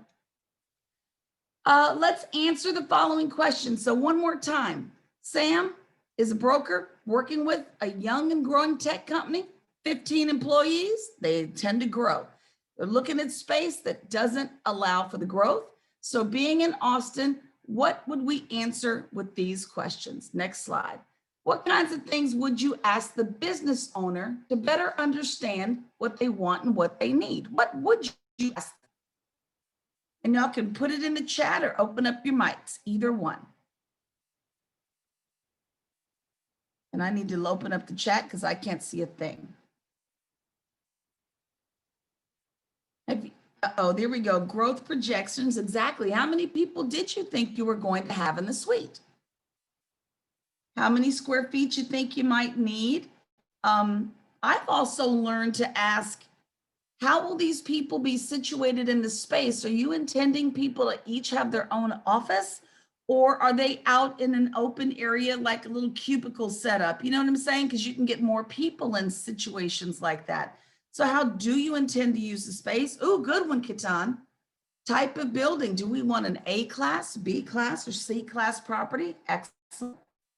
Time frame. Exactly. There's a lot of stuff you want to ask your client before we just start looking for spaces. Can't do that. So how important is the client's time frame? You have to ask that, but why do you need to ask them about time? There's something I'm looking for.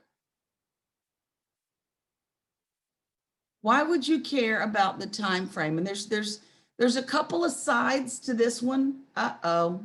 Benjamin, I'm losing it again. Let me lean in. Benjamin, am I back? No. You're good on my end. Well, now, Benjamin, you got me feeling bad now. Here. It had a little bit of a problem and then it got better. So it just like it just comes and goes for like a minute. Oh, thanks. Sorry, I'll have to see what's going on my end. So we're looking at future build outs of new space, flexibility in the lease, all kinds of good stuff. And even how important is the time frame that will even dictate your schedule. Are we talking now, but you don't need to do this for another 6 years? I mean, because at this point, we don't need to have these in-depth conversations. I mean, this is so far in the future, too much is going to change. But if you're needing this right now, then it changes, you know, a lot of how you're going to function as well. And I have had people call, oh, I'm just looking for information. I ain't got time for information. That's just me. All right, so is there a part of town the business owner prefers? Got to ask that question as well. That will drive whether or not you can meet their needs or wants regarding rent. Again, what types of amenities do you think might be important to a company like that? And I am looking in the chat, what kinds of amenities in a building might a company like that need? Some of this is based on what we spoke about, exactly, that IT, lots of rooms. What else, Sandy? Bandwidth. Amen. That IoT information, what do we have in the building? And parking. Parking might be an issue as well. Do we have enough for you? Kitchen area, that's interesting, Sharon, because it was to Baker Hughes. It was a massive issue for Baker Hughes. They had several kitchens in their suites. What types of lease provisions could be utilized that'll keep the current leasing expenses low for now, but with an opportunity to expand their footprint in the future with minimal disruptions to business operations? Now, that's a whole lot of question right there. That's a whole lot of question. But you can always put provisions in the lease that gave them right of first refusal. There you go. Somebody got it in there. Right of first refusal. That was a really long question. And that's your book doing that. But you do give them right of first refusal. And again, with right of first refusal, it doesn't mean you have to take the space. It just means before a building owner moves on and leases something to someone else, your client must be consulted first. And with all of that said, we are at the end of this part of our class. We're going to do one quiz, take a break, and then do exam review. Let me just share this with you real quick. This is the last of what's in your book here. Let's just do this one together because it doesn't require anything on your end. But which of the following are considered to be part of an agent's due diligence inquiry?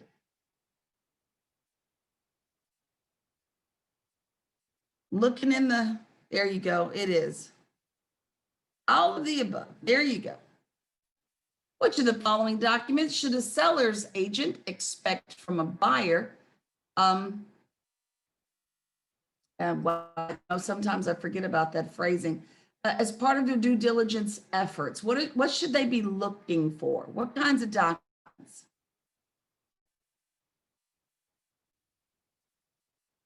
Looking in the chat, and again, it's an all of the above situation. You want to know about everything associated with money coming in as well as money going out.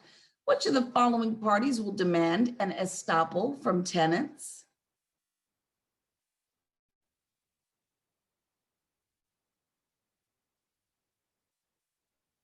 There you go. We see E seems to be the alphabet of the hour. It can be the banks. It can be the buyers. It can be both B and D.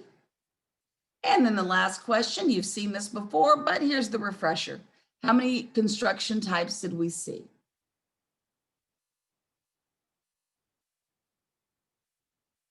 There you go. Y'all got it right, 6. So now with all that said, we are taking yet another break just to get you up. Again, don't forget to search for your technology just in case your screen goes dark. We won't be able to help you. So one more time, guys, go grab a snack and come on back. Or at least finish your business calls so you can have them done before the exam.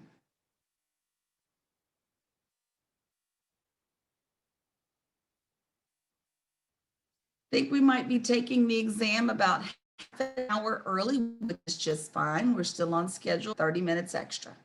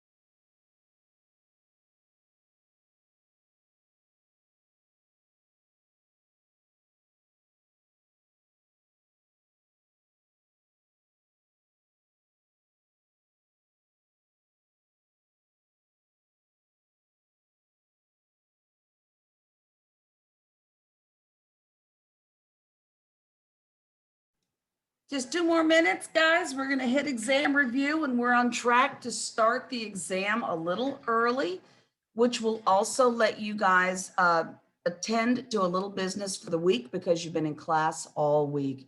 So to give you some of your Friday to get some things taken care of.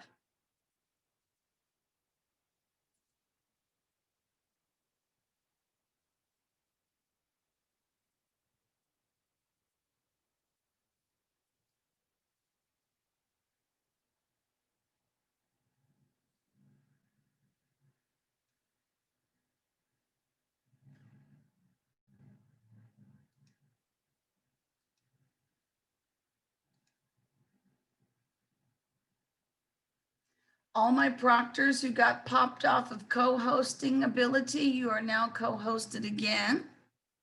Didn't realize a few of you had gotten kicked out.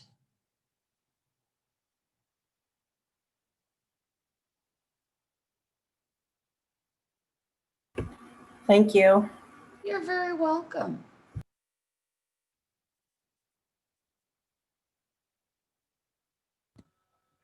Can I ask a question to the other proctors? Did you guys receive a copy of the exam already from John or anybody? Got It the came- link. It came over last night about 7 o'clock. Okay, I think I'm out of that email chain, so I'll email John for it now. Thank you.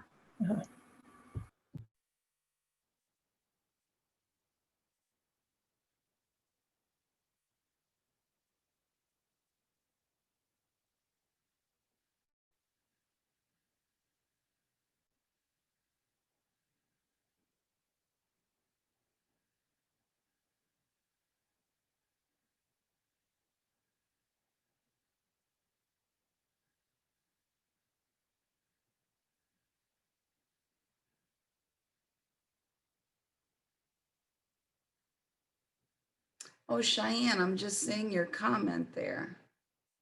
Sometimes you do look at the manager to see what they're doing.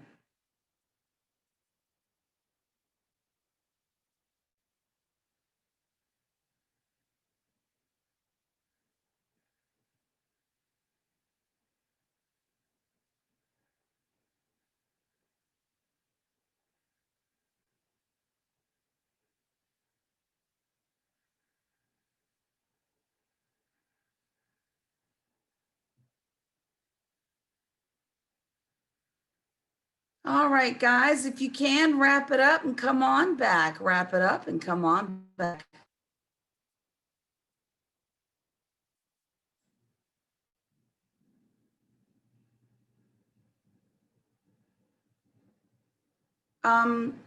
Is it mine that's needed?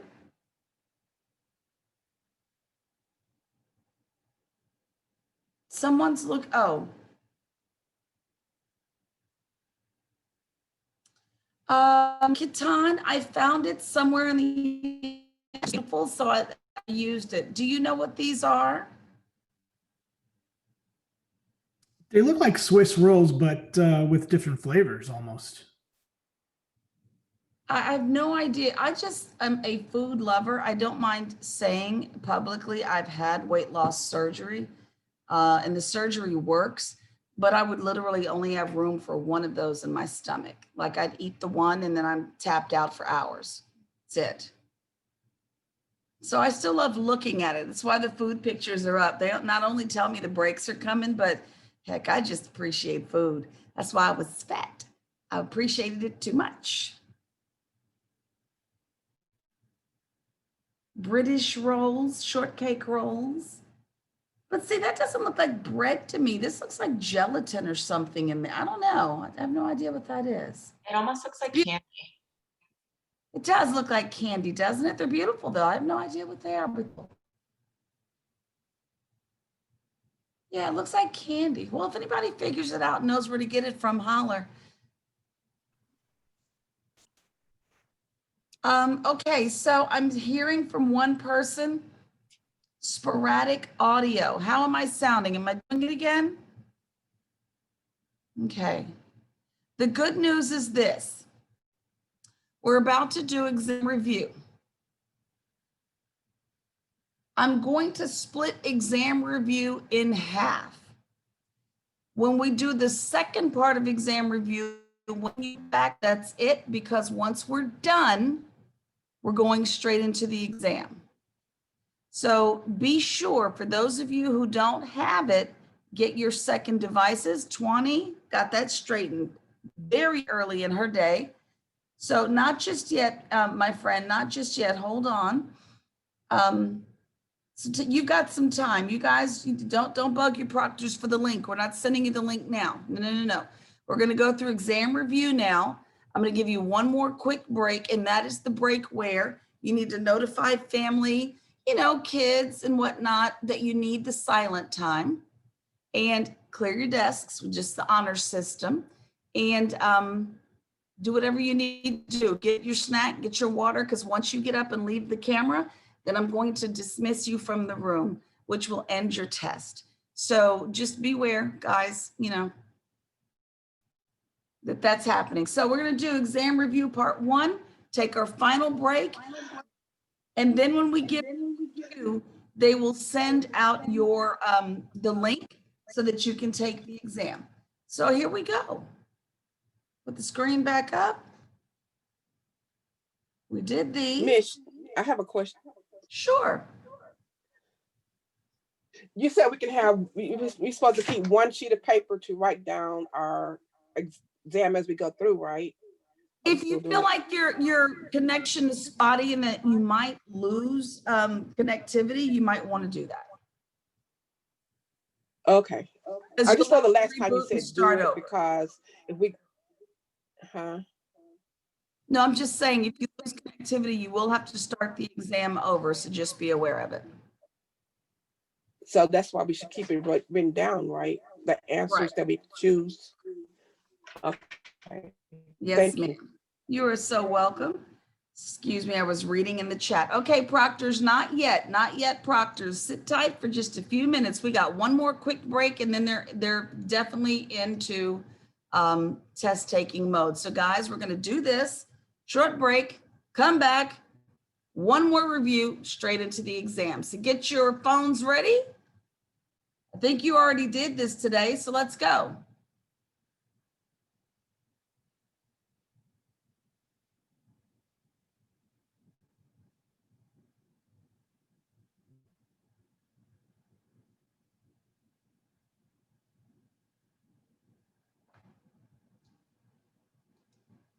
Absolutely. Get everything that you can, especially on the roof. That thing isn't working. The whole asset is worth nothing.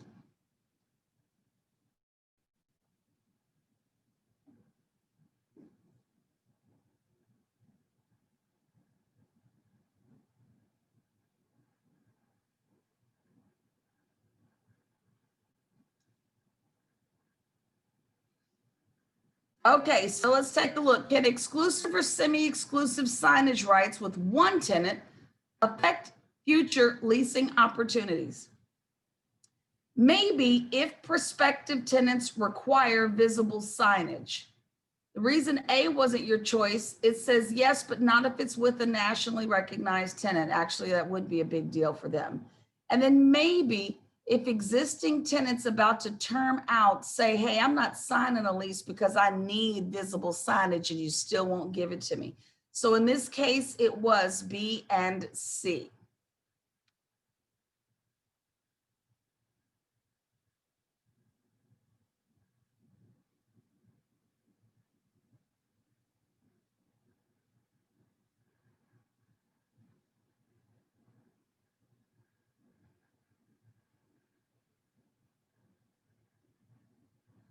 I see folks changing their minds. Absolutely. The EPA does have some certifications, Energy Star as well as LEED, L-E-E-D, Leadership in Energy and Environmental Design.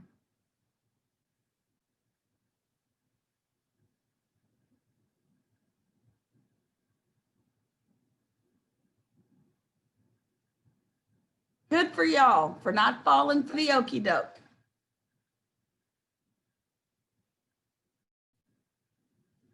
Not for the block, not for the block. The exam attempts to throw you.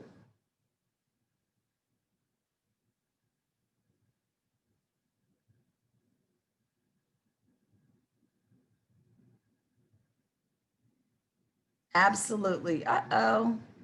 Appraisers. Appraisers. I can see why you would say inspectors. Just remember the A in there. That's for the Texas Appraisers Licensing. So that might bring something to your mind when you take your test.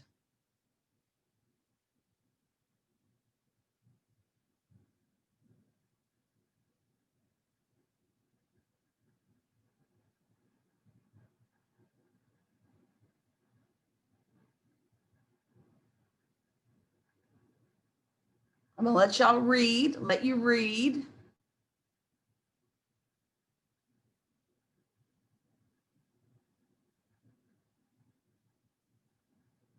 I see some people kind of changing their minds.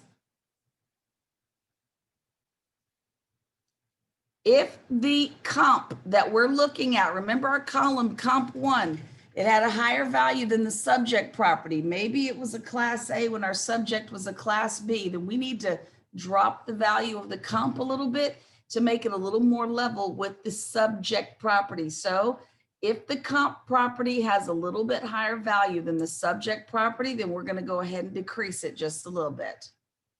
We're trying to even it out.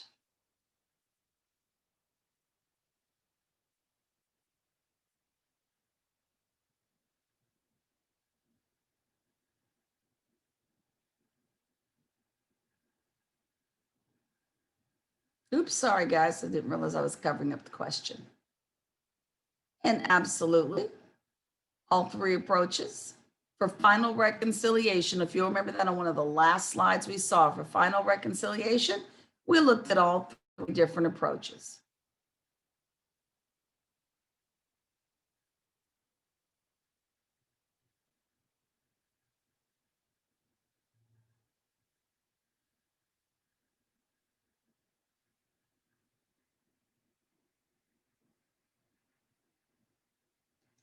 See everybody, uh-oh. In a ground lease situation, I understand where your minds were going, but it's an assumable loan with below market rates. We might be assuming a loan that was picked up 5-6 years ago, and I don't know, maybe rates were better, but that might be a value added.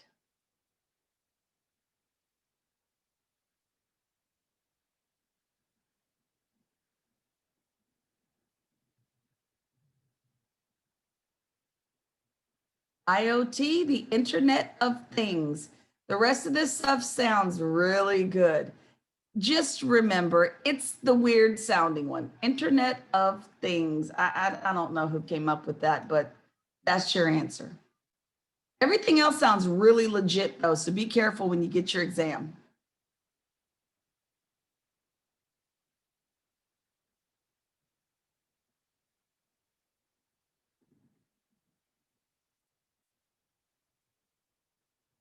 This is a toss in from earlier. Yay!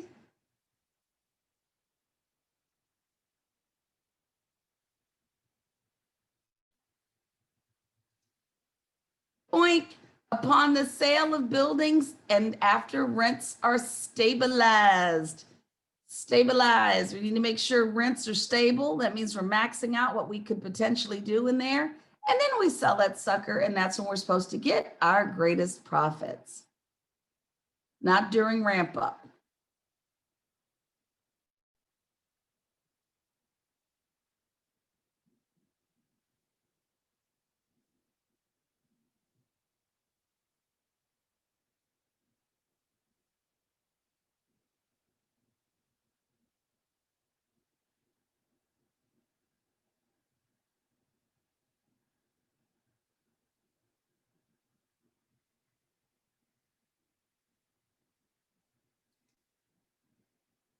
Okay, so, and let me see, and it should be A, B, and D. Or excuse me, no, it is A, C, and D. Excuse me, I'm looking at the wrong line.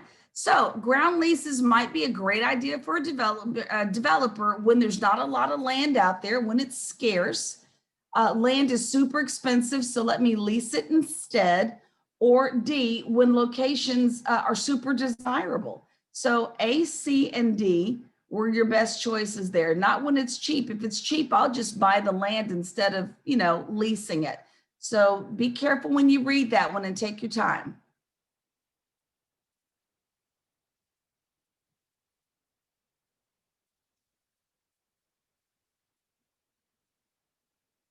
Uh-oh, excuse me again. Let me get that out of the way.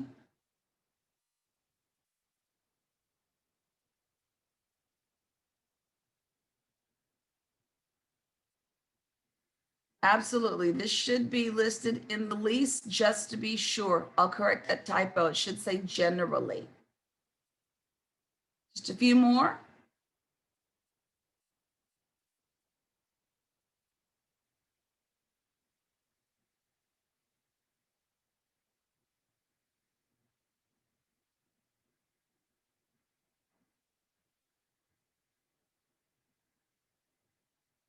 This was that odd little bird that even the author of the book did not want to discuss at length because of their complexity associated with waterfall setups, but it is the developer. Incentives paid to the developer. The words promote and splits is what was highlighted for you. So take a look at that question, think about it. We did not discuss it at length at all, and it is not described at all in your text.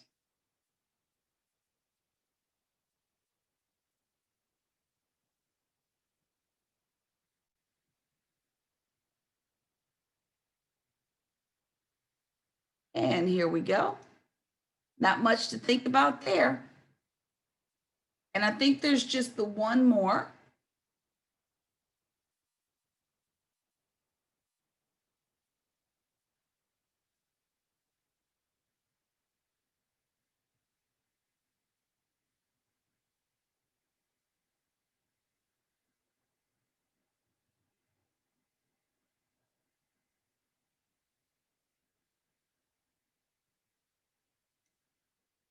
And there you go, your master policy. That's what they should be securing. Now, here we are at that point where we're going to take the final break. We're going to come back. We're going to review the first 3 days and then go straight into your test. So we're not there yet. Oh, and my camera's off. Hey, thanks for whoever told me that. Thank you. Awesome. There's my face. So go ahead and take your final break there and get ready. Grab second devices if need be. Use the restroom, grab drinks, coffee, whatever you need, because we won't let you get up and get back down. No getting up and down.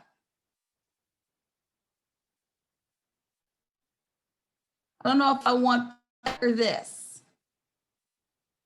This, maybe that. I don't know. Or both. I know, right? It'd be great right about now. I'm in a meat mood, I think. Put the sweets up. What the heck?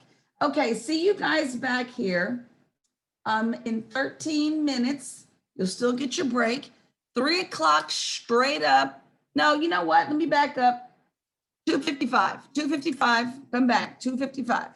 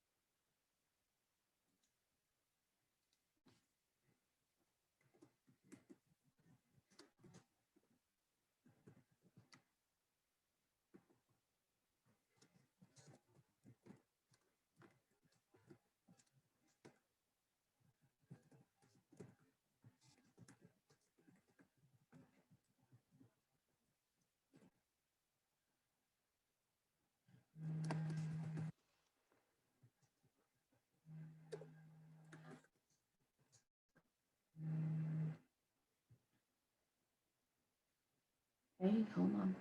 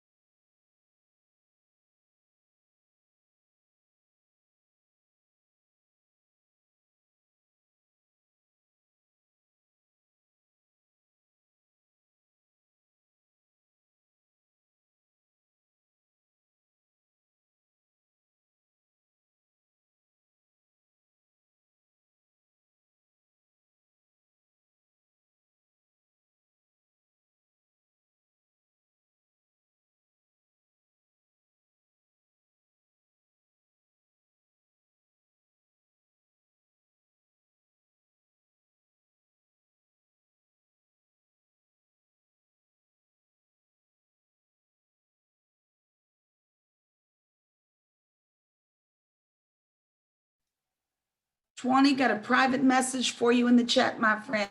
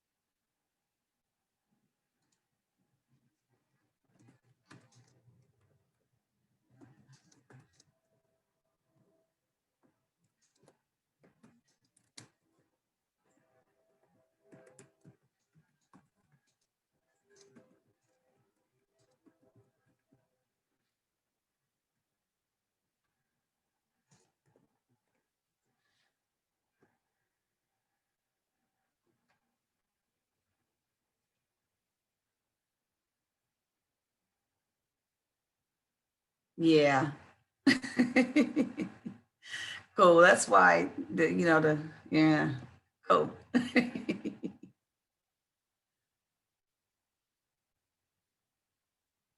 mean, we do our best. Yeah, it's all right.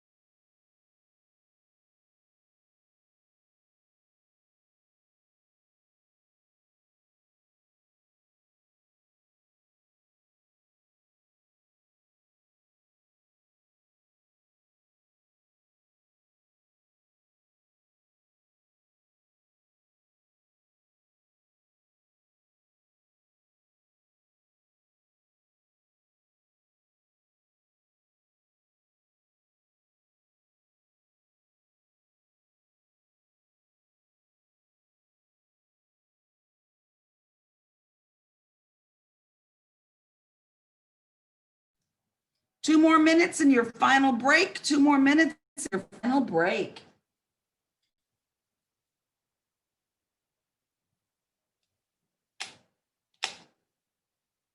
Hey, Guinness.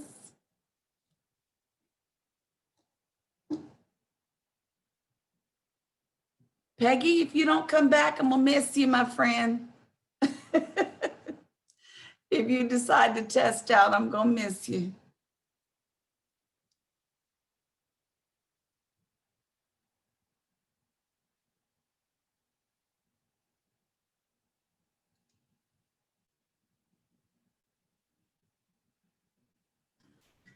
I am in the process of pondering the idea of setting up a LIFRO. Of what? A LIFRO, a limited function referral office. It holds people's brokerage. So I've already applied for it and I've built my LLC.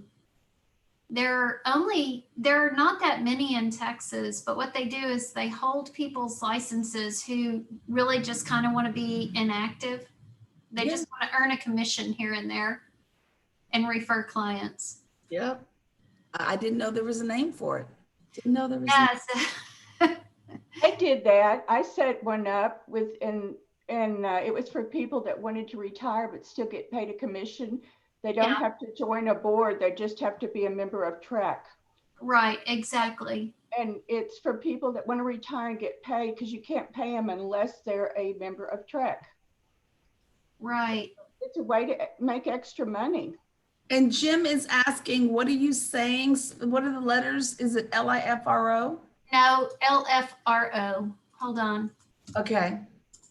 LIFRO. Yeah. Peggy, doesn't Abby do the same thing? Abby Halliday? Uh-huh. I'm sure she would. Yeah. I mean, she's like, the biggest broker in Texas. So. Yeah, they have it set up as well. There's always something to do in real estate. All right, so we're on your final exam review. Hopefully everyone's desk areas are nice and organized and, you know, you've wrapped up your phone calls and whatnot. And you got your second or third devices in place. And here I go looking, there it is, it's behind me. Before we go, because I can't say it later, I just want to tell everybody this has been the most awesomest class ever. Thank y'all so much for all the contributions. Thank you so much to all my co-teachers, everybody who had something to add up in here. Sandy for the Diana Ross wardrobe changes. Look at Sandy, girl, we see you. But Grant, you're new to me, but I loved having you here. Miguel and Chris and Melanie and Gail and Sharon and all of you. Even Cheyenne knocking one back. We just appreciate you. Peggy, Matthew, Carolyn, all my folk. Raquel Berger with that dog face. I love it. Taryn, you know we always love you. Miss McQuay up in the cut, you know, I appreciate seeing that smile. Who else are we missing? Steve Esteban, I appreciate you being here. Greg Crenshaw, thank you. Joe Eccles, always the first one to check in. Ruth Garrett, my farm and ranch friend. Men, well, dang darn it, you just comment on everything. So thank you for all your contributions. Mr. Matthew, the infamous Mr. Resource himself. Thank you, Matthew, for being in the place. Let's see, we got Veronica, Gwen, Amy, Santosh, Lucy Cadenas. Thank you so much for being in the room, y'all. Who am I missing right here? I got Raquel Berger, Ruth, Amy. Am I missing 20? There's Raquel, because people are popping around. And my question man, Gerald. Gerald, thank you so much for being here. Ronnie Doran, I almost missed you too, my friend. I want to thank all of you, Jim Titus, for making this a fantastic 4 days. I got to admit, I don't teach 4 straight days because I had to also teach, do a little something on Thursday. I'm exhausted. I will never do this again. You all were fantastic to say that you also had transactions to take care of. And we're bowing down to Miss McQuay, who actually got a transaction completed thanks to the extra breaks. She actually got one done. This girl is going for her certification. Quick! Don't forget, check your accounts. Make sure that you, if you don't see it in your email, check your spam folders first. If you still don't see it, go to your Texas Realtors account. Certificates are held in place there. And one of you, God bless you, I forgot who it was, told me that they went in there and found old certificates they didn't even know they had. So check out your accounts on occasion.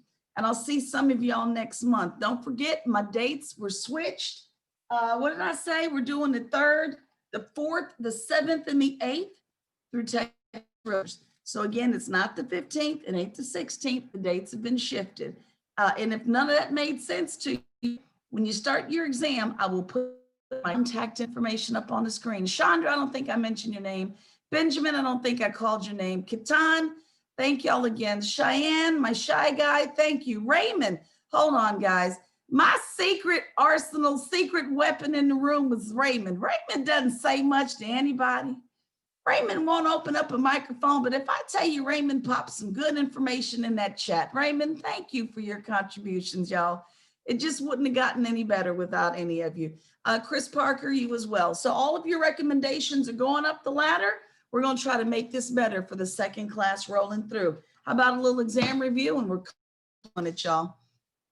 Here we go. So which of the following is true when we're talking about your commercial real estate leases? Just a yes or a no. Is it true that the statute of frauds always applies? Nope. No, it does not. No, it does not. Short-term leases, statute of frauds doesn't apply to that. Is it true that TREC requires lease terms greater than a year? Nope, TREC doesn't require anything of our contracts. It's just that you don't fill them out, get an attorney. Must they always be in writing? Trick question. Absolutely not. But they must be for at least a period of 1 year and in writing in order to be enforceable. Don't forget that. How about this one? CAM fees are classified as what kinds of fees? What is our word? Pass through, thank you. And if we have got, let's say CAM expenses of $250,000, the client's got 6% of the building. What is your monthly CAM fee? Monthly, $250,000 in bills. Your client's pro rata share is 6%. There it is, $1,250 for the monthly bill. Don't ever forget to read for monthly versus annual in this exam. Your single net lease, base rent plus what? Taxes.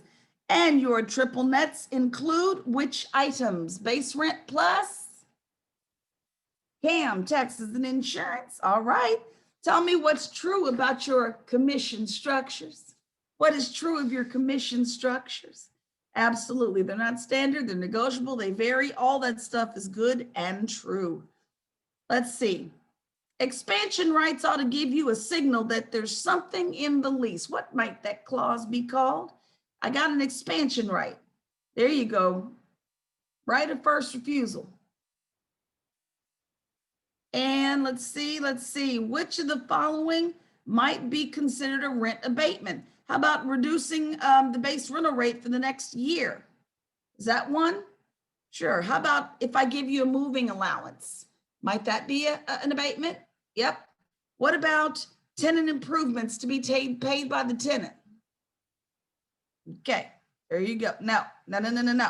Tenant improvements paid by the tenant have nothing to do with the landlord. Got to catch it in the question.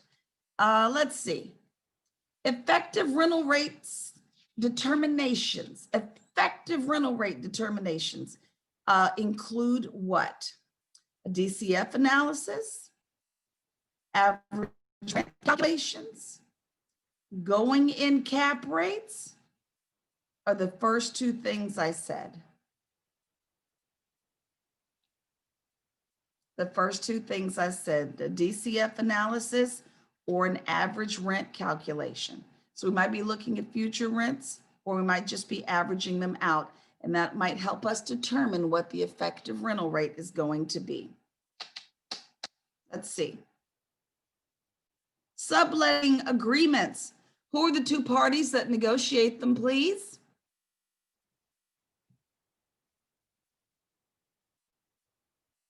Tenant and the third party, The one who may need to approve them might be the landlord, but when it comes to negotiating, it's the tenant and the third party.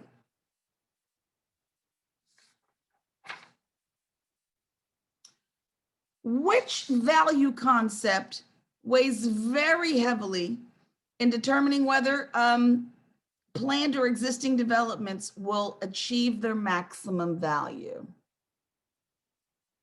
What real estate value concept?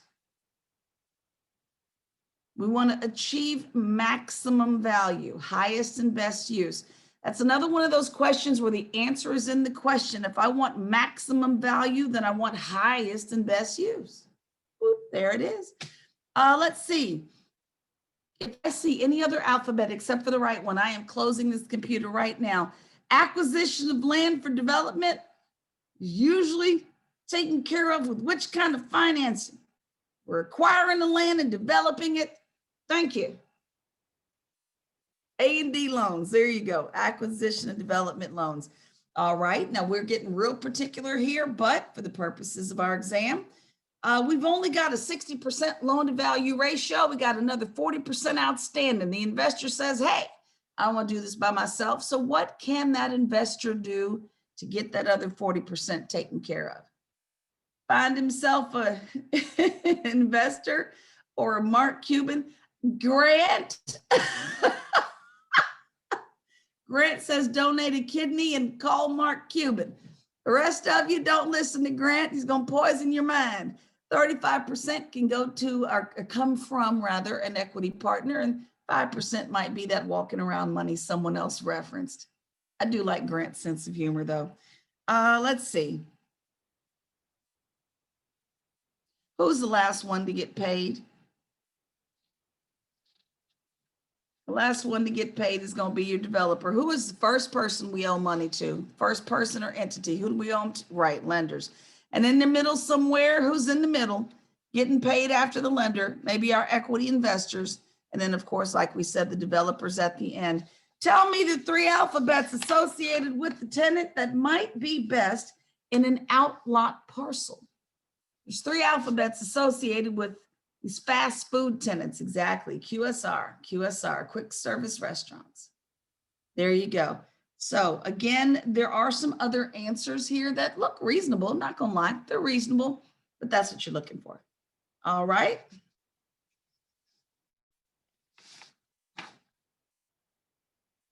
Did that already? Did that